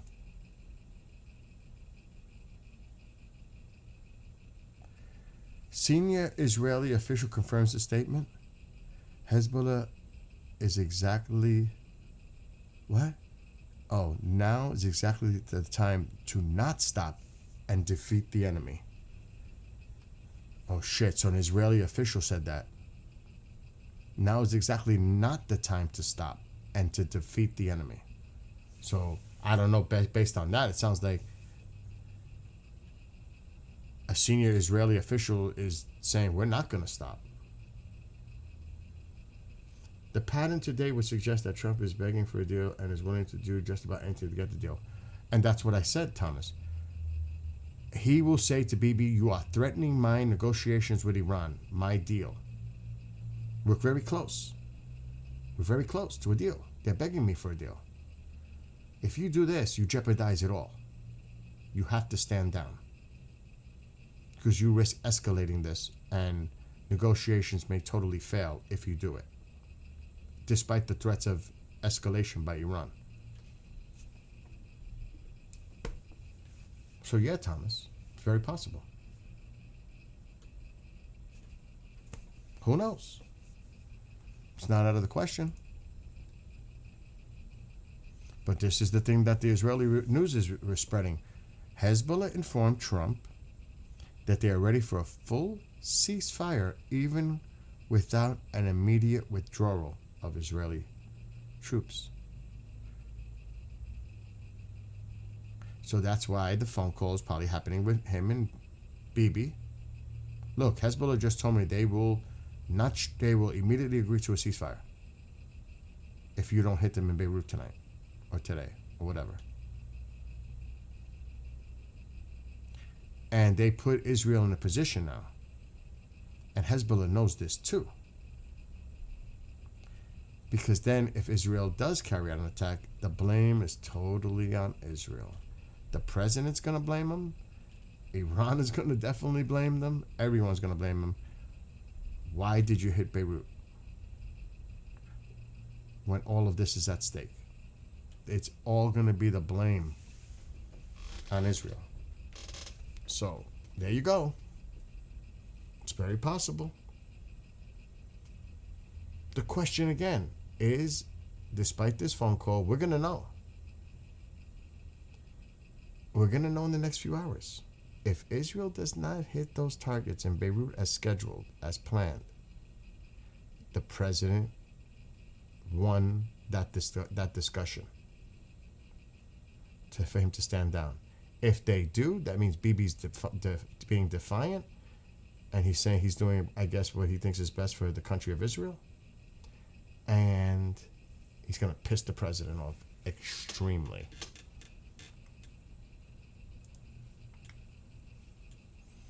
That's the only two things I can see now. Israel preparation to strike Beirut were delayed in recent hours following U.S. intervention despite explicit threats by Netanyahu. Holy shit. If that's true. If Khan News is true. Israel preparations to strike Beirut's district were delayed in recent hours following U.S. intervention. There it is. Despite explicit threats by Netanyahu. They're standing down. So we caved in to Iran's threats. They walked away from the table. What other fucking things are they going to do in the future to say, oh, we're going to leave the negotiations if you don't agree to this? You just set a really bad precedent by doing that. You just appeased them because of their threat. Iran just got its way. That's unbelievable. Just to get the deal. Look, he's so desperate for a deal, he even took our threats seriously about hitting Israel and that they would not negotiate because of the Lebanon-Israeli situation. That is crazy. They just used that as leverage for negotiations. Think about it. And the president went with it because he wants this deal so badly. And he just capitulated to the Iranians' threats. We ain't going to talk to you. We're not going to negotiate with you unless there's a ceasefire in Lebanon, Israel, Hezbollah. But then he said, and then he said earlier to an NBC reporter, it's okay if we don't negotiate. I'll just sit back and wait it out and keep the... So which one is true? That's what I'm saying. He said two different things now. In public, he says, it's okay. I'll just wait it out. We'll just keep the blockade up. It's costing them a fortune. If the talks didn't happen. It's okay, I'll wait it out. Now, on the flip side, he calls Netanyahu to stand down because Iran threatened to walk away from the negotiations if there's no ceasefire between Israel and Lebanon, Hezbollah. So which one is true? It's okay if there's no deal, no negotiation? You're willing to wait it out and let the blockade take its due course? Or is it's so important to get this deal that you just call Netanyahu to stand down because it threatens any negotiations to make a deal? Which one is true? See what I'm saying? See what I'm saying? This is madness. Madness. We look so weak. And I don't know how anybody else is going to try to spin this, but that's the fact. This morning, we could go back to it. He literally said, it's okay if there's no deal. We could go back to it. Let's go back to it. This is drives me nuts. This is what drives me freaking bonkers. He literally said it. I think we've been talking too much. If you want to know the truth, I think going silent would be very good. We have to get the whole damn thing.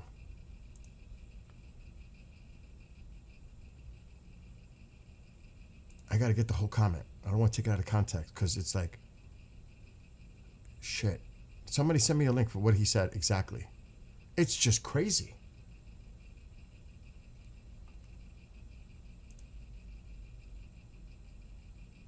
Okay, hold on. It's going to be in here. I got to go to the propaganda. Believe it or not, can you believe I have to go to the propaganda to find it quick? Oh, new. Following Iranian threats, Israel is now reconsidering its plan to strike Beirut. Following Iranian threats. And the president telling me, look at this shit. Is that crazy? Following Iranian threats, Israel decides to stand down. No, it's because the president made the call.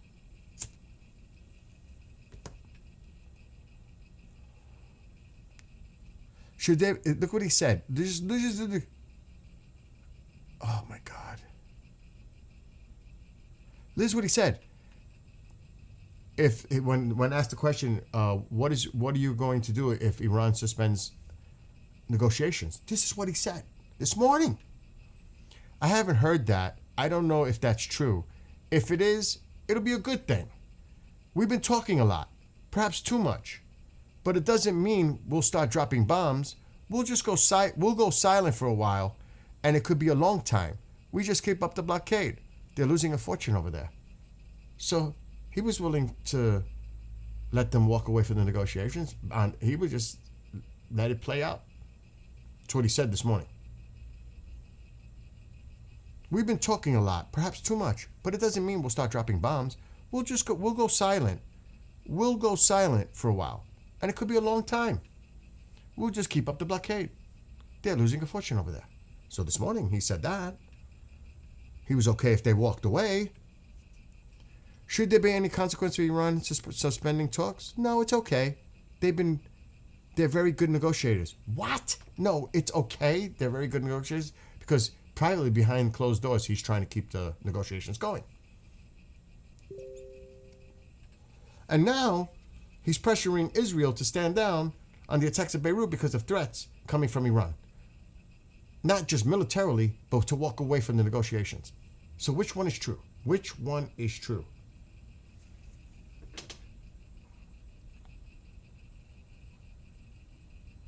Netanyahu postponed a major strike against Beirut following an urgent call from President Trump. The other side is putting it out. That's what they're saying. Is the Khan News thing. They're quoting it. Holy shit.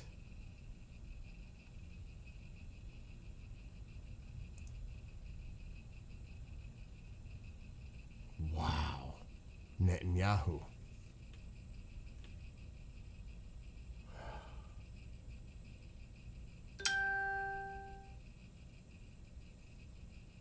This is horrific. You just capitulated to Iran. threatening to walk away from the negotiations. And that's the main thing. You want a deal so badly that when Iran threatened not to negotiate anymore, if this didn't happen between Israel and Lebanon, they threw that in the game. He calls Netanyahu and tells him, don't strike Beirut.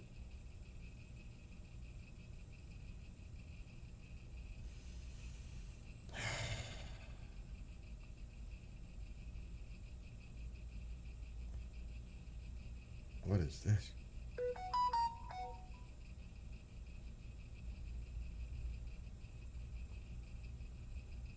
That's so stupid.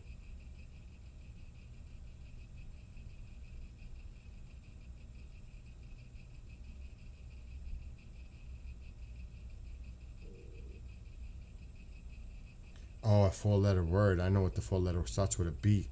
So somebody had a device. A United Airlines flight to Spain returned to U.S. after Bluetooth device is labeled with a certain four-letter word. You can figure that stuff if it starts with a B. They returned the flight back to Newark. That's bizarre.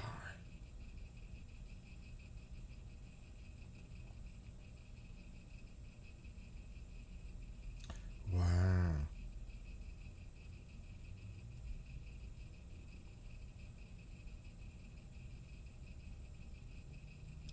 What?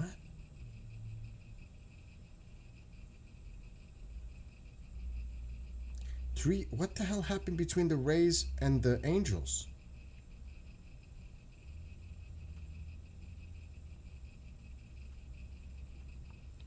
Three Major League Baseball players were ejected on Saturday before a game between the Rays and the Dodgers after engaging in a prolonged, lighthearted national anthem standoff. The players involved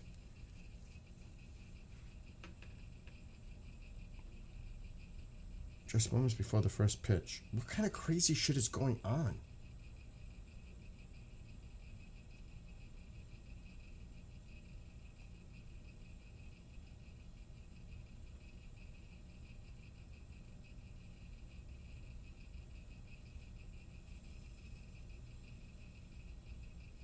These are old.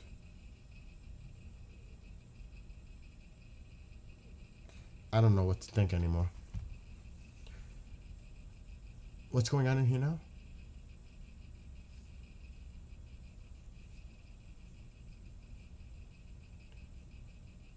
I personally believe Trump's doing this to make it the world's problem now. World let him down with the aid. World didn't let him down. See, here's the problem with this. Everything was fine and dandy before he started this whole war. He started it. It's his mess. And then when you start asking NATO, which it's not a NATO issue, you can ask the UK, you can ask France, you can ask individually. But they're based on past behaviors and irrational changes of the way the mind thinks. I'm not getting involved in his mess. He started this. Let him clean up his own mess. Could be as simple as that. Or, like I think, more sensibly, they're worried about their extremists in their own country. If they were to ally with the United States, then they're going to have severe terrorist threats or actions within these countries. I think that is more to do with it. But you can't start something unilaterally along with Israel and then expect others to come to save the day when you acted bilaterally with Israel to start this whole thing in the first place and think it was going to be a 4 to 6 week campaign, that there was going to be similar to Venezuela, and that you didn't think the Strait was going to become an issue. You created this mess, not them. You can't put the blame and deflect it toward them. You own this. You need to resolve this. Now, are they cowardly, and should they act in with an ally and stand side to side with an ally and help defend it? Of course.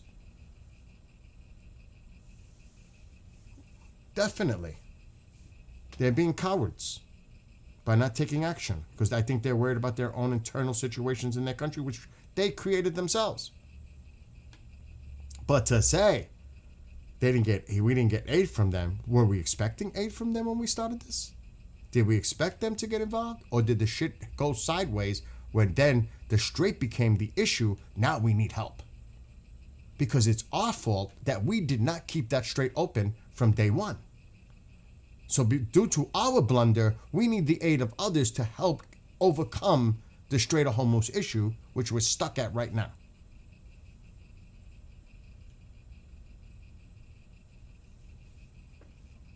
All of this would not be going on if the strait was open. And we secured it from maybe not day one, but from the beginning. This all would not be happening right now if it wasn't for the strait, the situation it is in the strait. Everything has come down to the Strait of Hormuz. All of this that's going on is to negotiate, not about the nuclear. That might even be discussed down the line. For all we know.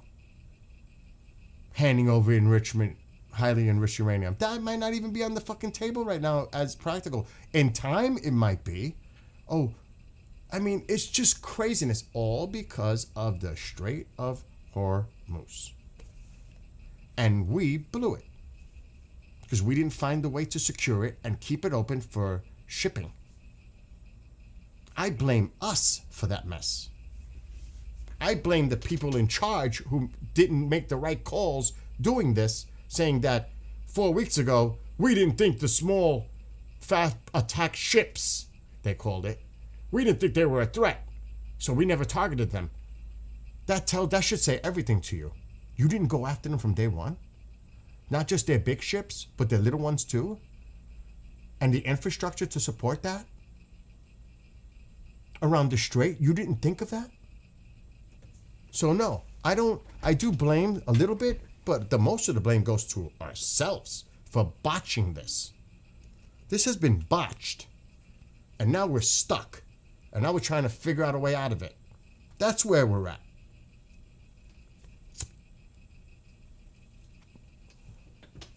I mean, we can make excuses. We could all sit here and try to make up excuses. I'm not going to make excuses. Israel's plan was postponed the last moment due to American intervention. It's being reported all over the place now. So it looks like the Beirut situation isn't going to happen after all.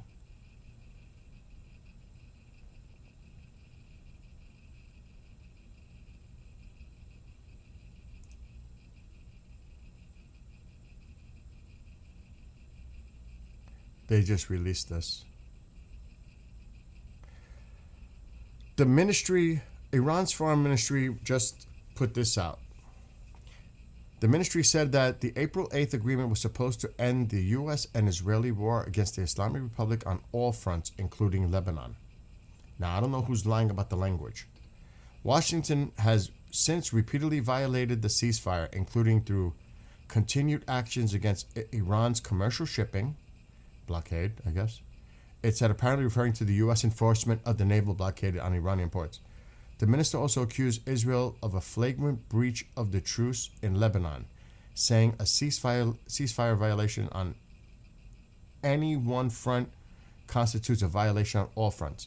The ministry said the United States bears direct responsibility both for what it described as violations against Iran and for Israel's actions in Lebanon, despite what it called early U.S. efforts after the ceasefire to pressure Israel to halt its attacks. Iran has repeatedly warned about the dangerous consequences of ceasefire violations for regional peace and security, saying Tehran would use all capacities to defend its interests wherever it deems necessary.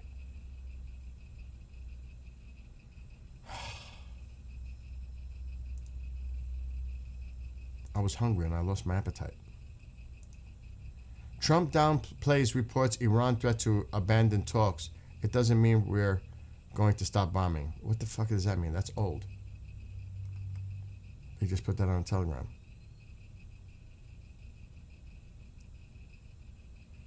It's old. They're just putting this up now.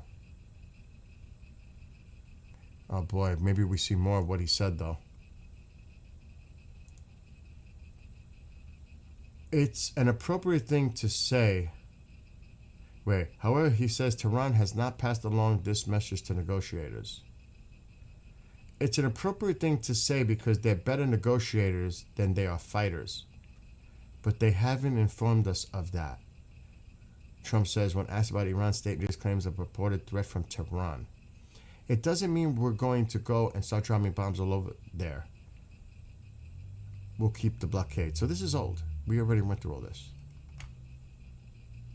Does he realize how weak he looks? And embarrassing and laughing stock this all looks? Unless you're a diehard supporter, then you don't. But of him. But does he realize how bad look this is on us? This is bad. We just capitulated because he wants a deal so badly that he actually caved and called Netanyahu and called it off because he wants his deal to try to have a chance for negotiations. He just appeased the Iranians by doing that. That is not good. That is not good. I don't know how you could spin it that it is. Oh, because he wants to make peace. He wants a deal so badly. But I thought they were begging for the deal. It seems like you're the one begging for a deal. That you capitulated to Iran's pressure of walking away from the negotiations.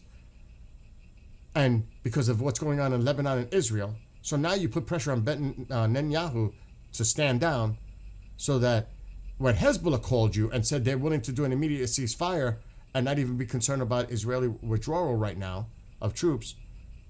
Oh my God. Oh my God. Oh my gosh. I can't. Our problem is the only way we can control the strait is boots on the ground. So if we're not willing to do it, then we are here. You're right about that, Jason. That is the ultimate decision. And he knows if there's, sadly, casualties and if they're in numbers, how does that help the political situation in this country and the party? Oh my God, it would be bad. So I don't know if that's necessarily something they want to do. And yes, it is people's lives at stake. Our military. That should be what's the most important thing. But believe me, there's other factors involved too when something like that is involved. I don't think he realizes how weak he looks. He just wants to deal. Exactly, Thomas. I don't think, from people looking at this from a general perspective globally, forget about politics. But from a perspective, from a person from the outside looking in, he looks so weak. He talks the talk, but he looks so weak on action. It really looks like he just capitulated to Iran's pressure of walking away from the negotiations. Why would he do it? Why else would he do it? Call it Netanyahu and tell him to back off, which he did, as so is being reported. Why else would he make that phone call and tell him to stand down? Because it threatened his negotiations, his potential deal. If you do this, if you hit Beirut, this jeopardizes all the work I put involved during this ceasefire to negotiate for a deal. So you need to not do that. Because Iran is threatening to walk away from the negotiations if you do. They even threaten you directly in northern Israel that they'll retaliate. But beside that, you're threatening my objective. Forget about that. You don't care about that. You're affecting my objective, which is to negotiate and try to come up with a deal with them. That's what he did. Money's on it. That's what he did. I don't think it's far-fetched to think that way. It makes sense. It's logical.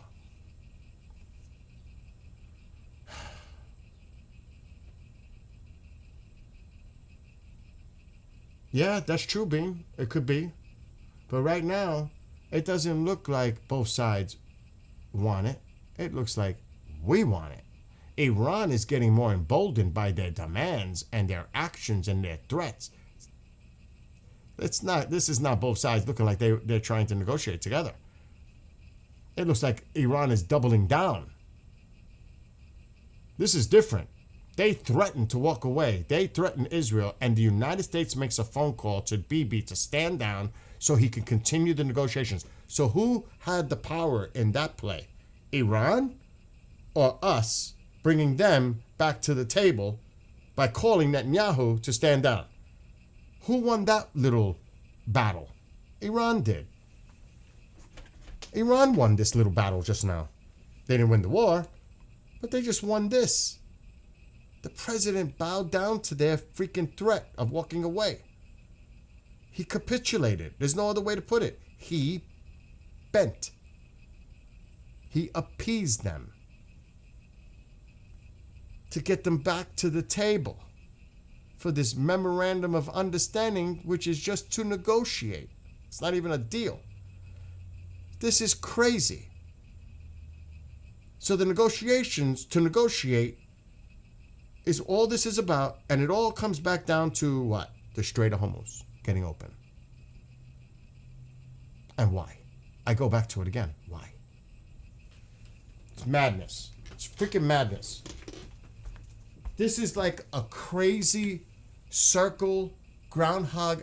I'm so glad I wrote Groundhog Day Syndrome because it makes so much sense. This is like Groundhog Day on steroids every day. He wants that deal so badly. But if he wants it so badly, the Iranians know it that he wants it so badly. And they're not going to make it easier. That's why he says they're great. They're good negotiators. Because he's kind of telling you they're playing hardball.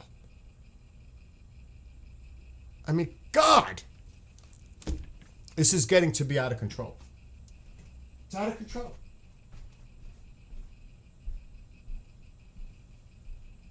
The longer this goes on, the worse.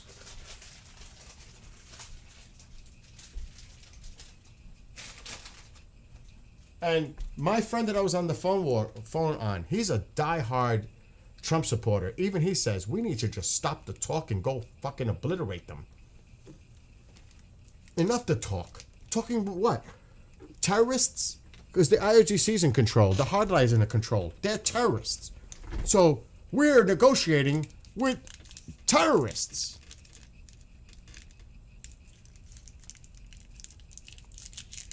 You think those so-called parliament members or foreign minister or Ghalibaf or any of them are people that are going to make the final decision of a deal? No. This is exactly what they want. Another ceasefire for 60 more days. World Cup is going on. Let's all enjoy the World Cup.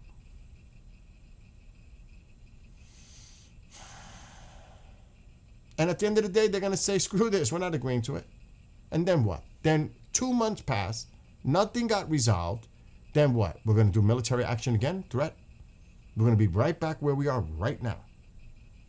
2 months from now, giving Iran even more time to undig out their missile cities and regroup and get resupplied by China, Russia, God only knows. Oh yeah, let's just give them 2 more months. This is insanity to me.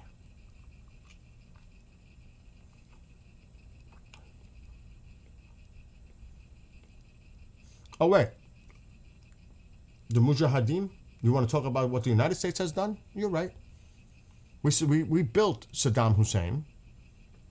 The Afghans during the Soviet War, we built them up. We created monsters in the past. There's no doubt about that. That's what we do. Exactly. We created a lot of these monsters. That is true.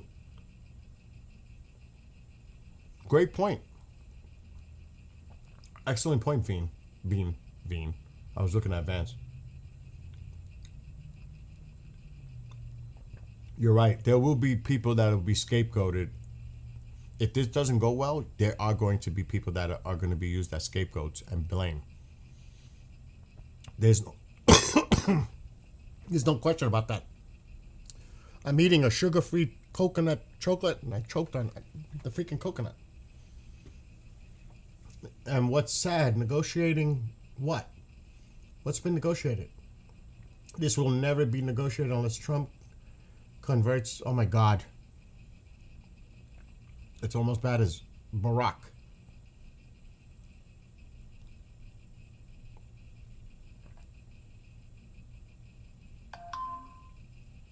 I think we can all look. I think we all could agree that even though we support or don't support the president, forget about the politics. Again, get the politics out. I think we all can agree that a lot of us are frustrated of how this is playing out. That's it. That's the most polite, dignified way I could say it. Doesn't matter politically, because you know that always gets in the way, but drop the politics just based on observation and how this has played out since the beginning, where we're at now. One can only be frustrated, somewhat confused, and disappointed, and hopeful that it gets resolved soon. That's it. No matter how.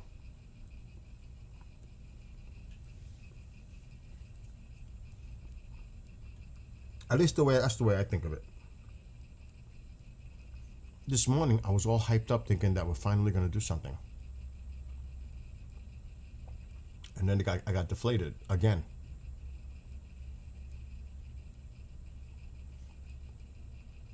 And that's why I kept Beirut on the screen. Because it all hinged if Israel was going to do it or not. And remember, a lot of you said Israel was going to carry out with it, including myself. Turns out we were all wrong. All of us.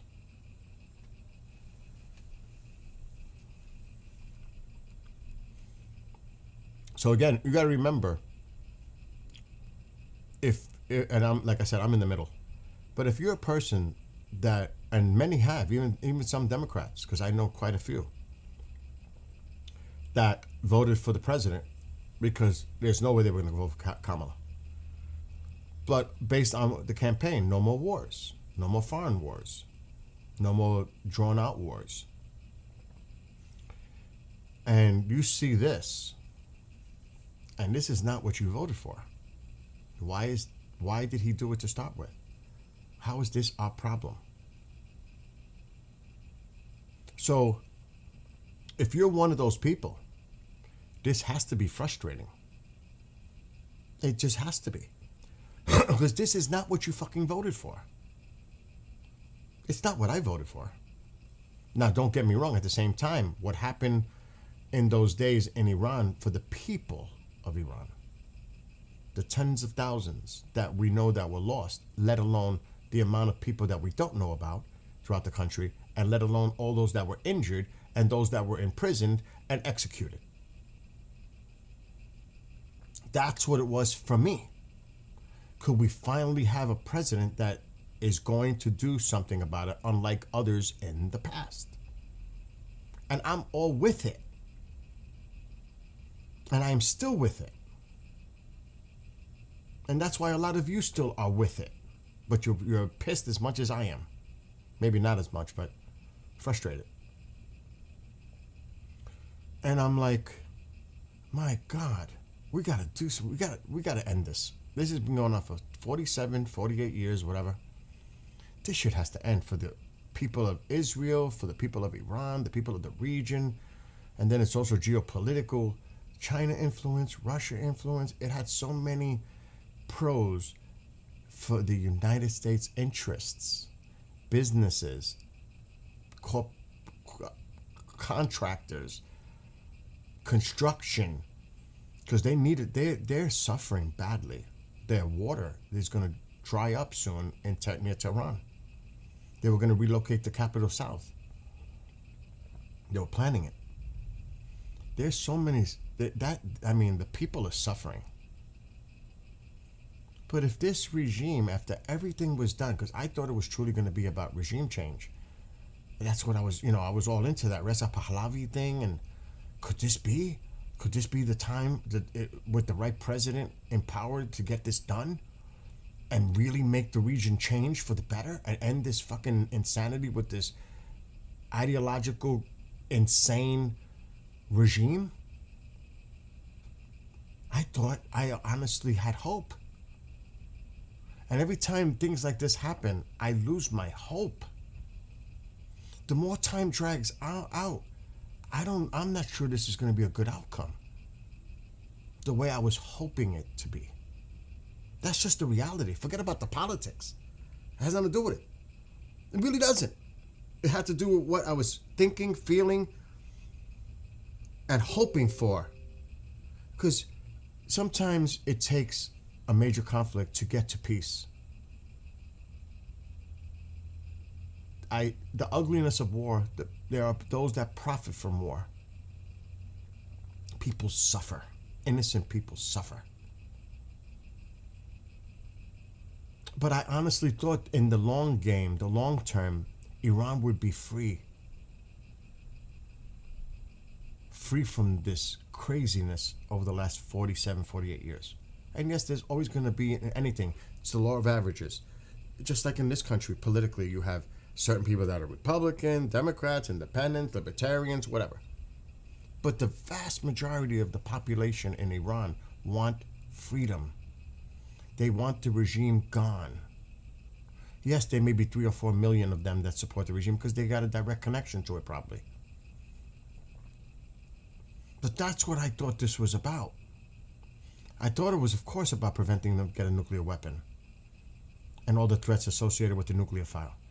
I also thought about the threats that they had with, they agreed upon a certain distance of their missiles. That went way beyond. And Israel, tried to say, oh, we got to shorten the range, all that. The missiles. Look at the drone threat. Look at the proxy threat. That's what they're doing. This is in defense of Hezbollah, their proxy. That's what this is. This means a lot to Iran. You just protected one of their proxies by agreeing to this. You just gave their proxy a lifeline. Think about that. We gave Hezbollah a lifeline. Why are we giving Hezbollah a lifeline? Ask that question.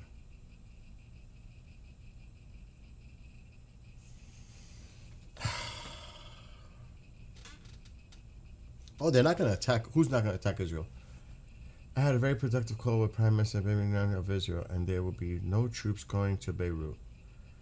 And any troops that are on their way have already been turned back. Likewise, through highly placed representatives, I had a very good call with Hezbollah, and they agreed that all the shooting will stop. Israel will not attack them, and they will not attack Israel. That's exactly what we said would happen. That's fucking exactly what we said was going to happen. Before he even said it, we knew this was going to be the outcome. How is that not predictable? And why did he do that? For the negotiations. Isn't that crazy? We called it, we said it, and it came out to be true. I said it. I've been saying it for the last few hours. He's going to call Netanyahu. The Hezbollah people already contacted him that they agreed to a ceasefire. And he fell into it. Israel, think about it, has been, with the loss of their own personnel as well, they've been going up north. And now, Israel is making a U-turn and leaving Lebanon when they've been having this back. This is crazy.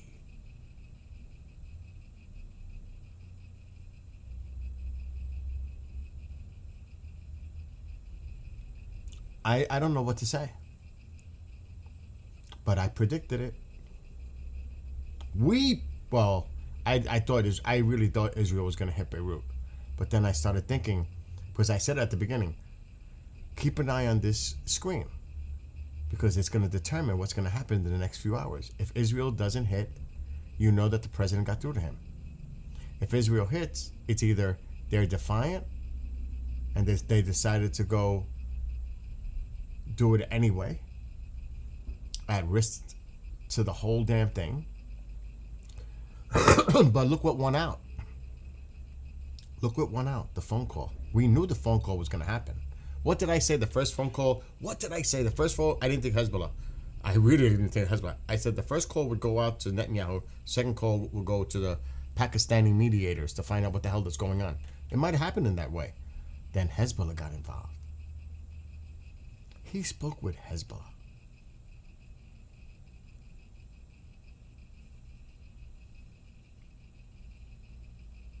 Oh my God. I can't take it. You see, I feel sick now. And I know there are people out there, he's just trying to make peace. You look so stupidly weak. Do you realize that? Iran threatened to walk away from the negotiations if Israel was to hit Beirut. There has to be an immediate ceasefire. And what happens? Iran got its wish. That's so fucking ridiculous. I'm pissed.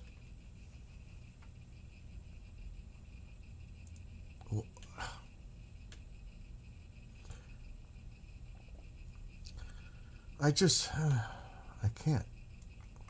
I had a very productive call. I wonder how productive that was with Netanyahu. Netanyahu must be pissed. I had a very productive call with Prime Minister Bibi Netanyahu of Israel, and there will be no troops going to Beirut. I didn't know about troops. They were heading north. They passed the Litani River, the tanks. And any troops that are on their way have already been turned back. That means they went back over the Litani River. Likewise, through highly placed representatives, I had a very good call with Hezbollah, and they agreed that all shooting will stop, that Israel will not attack them, and they will not attack Israel. Poor Israel. Another ceasefire so that Hezbollah could regroup, and another lifeline thrown to Hezbollah. This is sick, all on behalf of negotiations with Iran. This is really twisted. This is twisted. I need a cigarette. I'm going to freak out. I need to roll one. This is twisted. This is beyond. This is just, I don't even know.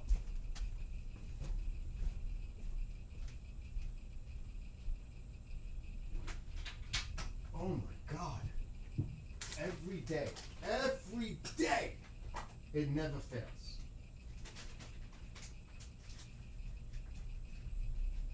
Just, oh my God. I can't. I can't. This shit's gonna make me sick.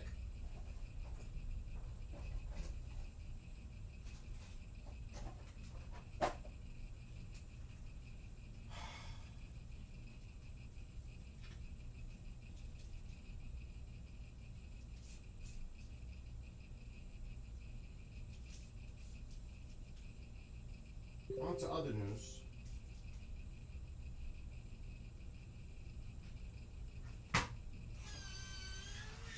Let's talk about my upcoming birthday party, the UFC, the 250th.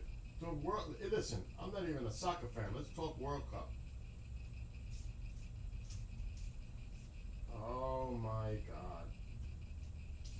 Don't forget about Cuba. Let's throw in Greenland too. We're not done with Venezuela. We're not done with Mexico. We're not done with Colombia.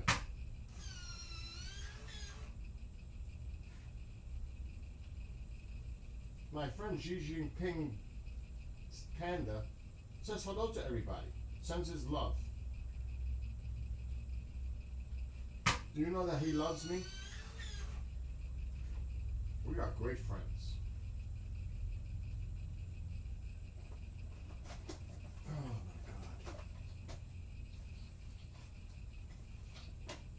Don't forget, my ballroom is getting built. Not in time for my birthday, but maybe for next year. Oh my God. My mind is freaking out over this. I'm going nuts. I'm going insane. I'm going to lose it. Caraca! How's the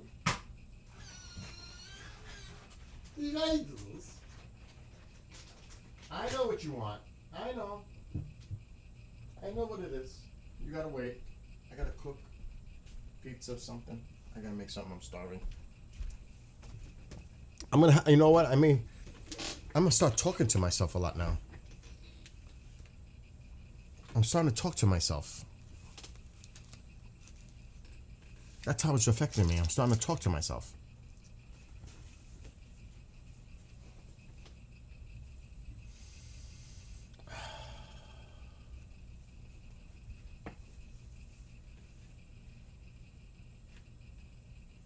I don't even know what to say. I know. We've been talking about it.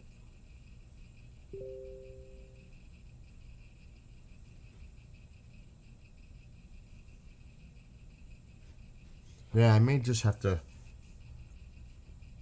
It's all over the place. It's. They're all talking about it on Telegram now.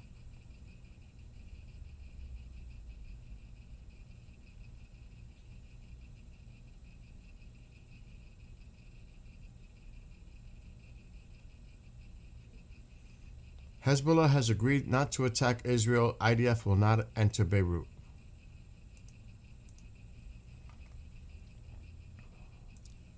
Well, entering Beirut does not mean ceasefire, though. They're just withdrawing, but they agreed not to attack. So,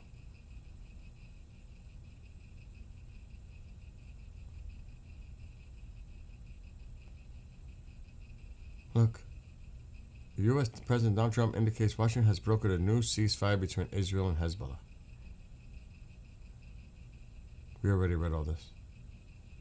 This is...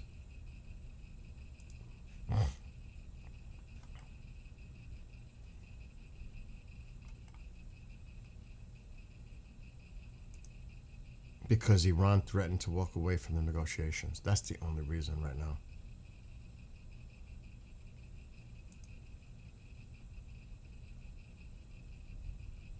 It's not like Israel hasn't struck southern Beirut before. Now it's different. Why is it different now? Because Iran threatened to walk away?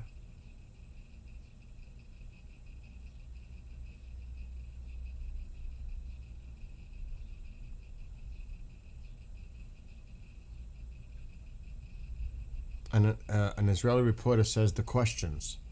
Do IDF forces remain in their current location? Can Israel attack an emerging threat? Does Hezbollah commit not to attack even if the fire in Iran resumes? Will the destruction of Shia villages in southern Lebanon continue? The Israelis are bugging out.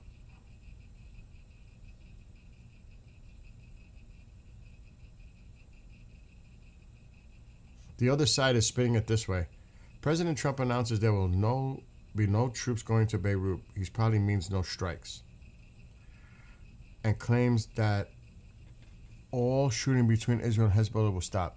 In essence, Trump has pressured Israel not to strike Beirut and declared a ceasefire after Iran's threats. Let's see what happens. This is the other side saying this.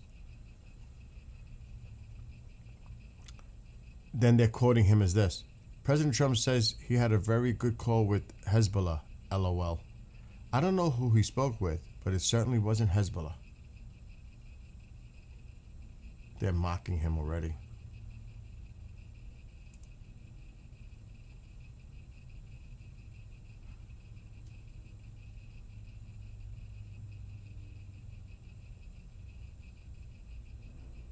Just a few minutes ago, launches from Lebanon toward communities along the confrontation line. The public is instructed to enter protected spaces. So now what?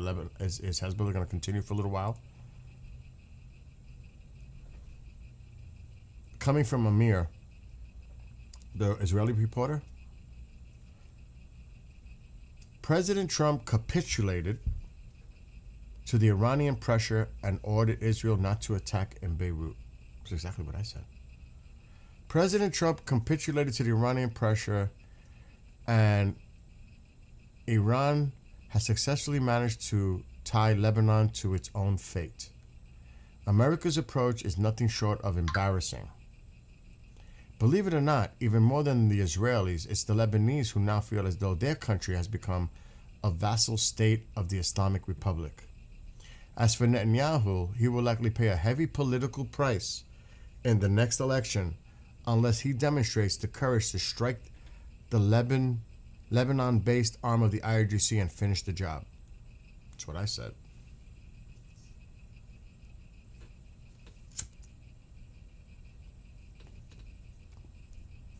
Oh boy.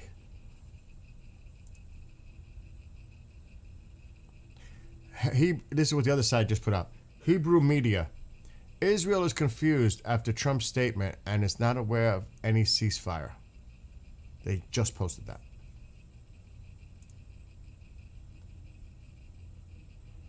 Oh my gosh.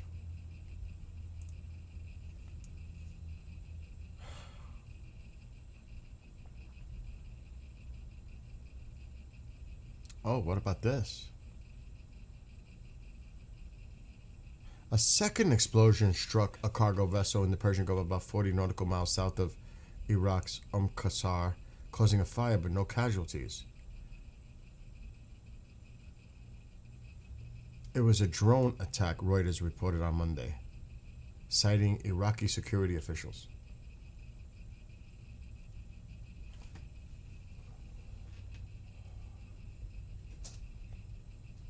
I don't even want to read the post anymore on Truth Social. It's being spread all over the place. Everybody's running with it. Oh God, look what he just put. Look. Talks 5 minutes ago. Talks are continued at a rapid pace with the Islamic Republic of Iran. Thank you for your attention to this matter. So it was about that, because now he's saying, oh, no, don't worry, everybody. They didn't walk away. Negotiations are still going on. They're going on at a rapid pace. That speaks for itself. No. We're still talking. Talks are continuing at a rapid pace with the Islamic Republic of Iran. Don't listen to that. You know what this else is, right? Market manipulation. Market manipulation. I would love to see the charts of the oil market from that this morning to now. It had to have fluctuated.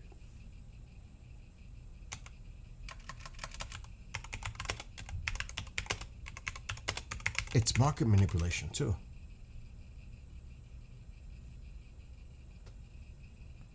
It makes total fucking sense. Now that I think about it.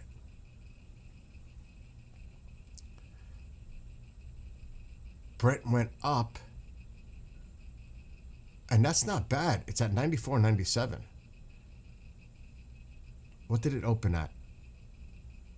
It opened at 92.58. It went up slightly. I bet you that shit starts coming down now with a ceasefire. It's 94.88 right now. Remember that number. Why? I bet you this number goes down to 90 at least later.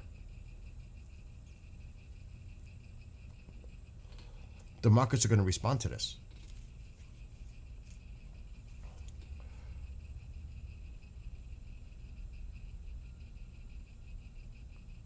This is something to keep an eye on. The market. It's definitely going to be connected. Let me see WTI.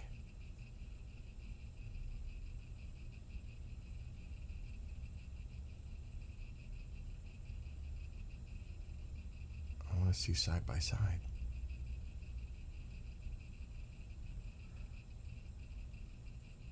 So WTI at the daily high at 147 was 94.72. Daily low was 88.45. It opened at 88.48. Now Brent crude went up at 137 to 97.79 cents. And it's come down since. Holy shit. It's unfucking believable how fast they react. It's unbelievable.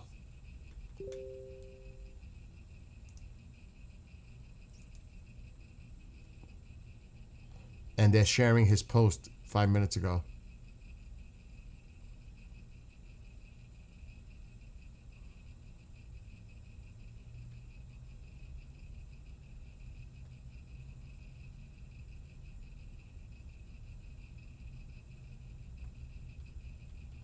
Oh my God. I can tell you this, there are not people happy in Israel right now.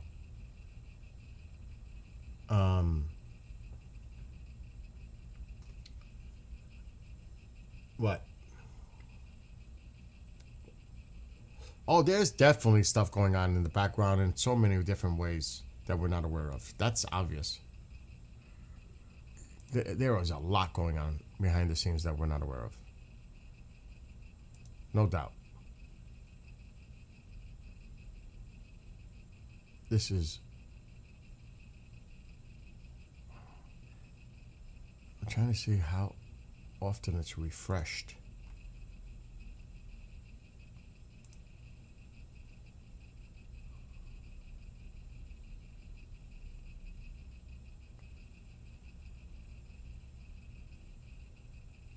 I'm going to keep an eye on this. It did go up as high as 97.88, 80, I mean, Brent crude. And it's now down to, it just bounced back up a little. 95.26. This is going to fluctuate. I bet you it closes at 90. I bet you.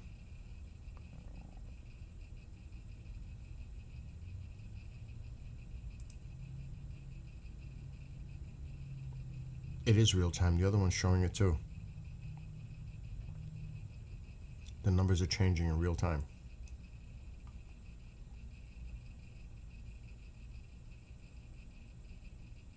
Look at that. It just went down. I bet you this gets close to 90 at least by the end of the day now. We still got a few hours. WTI is at 91. It dropped. It went up to, even though it says it's plus, it did drop. It's still going down. Oh, it just bounced back up. So watch these numbers. I bet you by the end of the day, WTI is going to go below 90 and the Brent will probably get close to like 91, 90.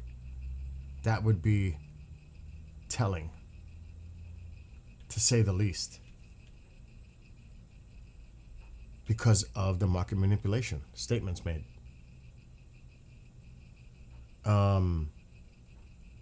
Of course, the public gets misled. The media is a big part of that. Look at all the aerial fuelers that are airborne on flight radar. Don't have that many for standing down. There could be still activities going on. They could be sending stuff to Kuwait. There still could. That happened yesterday with flight radar, and it did happen. But it's for defensive purpose only. It's only a love tap. Don't read too much into it.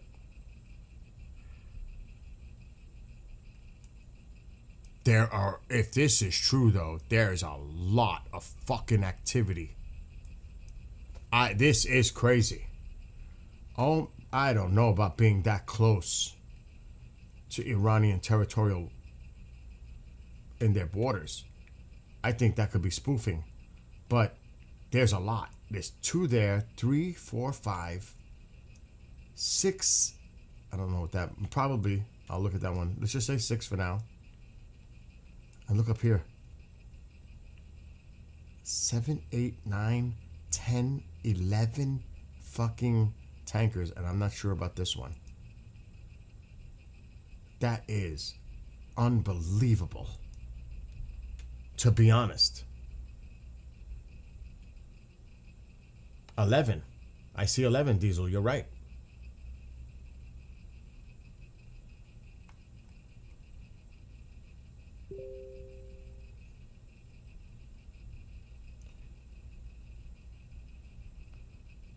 But why would he Again, it is another one. Maybe. Yep, another one entering the area. And who knows what it's refueling? God only knows. So yeah, this is a lot going on flight radar, to be honest.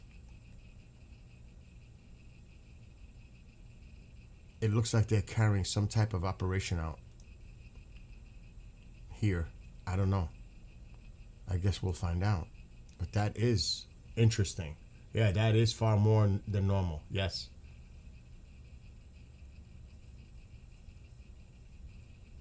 I agree.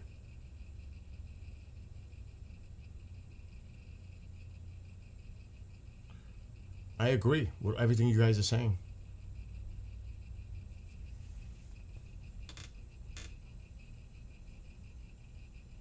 And it's dark there. What time is it? 7.5 hours. It's 9:30 in Iran. PM.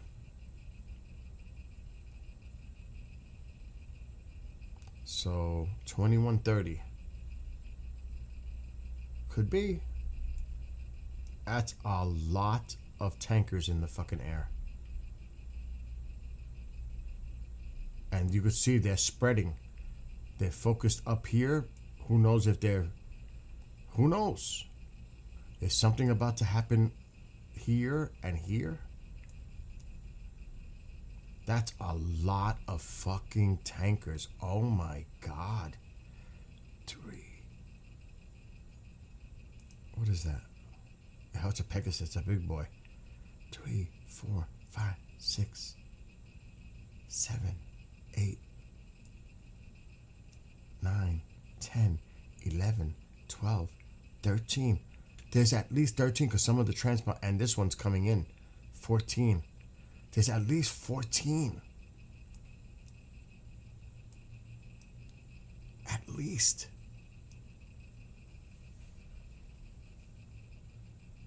He's pulling out a tactic out of the art of war. Yeah, that's true. Maybe more in the name of... They just turned it off. They could be spoofing. In the name of defensive purposes, yes. Yeah, Jason. Yep.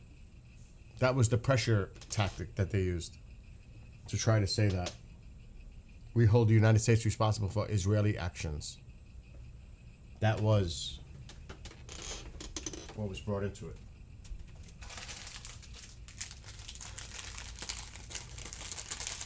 That's a wow. I have not seen that many in quite a while. Not that many. To be honest, I have not.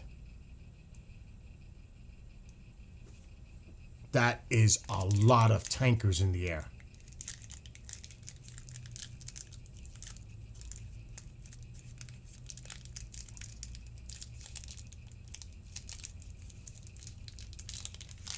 We'll see. But that is definitely interesting on the screen right now. And thanks for the person to mention it in chat. I don't know who it was.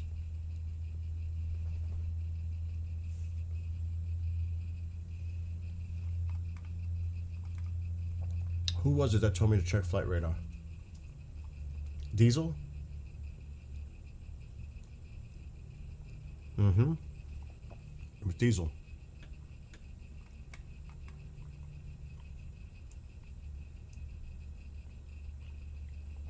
There's a lot of C-17s incoming too.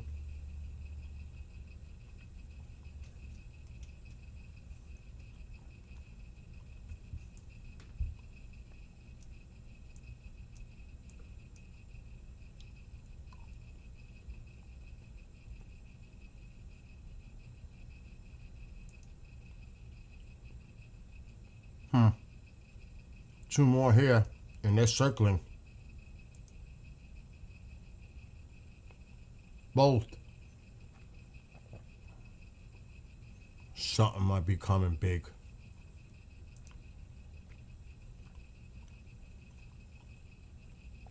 Something might be. I'm not saying it is. Another one. That could be a galaxy. It is. I could tell by looking at it. Can you believe that?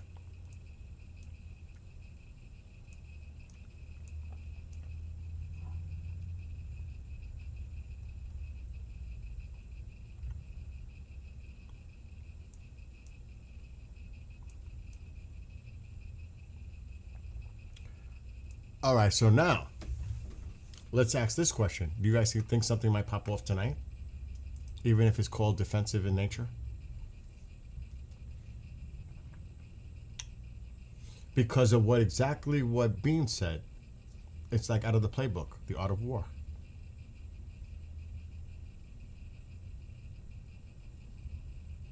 I agree. I agree with you guys. Focus on Iran. Totally agree.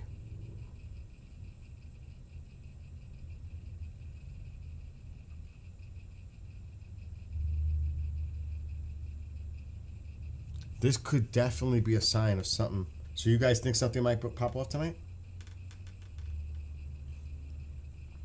Thomas says no. Bean says yes. That's a lot of stuff going on right now. Like I said, I haven't seen it this active in quite some time. I can't put an exact time on it because that's a lot of activity going on. And a lot of it is near the Persian Gulf. Strait of Hormuz, Gulf of Oman. What have they been doing? Are they just coming in? Because they could just be simply reinforcing these. Let's see what these are doing. That's if we see it.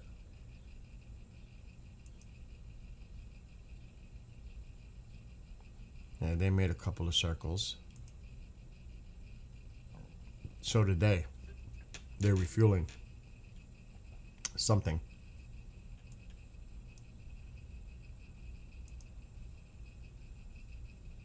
This one's coming in. This one's coming. This one's coming. Those, God only knows where those are going. This seems like there's more taking off.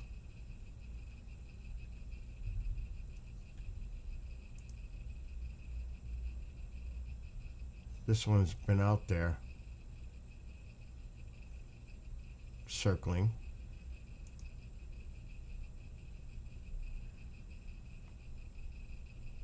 This one looks like it's coming back in. This one, this was the, oh, it's still way up there, 18,000 feet. Oh, it might be coming in. This one might be coming into Tel Aviv. Yep, it's dropping altitude. This one's returning. Yep, it's dropping altitude. This one's coming back to land. This one might be lining up for the same thing. He's at 24,000. Where's he been? Will it show it? No. He might be coming in also. This one looks like it just took off. I'm not sure. Yeah, it didn't take off that long ago.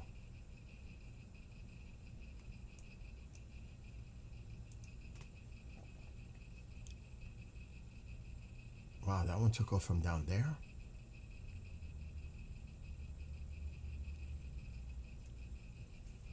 But the other ones were circling for a minute. The two here that were there.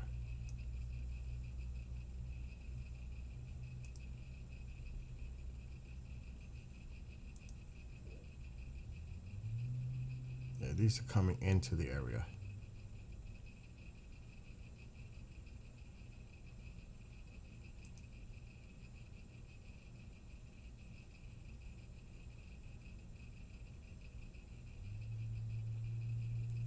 I don't know.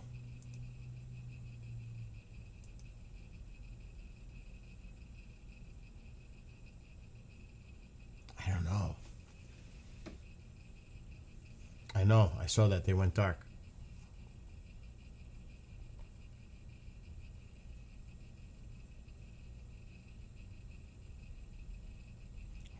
I'm just saying, there's a lot of activity in near the Persian Gulf, Strait of Hormuz, Gulf of Oman right now.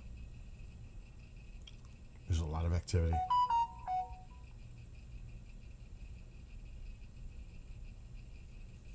No, but he probably he actually maybe he misspoke. He thought about the airstrikes. I don't think it's about troops. I think it has to do more with airstrikes, like somebody corrected. But there were tanks that crossed the Litani heading north. Israeli tanks. That was reported.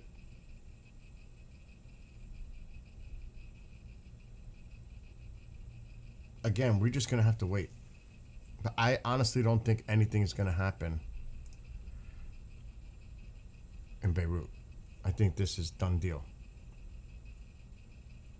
Like somebody said in chat, the focus needs to be on Iran. Stay away from Beirut. Like, really. Uh-oh. Now they're throwing this now. Ibrahim Azizi says, this is IRGC, if the attacks against Lebanon do not stop completely, the consequences will be severe for the Zionist regime and U.S. forces in the region. See? They just became more emboldened. This is the danger of it. When you appease them, they become more, they look at it as weakness, and now they're going to come out even more with crazy rhetoric. They are fully aware that this is not an empty threat, and we are prepared for a military response. See, now the rhetoric is going to start because they think they're getting their way. And like Bean said, this could be all part of the plan to let them think that, and then boom.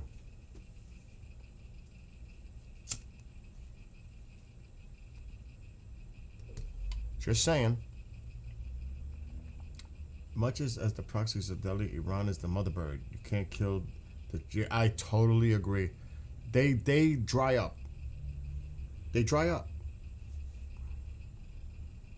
No doubt about it. That's like when I go out, there's these invasive species of vine that are growing in the hedges. And it's spreading like crazy. But what I did in the spring is I cut them at the base wherever they came out of the ground while I could still see where they were coming from. And now it's all gone. They all... Yes, you have to start at the base, the head, whatever you want to call it. Totally agree.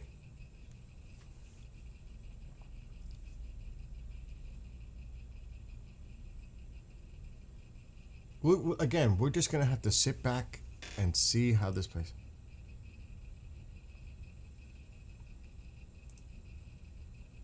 They're all spreading it about his comment that talks are continuing at a rapid pace with the Islamic Republic of Iran. Thank you for your attention to this matter. They're all spreading it now.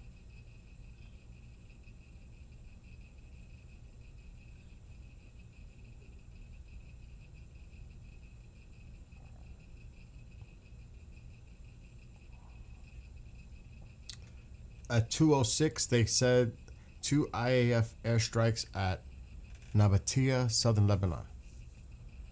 Israeli Channel 13, I mean. The Iranian threat convinced Trump to pressure Netanyahu against striking Beirut. Once again, it is America that determines Israeli policy. Madness.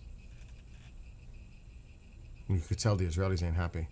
Israel is confused after Trump's statement and is not aware of any ceasefire. At most, it has been agreed not to strike Beirut. But what about the south? So that's why Iran now came out with a statement. They must completely stop hitting Lebanon, not just Beirut. The language is starting to become more clear.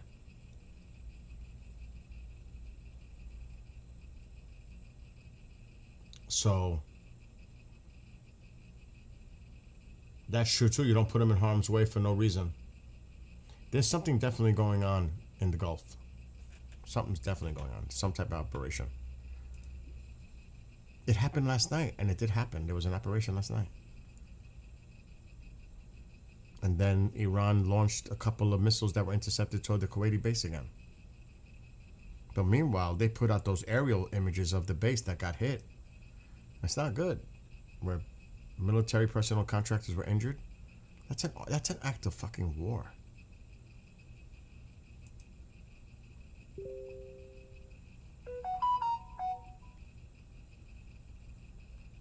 They're just constantly coming.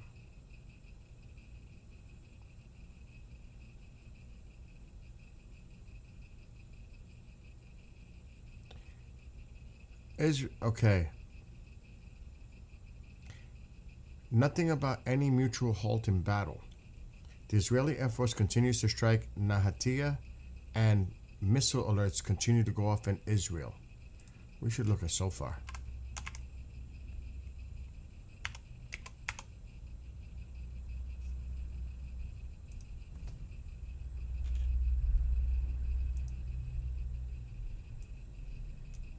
It's quiet right now.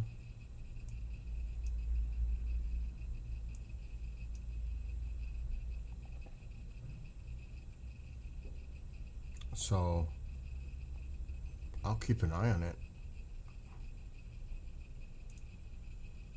They're saying there's alerts going off. I don't see any alerts.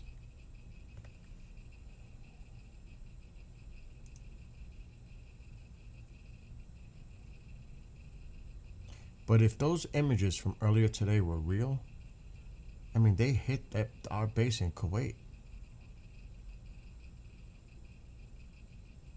To me, that's an act of war. Forget about ceasefire. I'm trying to find them.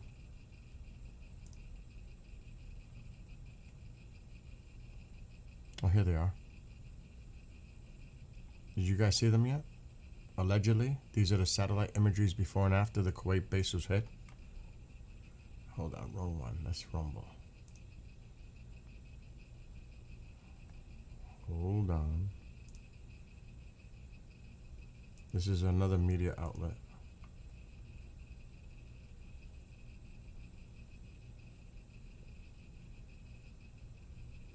Allegedly, is what they're claiming.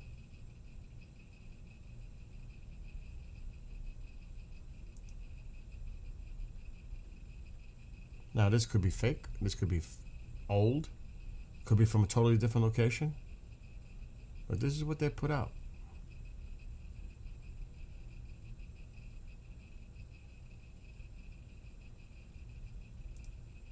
Who knows? It's all part of the propaganda. Oh, I didn't show it on the screen. Hold on. Let me go back. Okay.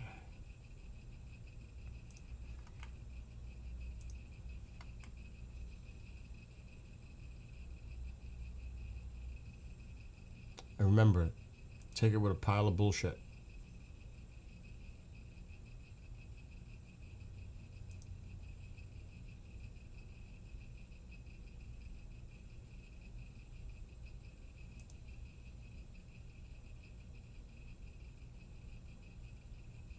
This is what they're claiming.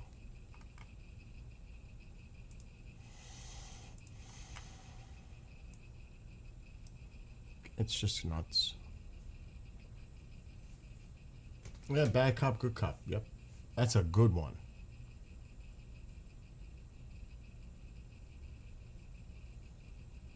Yeah, but allegedly, talks are continuing with Iran at a rapid pace. He posted that a few minutes ago. And before that, that Hezbollah, he spoke with Hezbollah and they've agreed to a ceasefire. Not to fire and attack Israel. And Israel is not to attack Beirut. And to withdraw those forces that were heading north, the troops. And they've already turned back and headed back the other way. Pretty much that's what he said.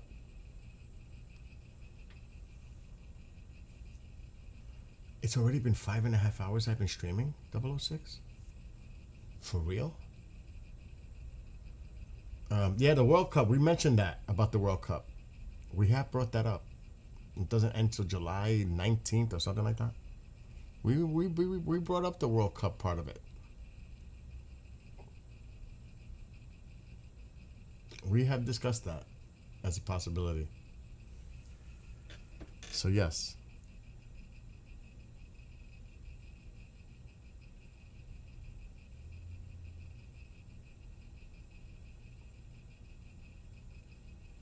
Oh, they're laughing at this. So somebody put this out there, forwarded from Lebanese news. This is the media from the other side saying this. Sources close to Salam told MTV Lebanon's efforts with U.S. administration have achieved a breakthrough towards securing a ceasefire. Then they put, ha ha ha ha ha. Have some shame. Lebanese PM is trying to steal the ceasefire. You sat with the Israeli army 2 days ago for 9 hours and couldn't even issue a single statement, let alone a ceasefire. Have shame. Call the Iranians and apologize and thank them.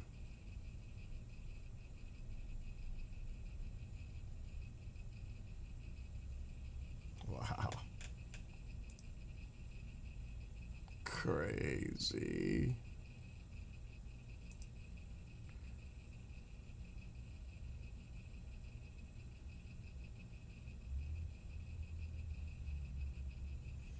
And this is what they just said. Another person. Meanwhile, Lebanese officials are just as confused as Israel. President, I don't know what his name, Awan, Betty, and Salam are conducting intensive communications with the American side to confirm the ceasefire, meaning that Lebanon didn't have a part in the agreement. So the president is talking to the Lebanese government now, explaining to them that he spoke to Hezbollah, and Hezbollah has agreed to a ceasefire. The Lebanese government is even fucking in on it. They're not even aware what the hell's going on. They're just as confused as anybody else. Now he's talking to them. Or at least somebody is on our side, is explaining to the Lebanese government what the hell is going on. Oh my gosh. Yeah, for real. I'm gonna take a break. I gotta go eat. I'm starting to feel sick. My sugar's going. I can feel it. Jet activity over Tehran. That was reported earlier. I know it says 2:15, but I heard that like an hour or so ago.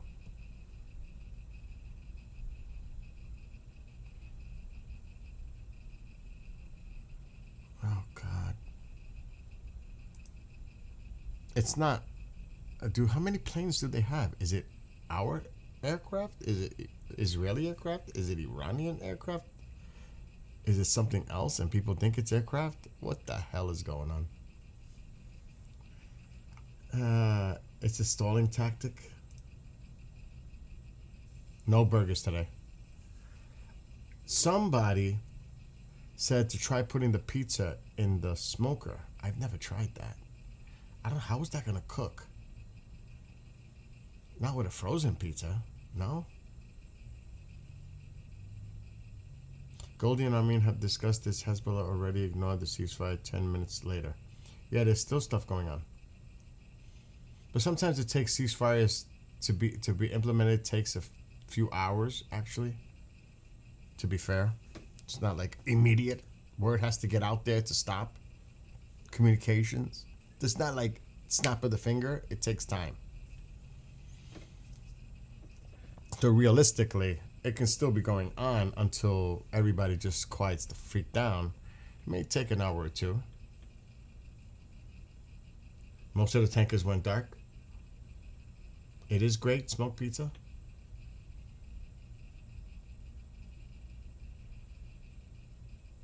Well, Kevin says too, pizza on the smoker is good stuff. I'm not seeing no alerts in Israel. It's in the background.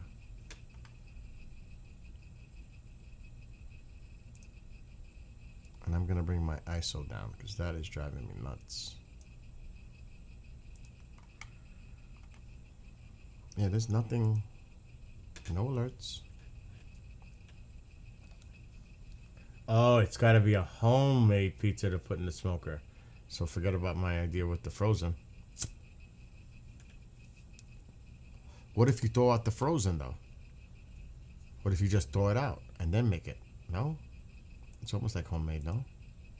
It's not frozen. All right, let me look. And then I'm going to get off because I really do need to eat. I'm feeling a little ill. My stomach's making noises. Not good. That's why I ate a couple of pieces of chocolate to keep my sugar balanced. So I was starting to feel it. Yeah, I'm not seeing as much now. So they definitely switched some off.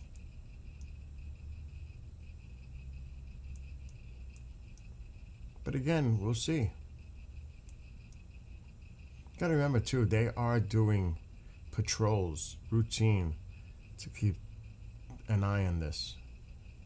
We can't just jump and say, "Uh-oh, something's about to happen."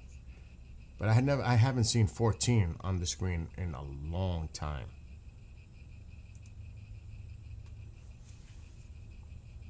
Both are good.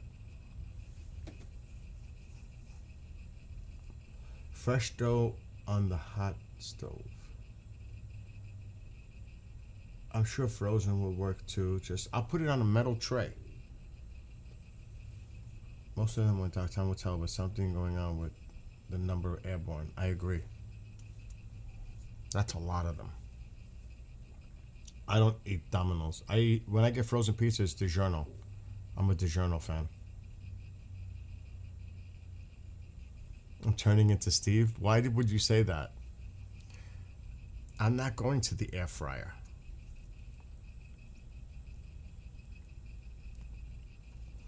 I'm going to the smoker outside in the back. Yeah, he has his air fryer. That's all.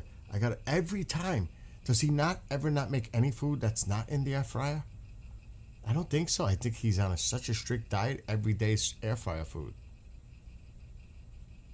It is the best way, really. Don't fry your food. Air frying is great. I like smoking. I have my big air fryer. It's like this big. It's one of those big. You could fit turkey in it, mine. I got trolled earlier to think.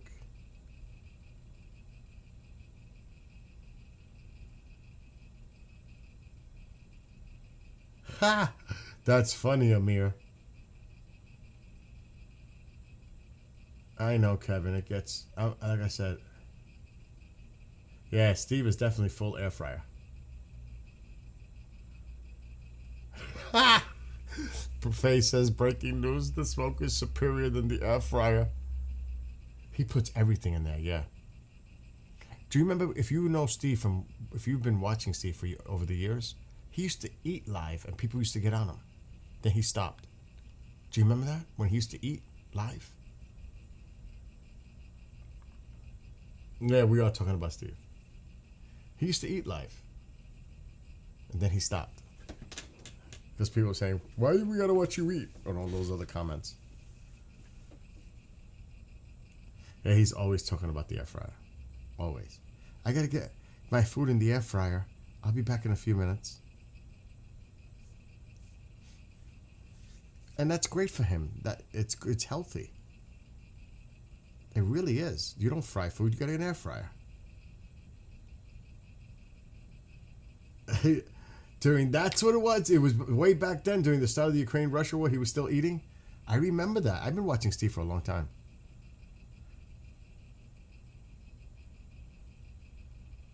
Try Motor City Pizza. I don't know if they have that here. I don't know if Walmart has that. Or maybe the local supermarkets. I'm going to check. I'm going to have 2 orders today in one day.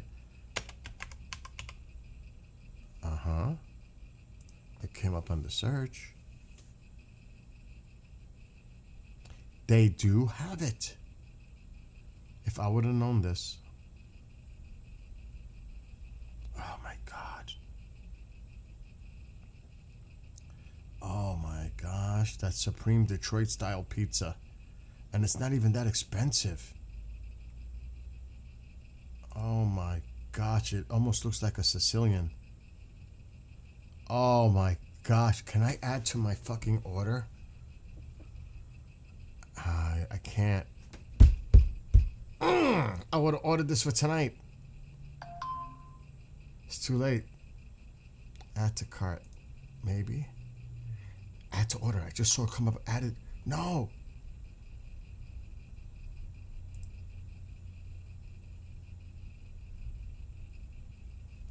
It disappeared from the screen. There's still time to add to your order?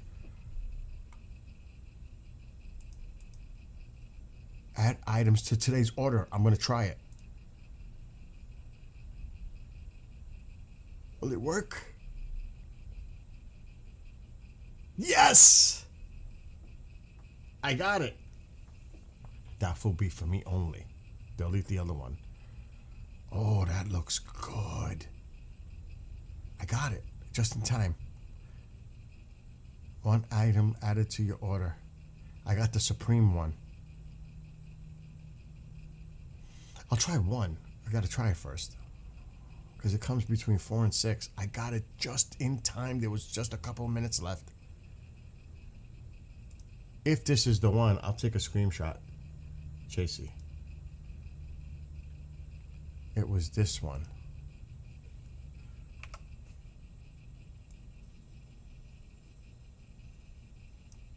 Yeah, this is enough for me. This is my dinner tonight. Nobody else's. It's for me only. Personal pizza. I'm getting I'm so hungry, I'm freaking out.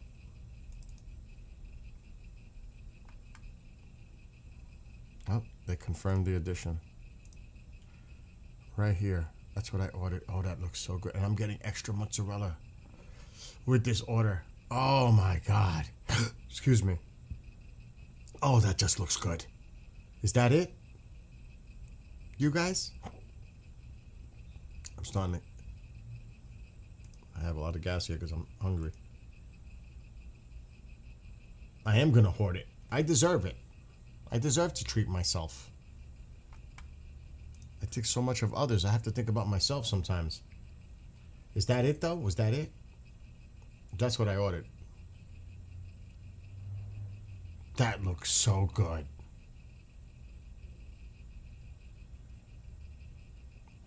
I don't know if I want to mess with the wood stove, the smoker with that, though. Because if I screw it up... That was it?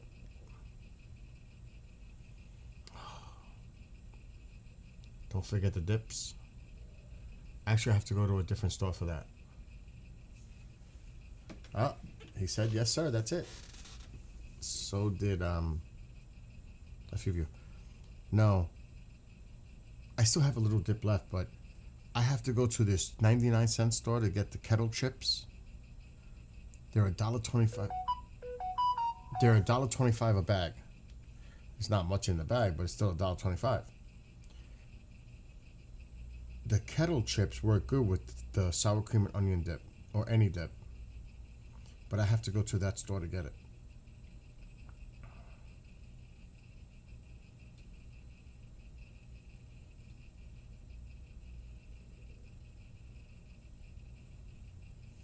What the hell do they want now?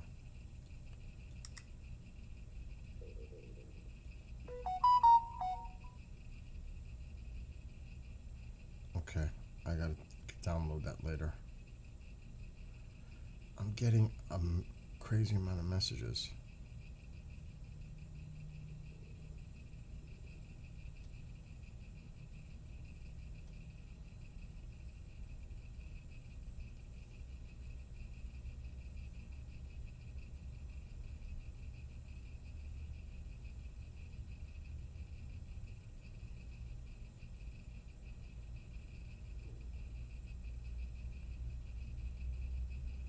We'll deal with this later. My stomach, I don't know if you guys can hear it. It's growling. Get your temperature. Yeah, just oven cook it. Get your temp on the oven right on and lower rack. What's up, Genghis?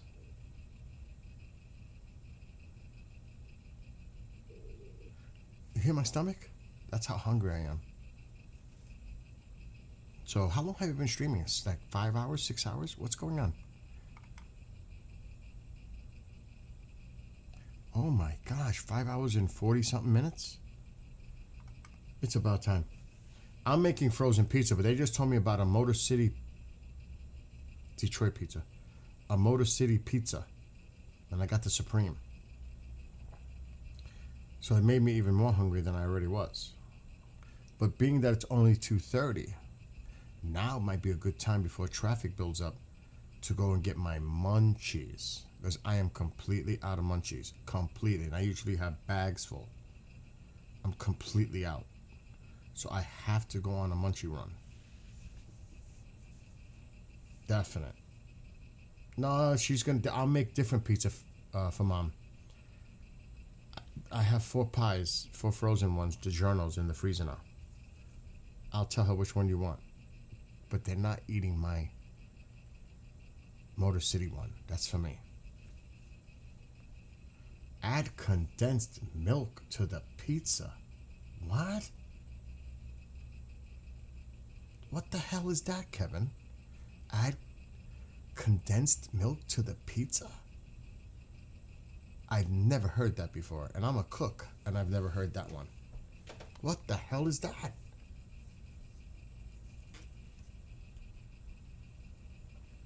Dude, I'm hungry just talking about it. You don't understand. I'm suffering. I woke up early this morning, like 7. It is almost 3, and I still haven't had anything to eat except for 2 pieces of sugar-free chocolate, which one almost made me choke. Just to keep me going.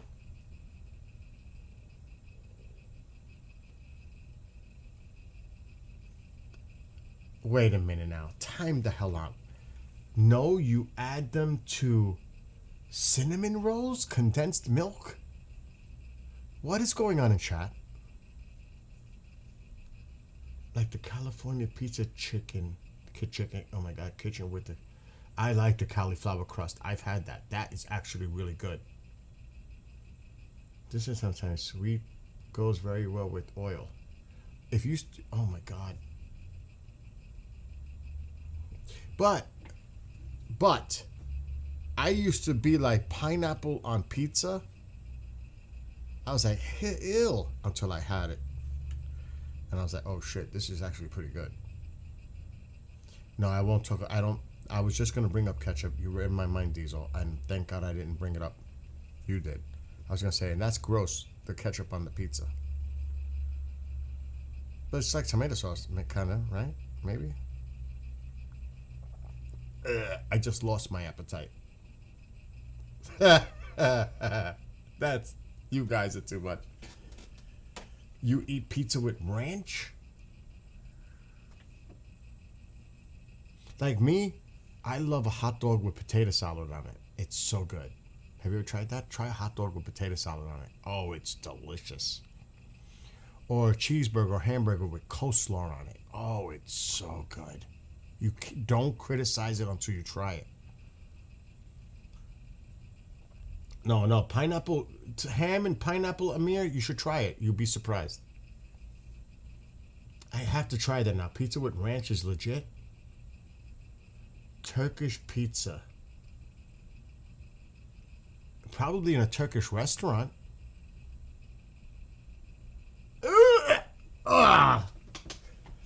Ketchup on your spaghetti? For real? Why not use gravy? Why not use sauce? What do you eat? Ketchup on spaghetti? What is wrong with you? What about just ordinary gravy, sauce, tomato sauce? What? Ketchup on spaghetti? Oh my God. Oh. Pineapple is for juice only. Oh shit. I like pepperoncinis. I got mine coming now. I forgot to order them. They're coming on this next order. Southern Louisiana. I know where you're from. We got famous local pizza here. What? It just disappeared. What happened? What happened, King? You removed it? The lower rack is fine. Oh, okay. So you add ketchup with the sauce. I eat spaghetti on a slice of bread. I've never tried that. Set my temperature to 45 when I make the pizza. 425. Oh, here we go.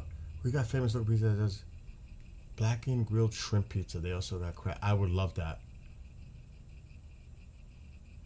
I would definitely eat that. A seafood pizza? Oh, yeah. Dip some cheddar cheese slices into applesauce. What?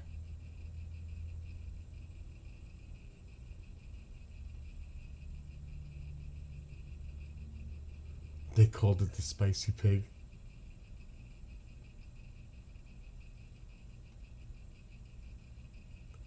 What? Spaghetti wrapped in a flour tortilla?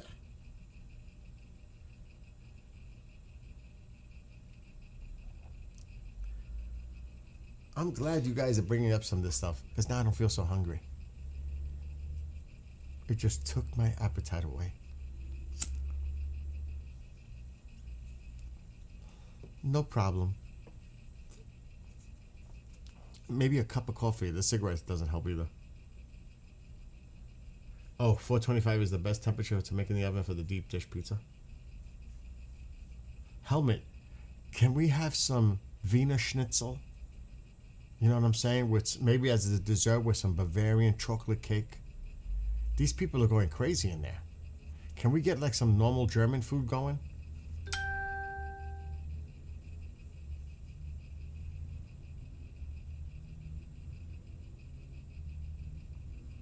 That's true, but spaghetti?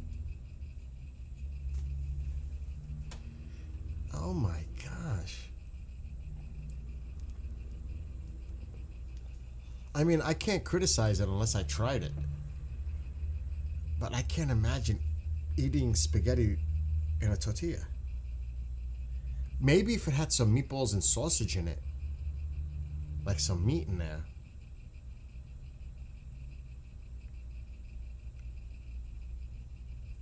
Would I eat baked ziti wrapped in a tortilla?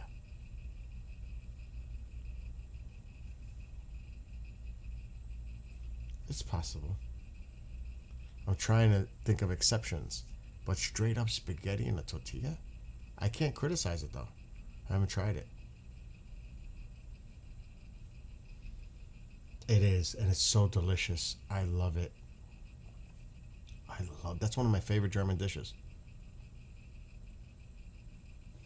Don't criticize the pineapple on the pizza unless you try it with the ham. It tastes really good. You'd be surprised. Now he's throwing more in the game. Chicken. Let's just add some chicken Alfredo in there now too. In the tortilla. Why don't we just eat anything that comes out of the refrigerator, out of the oven, or is cooked in a tortilla?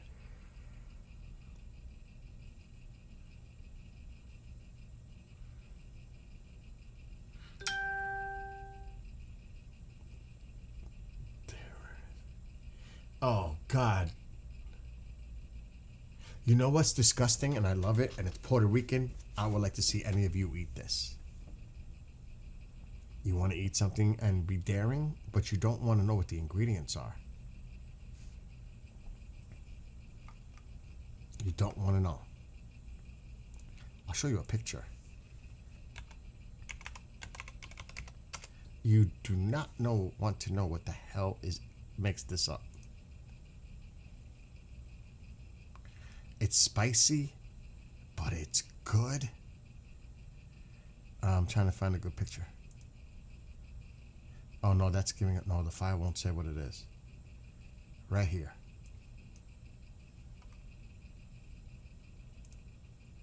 That. And you can see there's rice in there. This is. Do you see this? It's against the law. Oh my God! But don't, like I said, don't criticize it unless you tried it. This right here. It tastes really good. I have had jalapenos on pizza, but I gotta be careful because I have GERD. I have to be careful with spice. You're right, Helmet. That is. Yes, I've had breakfast pizza. That's acceptable to me. Oh my God. That I just showed you is blood sausage from Puerto Rico.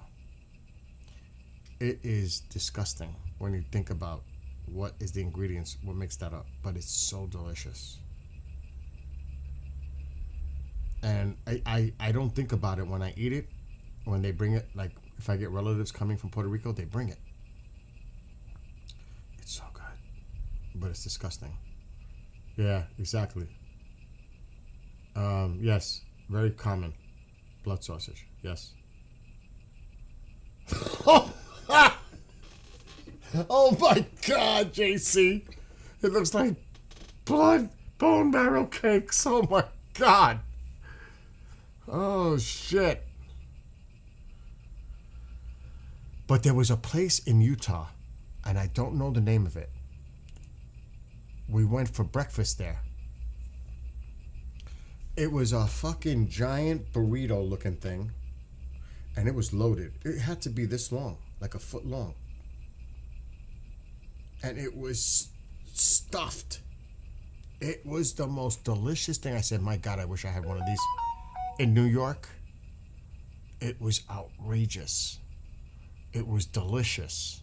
And I was full from the whole thing all day. That's how filling it was.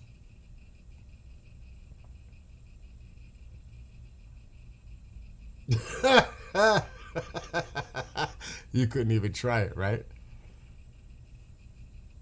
Oh, yeah. I don't eat it often, but when I do, I have to prepare to both bathrooms. Not just one. I need a backup.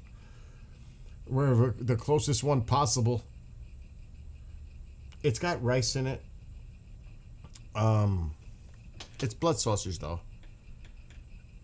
With rice, really. I'm looking at it. And even looking at it kind of makes me ill.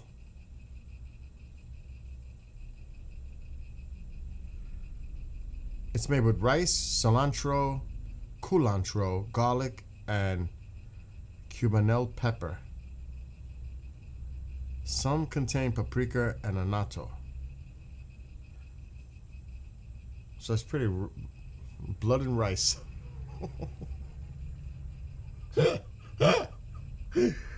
Oh shit! You saw your uncle making. You never tried it. Oh shit! Oh, you know what? Now you see, it's too late to make the order. Something I haven't had in a long time, and I was talking about this a few weeks ago. I haven't had kielbasa, or kibasi, is how I would say it, if I was not pretending, with horseradish, and a good spicy Dijon mustard. I could eat, and potatoes, and maybe some cabbage. I could eat that. I haven't had that in a long time, Polish kielbasa. But I have to have the horseradish that comes in the jar to eat it with it. Oh, it's great. It's a lovely bloody meal. Wait, you know, I like, not for nothing, I like going out to places, like when I go to events and eat foods I've never tried.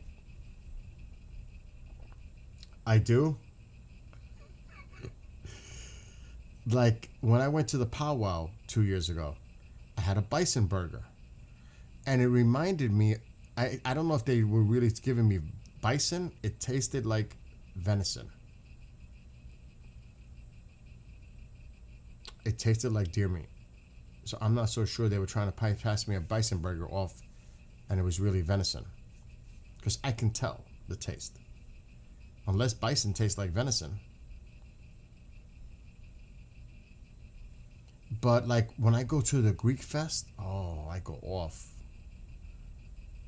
on their food. I like a lot of it. Well, it used to be. There's one thing I won't eat. Anything that has, because I can't stand the smell. The smell gets me nauseous. Anything like the Indians use. What is that thing they use all the time and like everything they cook? Oh, I can't even smell that stuff. It gets me ill. I actually get physically ill just from the smell. What is that shit that they put in all their food? Oh God. Corn! What is that thing that they put in their food? Oh yeah, there it is. The turmeric. I can't eat that. I can't eat that. The smell, I get nauseous smelling that. I can't even eat it. And it's mooing still. Oh God, now you guys. It's supposedly good for you. Good. So are beets, and I can't stand beets. That's what it is. It's curry. That's the one. It's the curry. It's not turmeric. It's curry. Is it the same thing? It's curry. Anything with curry, I gotta stay very far away from. It gets me nauseous. Yeah, it's curry. It's the curry. That's it. That name rings the bell. It's curry. I don't give a shit. I can do without it. I'd rather drink gallons of pickle juice.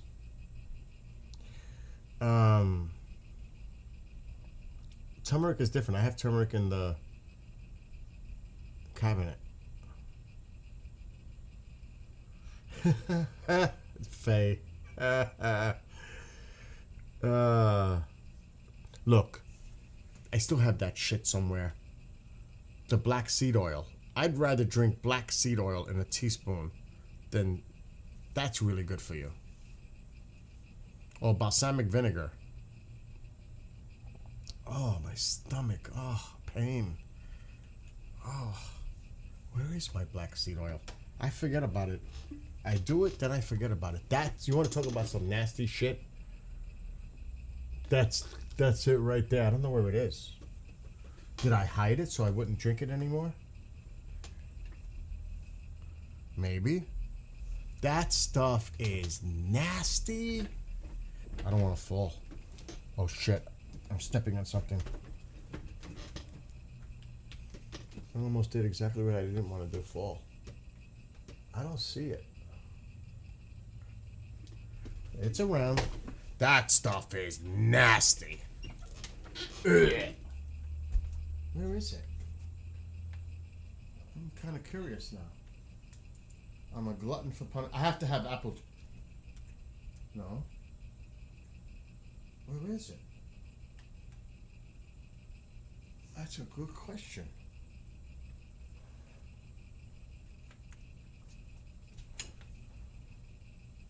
I don't see it. And that's just expensive. It's not like I would throw it away. It should cost me like $80. I honestly don't see it.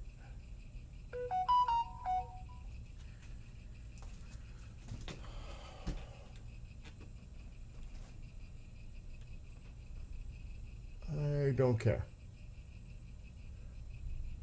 I just don't like when things disappear. Now what?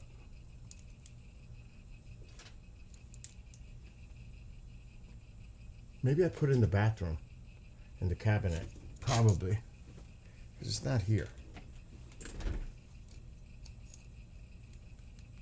It's probably in the bathroom cabinet. That stuff tastes nasty. Ugh.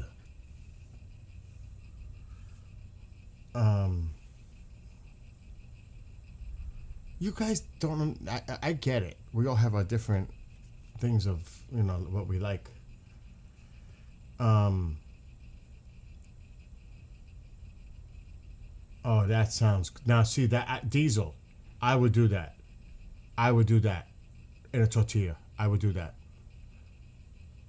The chicken mixed with the fried rice. I would do that in a tortilla. It's almost like a shrimp roll. Or an egg roll. Kinda. Maybe. Close enough. I would do Chinese in a tortilla. There's no doubt about that. I definitely would. I could see that. For that, I'd make a pass. But if I do that, Chris has to have pineapple on pizza. That's the deal. Or no deal.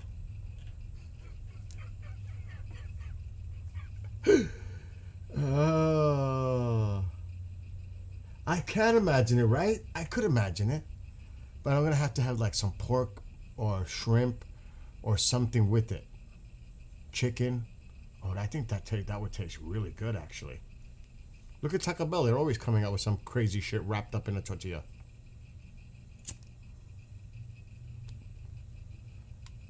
I used to like egg fried rice. I used to like egg fouillon when I was a kid. I don't know why.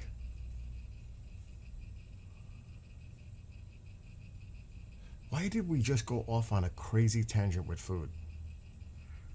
All right. I will say... Oh, I can't. That's not fair. I couldn't say what's my number one favorite food. Because I have a few.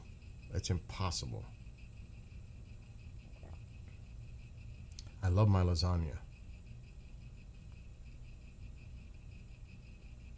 That is tough. That is really a tough call. But I know one thing I won't eat. Beets. I think they taste like dirt. I'm not a fan of spinach unless it's a dip. I like spinach dip. But my number one is probably beets. Ugh. Ugh. That's got to be something I'll never eat. I know there's another, I just can't think of it. I normally would eat, like, of normal foods. I haven't had Taco Bell. I make my own tacos at home. Ugh. Beets. No. I like artichoke hearts. Beets are supposed to be good for you. That's why they sell those beet supplements.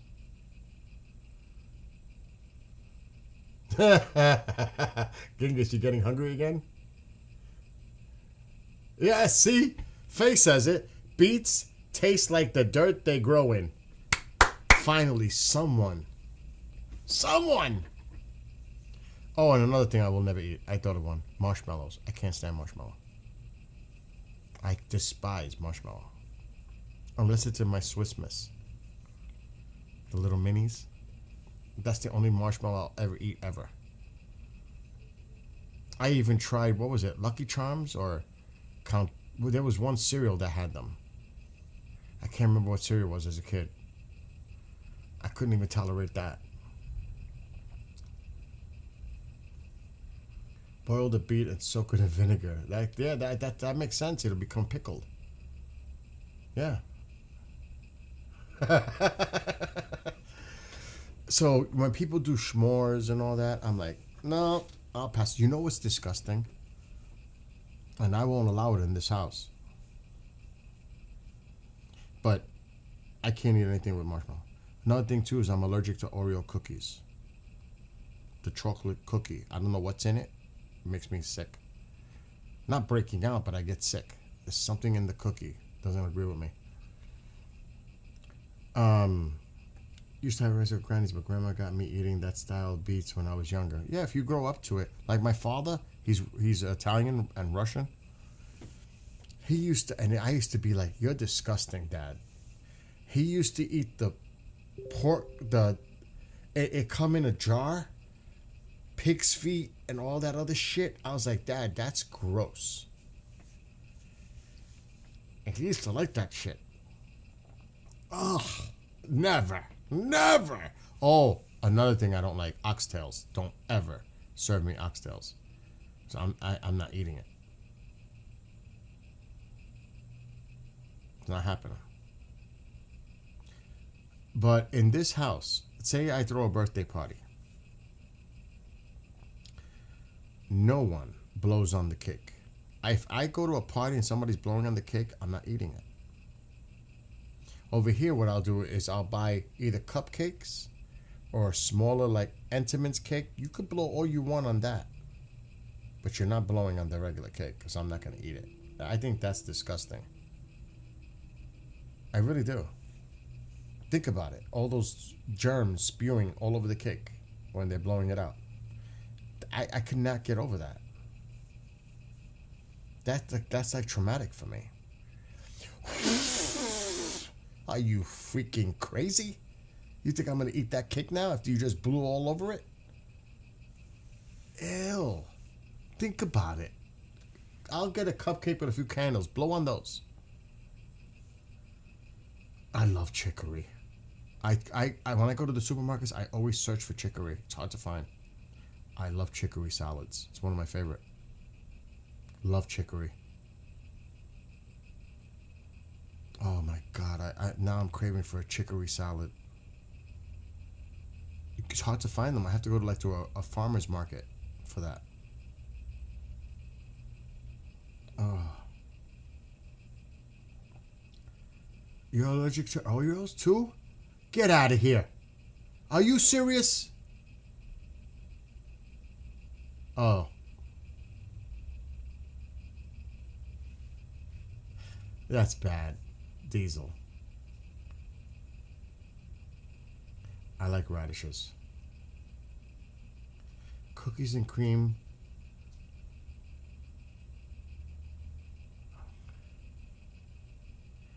What? They smashed the head on the cake. You do the same thing, 006, with the cake? Isn't it crazy how food does connect everyone? That's how we strengthen our immune systems. Oh my God. Oh. Oh, come on. You've seen dentures being blown into a cake? That has to be... that would be like a shock. Oh my God. Could you imagine? Right to the cake. Boom. Like, what the... Did I just see that? I'd be like, oh, shit. They just didn't blow out the cake. Their teeth flew out in the process, blowing out the cake. Oh, my God. That would make me cringe. I'd be like, oh, the way I feel about cakes as it is, for blowing on cakes, to see that would be it. That would definitely put me over the... That'd be it. I'm done. The guy who invented Nutter Butter Cookies should be on the $250 bill. Oh my gosh. I bet you almost did 006. That had to be traumatic. And it's like in slow motion. And then you see the teeth falling into the cake in slow motion, like, ah. Your grandmother did it? Oh, God bless your grandma. But oh my God, that would freak me out. Oh, shit. Uh-oh. Look who's here. Look who's here. Look who came by to say, not hello. It's only for one other reason. And I know what it is. And then he gives me those eyes. Right? I know. Give me a kiss. Oh, don't you do that. I know what you want. I know. I wouldn't eat cake for... That would put me in a traumatic... a period of trauma that I wouldn't eat cake for years after seeing something like that. It'll always be in the back of my head. You know what I gotta go now. You know that, right? Because he's not gonna stop until I take him. He's coming back. Just give it a couple of seconds. He'll be back up here. He can't refuse. 30 seconds or less. He's just looking around. He probably thinks I'm not gonna do it. Gavaki. He's right here. Gavaki. He thinks I'm playing with him. I would love to lift him up and bring him up in front of the camera, but he hates to be lifted. Oh, he just decided to lay down.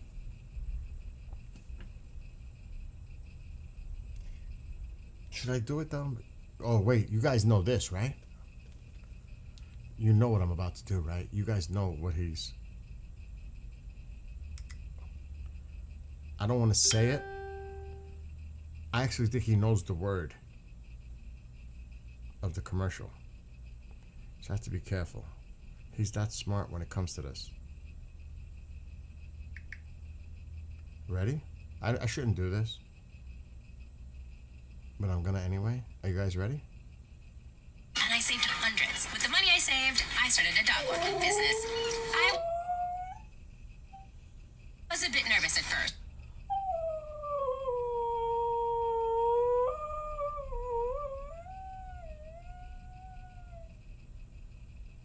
But then I figured, it's just walking, right?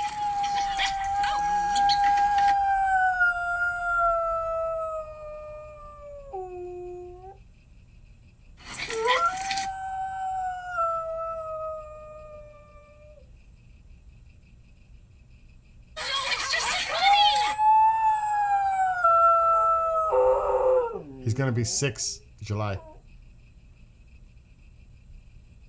Liberty Mutual. He knows the commercial.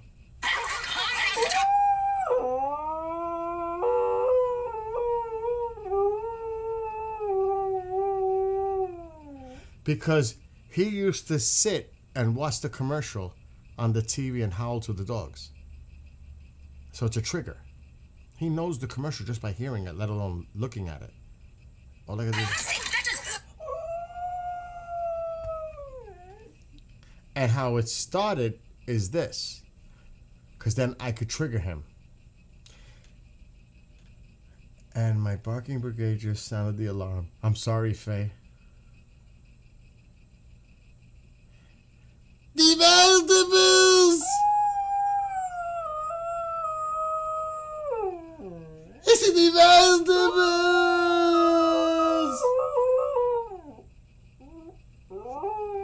The vegetables! So I could just do that. And it triggers him. I got all the dogs that are people watching with their dogs going crazy now. Oh my God, here he comes. This is my baby, Skavakis wants to go outside, the baby. Are you not the baby? You are my baby. Are you my baby? Huh? Are you my baby? See, he doesn't want to hear me talk. He wants to go outside. This is how he gets. He doesn't want me to pet him. He doesn't want me to do anything. Take me outside. He hates it. What's up, Chantal? What do you mean, where's a song about Tycho? Of course I have one. My best friend. I wrote a song about Tycho. Are you kidding? But it's a fun song. And then I'm going because I've been streaming for 6 hours and I gotta eat and I'm freaking out. Of course I wrote a song about Tycho. Are you kidding? It's the baby. And it's literal too. Every word is true. Let me see. I forgot what I called it. My best friend. And this goes for any like animal lover, really, because they're not pets; they're our family. I know. I'm gonna take you. I don't like doing that to him either.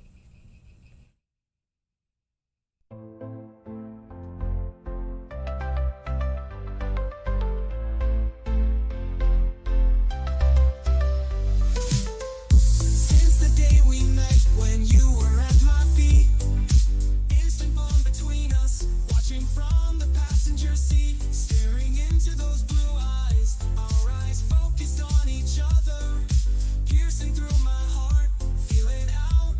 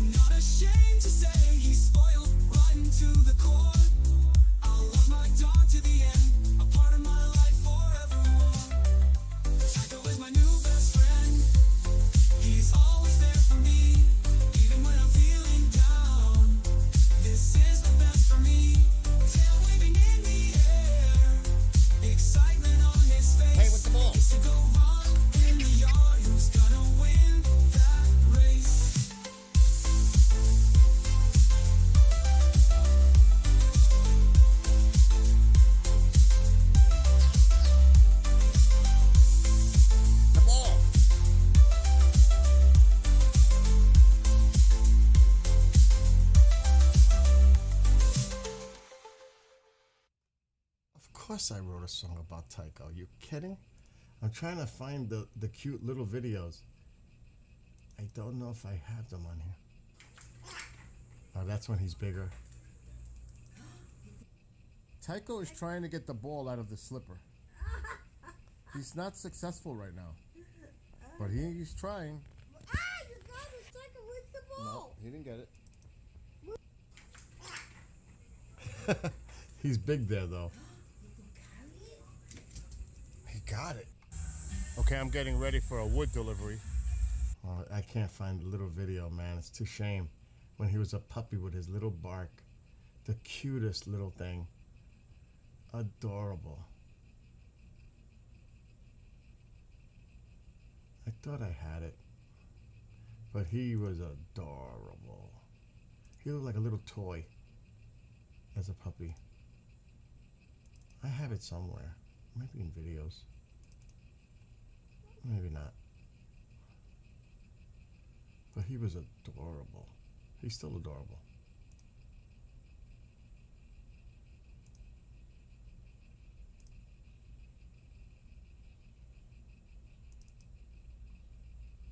Let me see.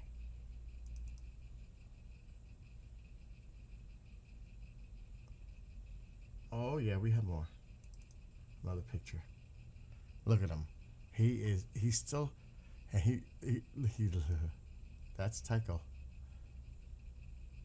That is Tycho.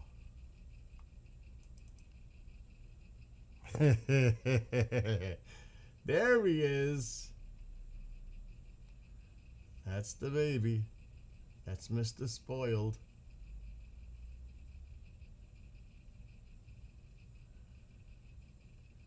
No videos though.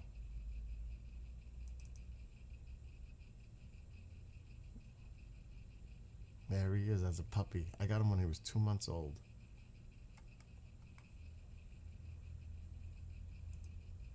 He's still adorable.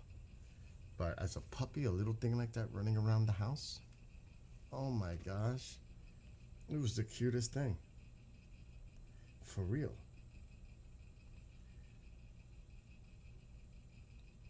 I still have the videos though. Probably somewhere down here.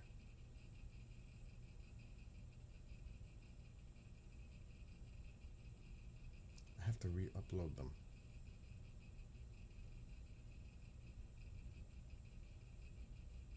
But you hear his little bark? It's so cute. There's the pictures I got when I got him. Here. The little... Look at him.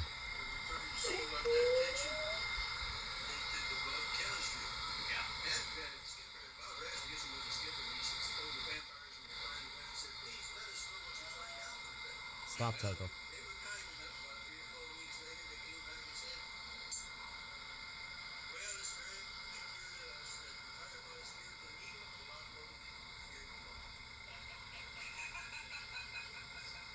Look at him. Stop.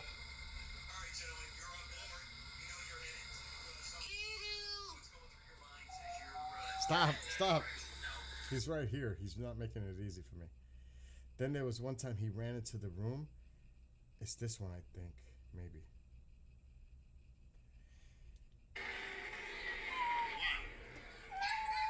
What happened? What's the matter? Tycho, stop. What? He's going crazy. He's going crazy. I'm not even going to put the... Oh, you got to hit the volume.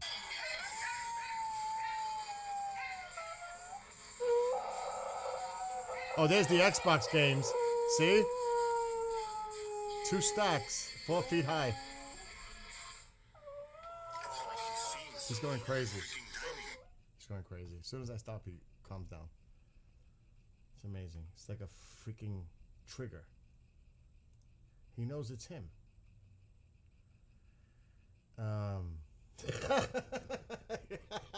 Chantal knows. my God.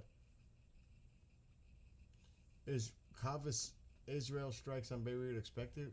Steve is saying that. I don't know how he's saying that. Maybe that's something he didn't change. I don't see that happening.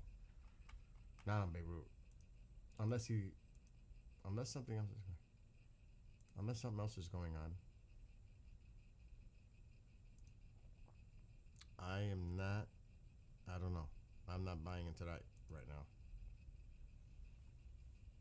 But yeah, he's a character. He's a character. Anyway, I got to get the heck off. I've been on for like 6+ hours. I need a break, and I need to eat, and I need to get him outside and take care of stuff around the house that I have been neglecting. And I got company coming in 3 days. All right, you lovelies. Keep an eye on anything. If you know how to reach me, put a comment on the stream when it's over, and tell me breaking news, whatever. Kevin, you know the deal. You've done. That's how I follow it. Anybody, if you hear anything, let me know, and I'll come back. I'll keep an eye. But I gotta get things done here. All right, you lovelies. Have a great rest of your day, night, evening, morning, whatever it is. Be well, be blessed, be safe. And I may see some of you later on this afternoon or tonight.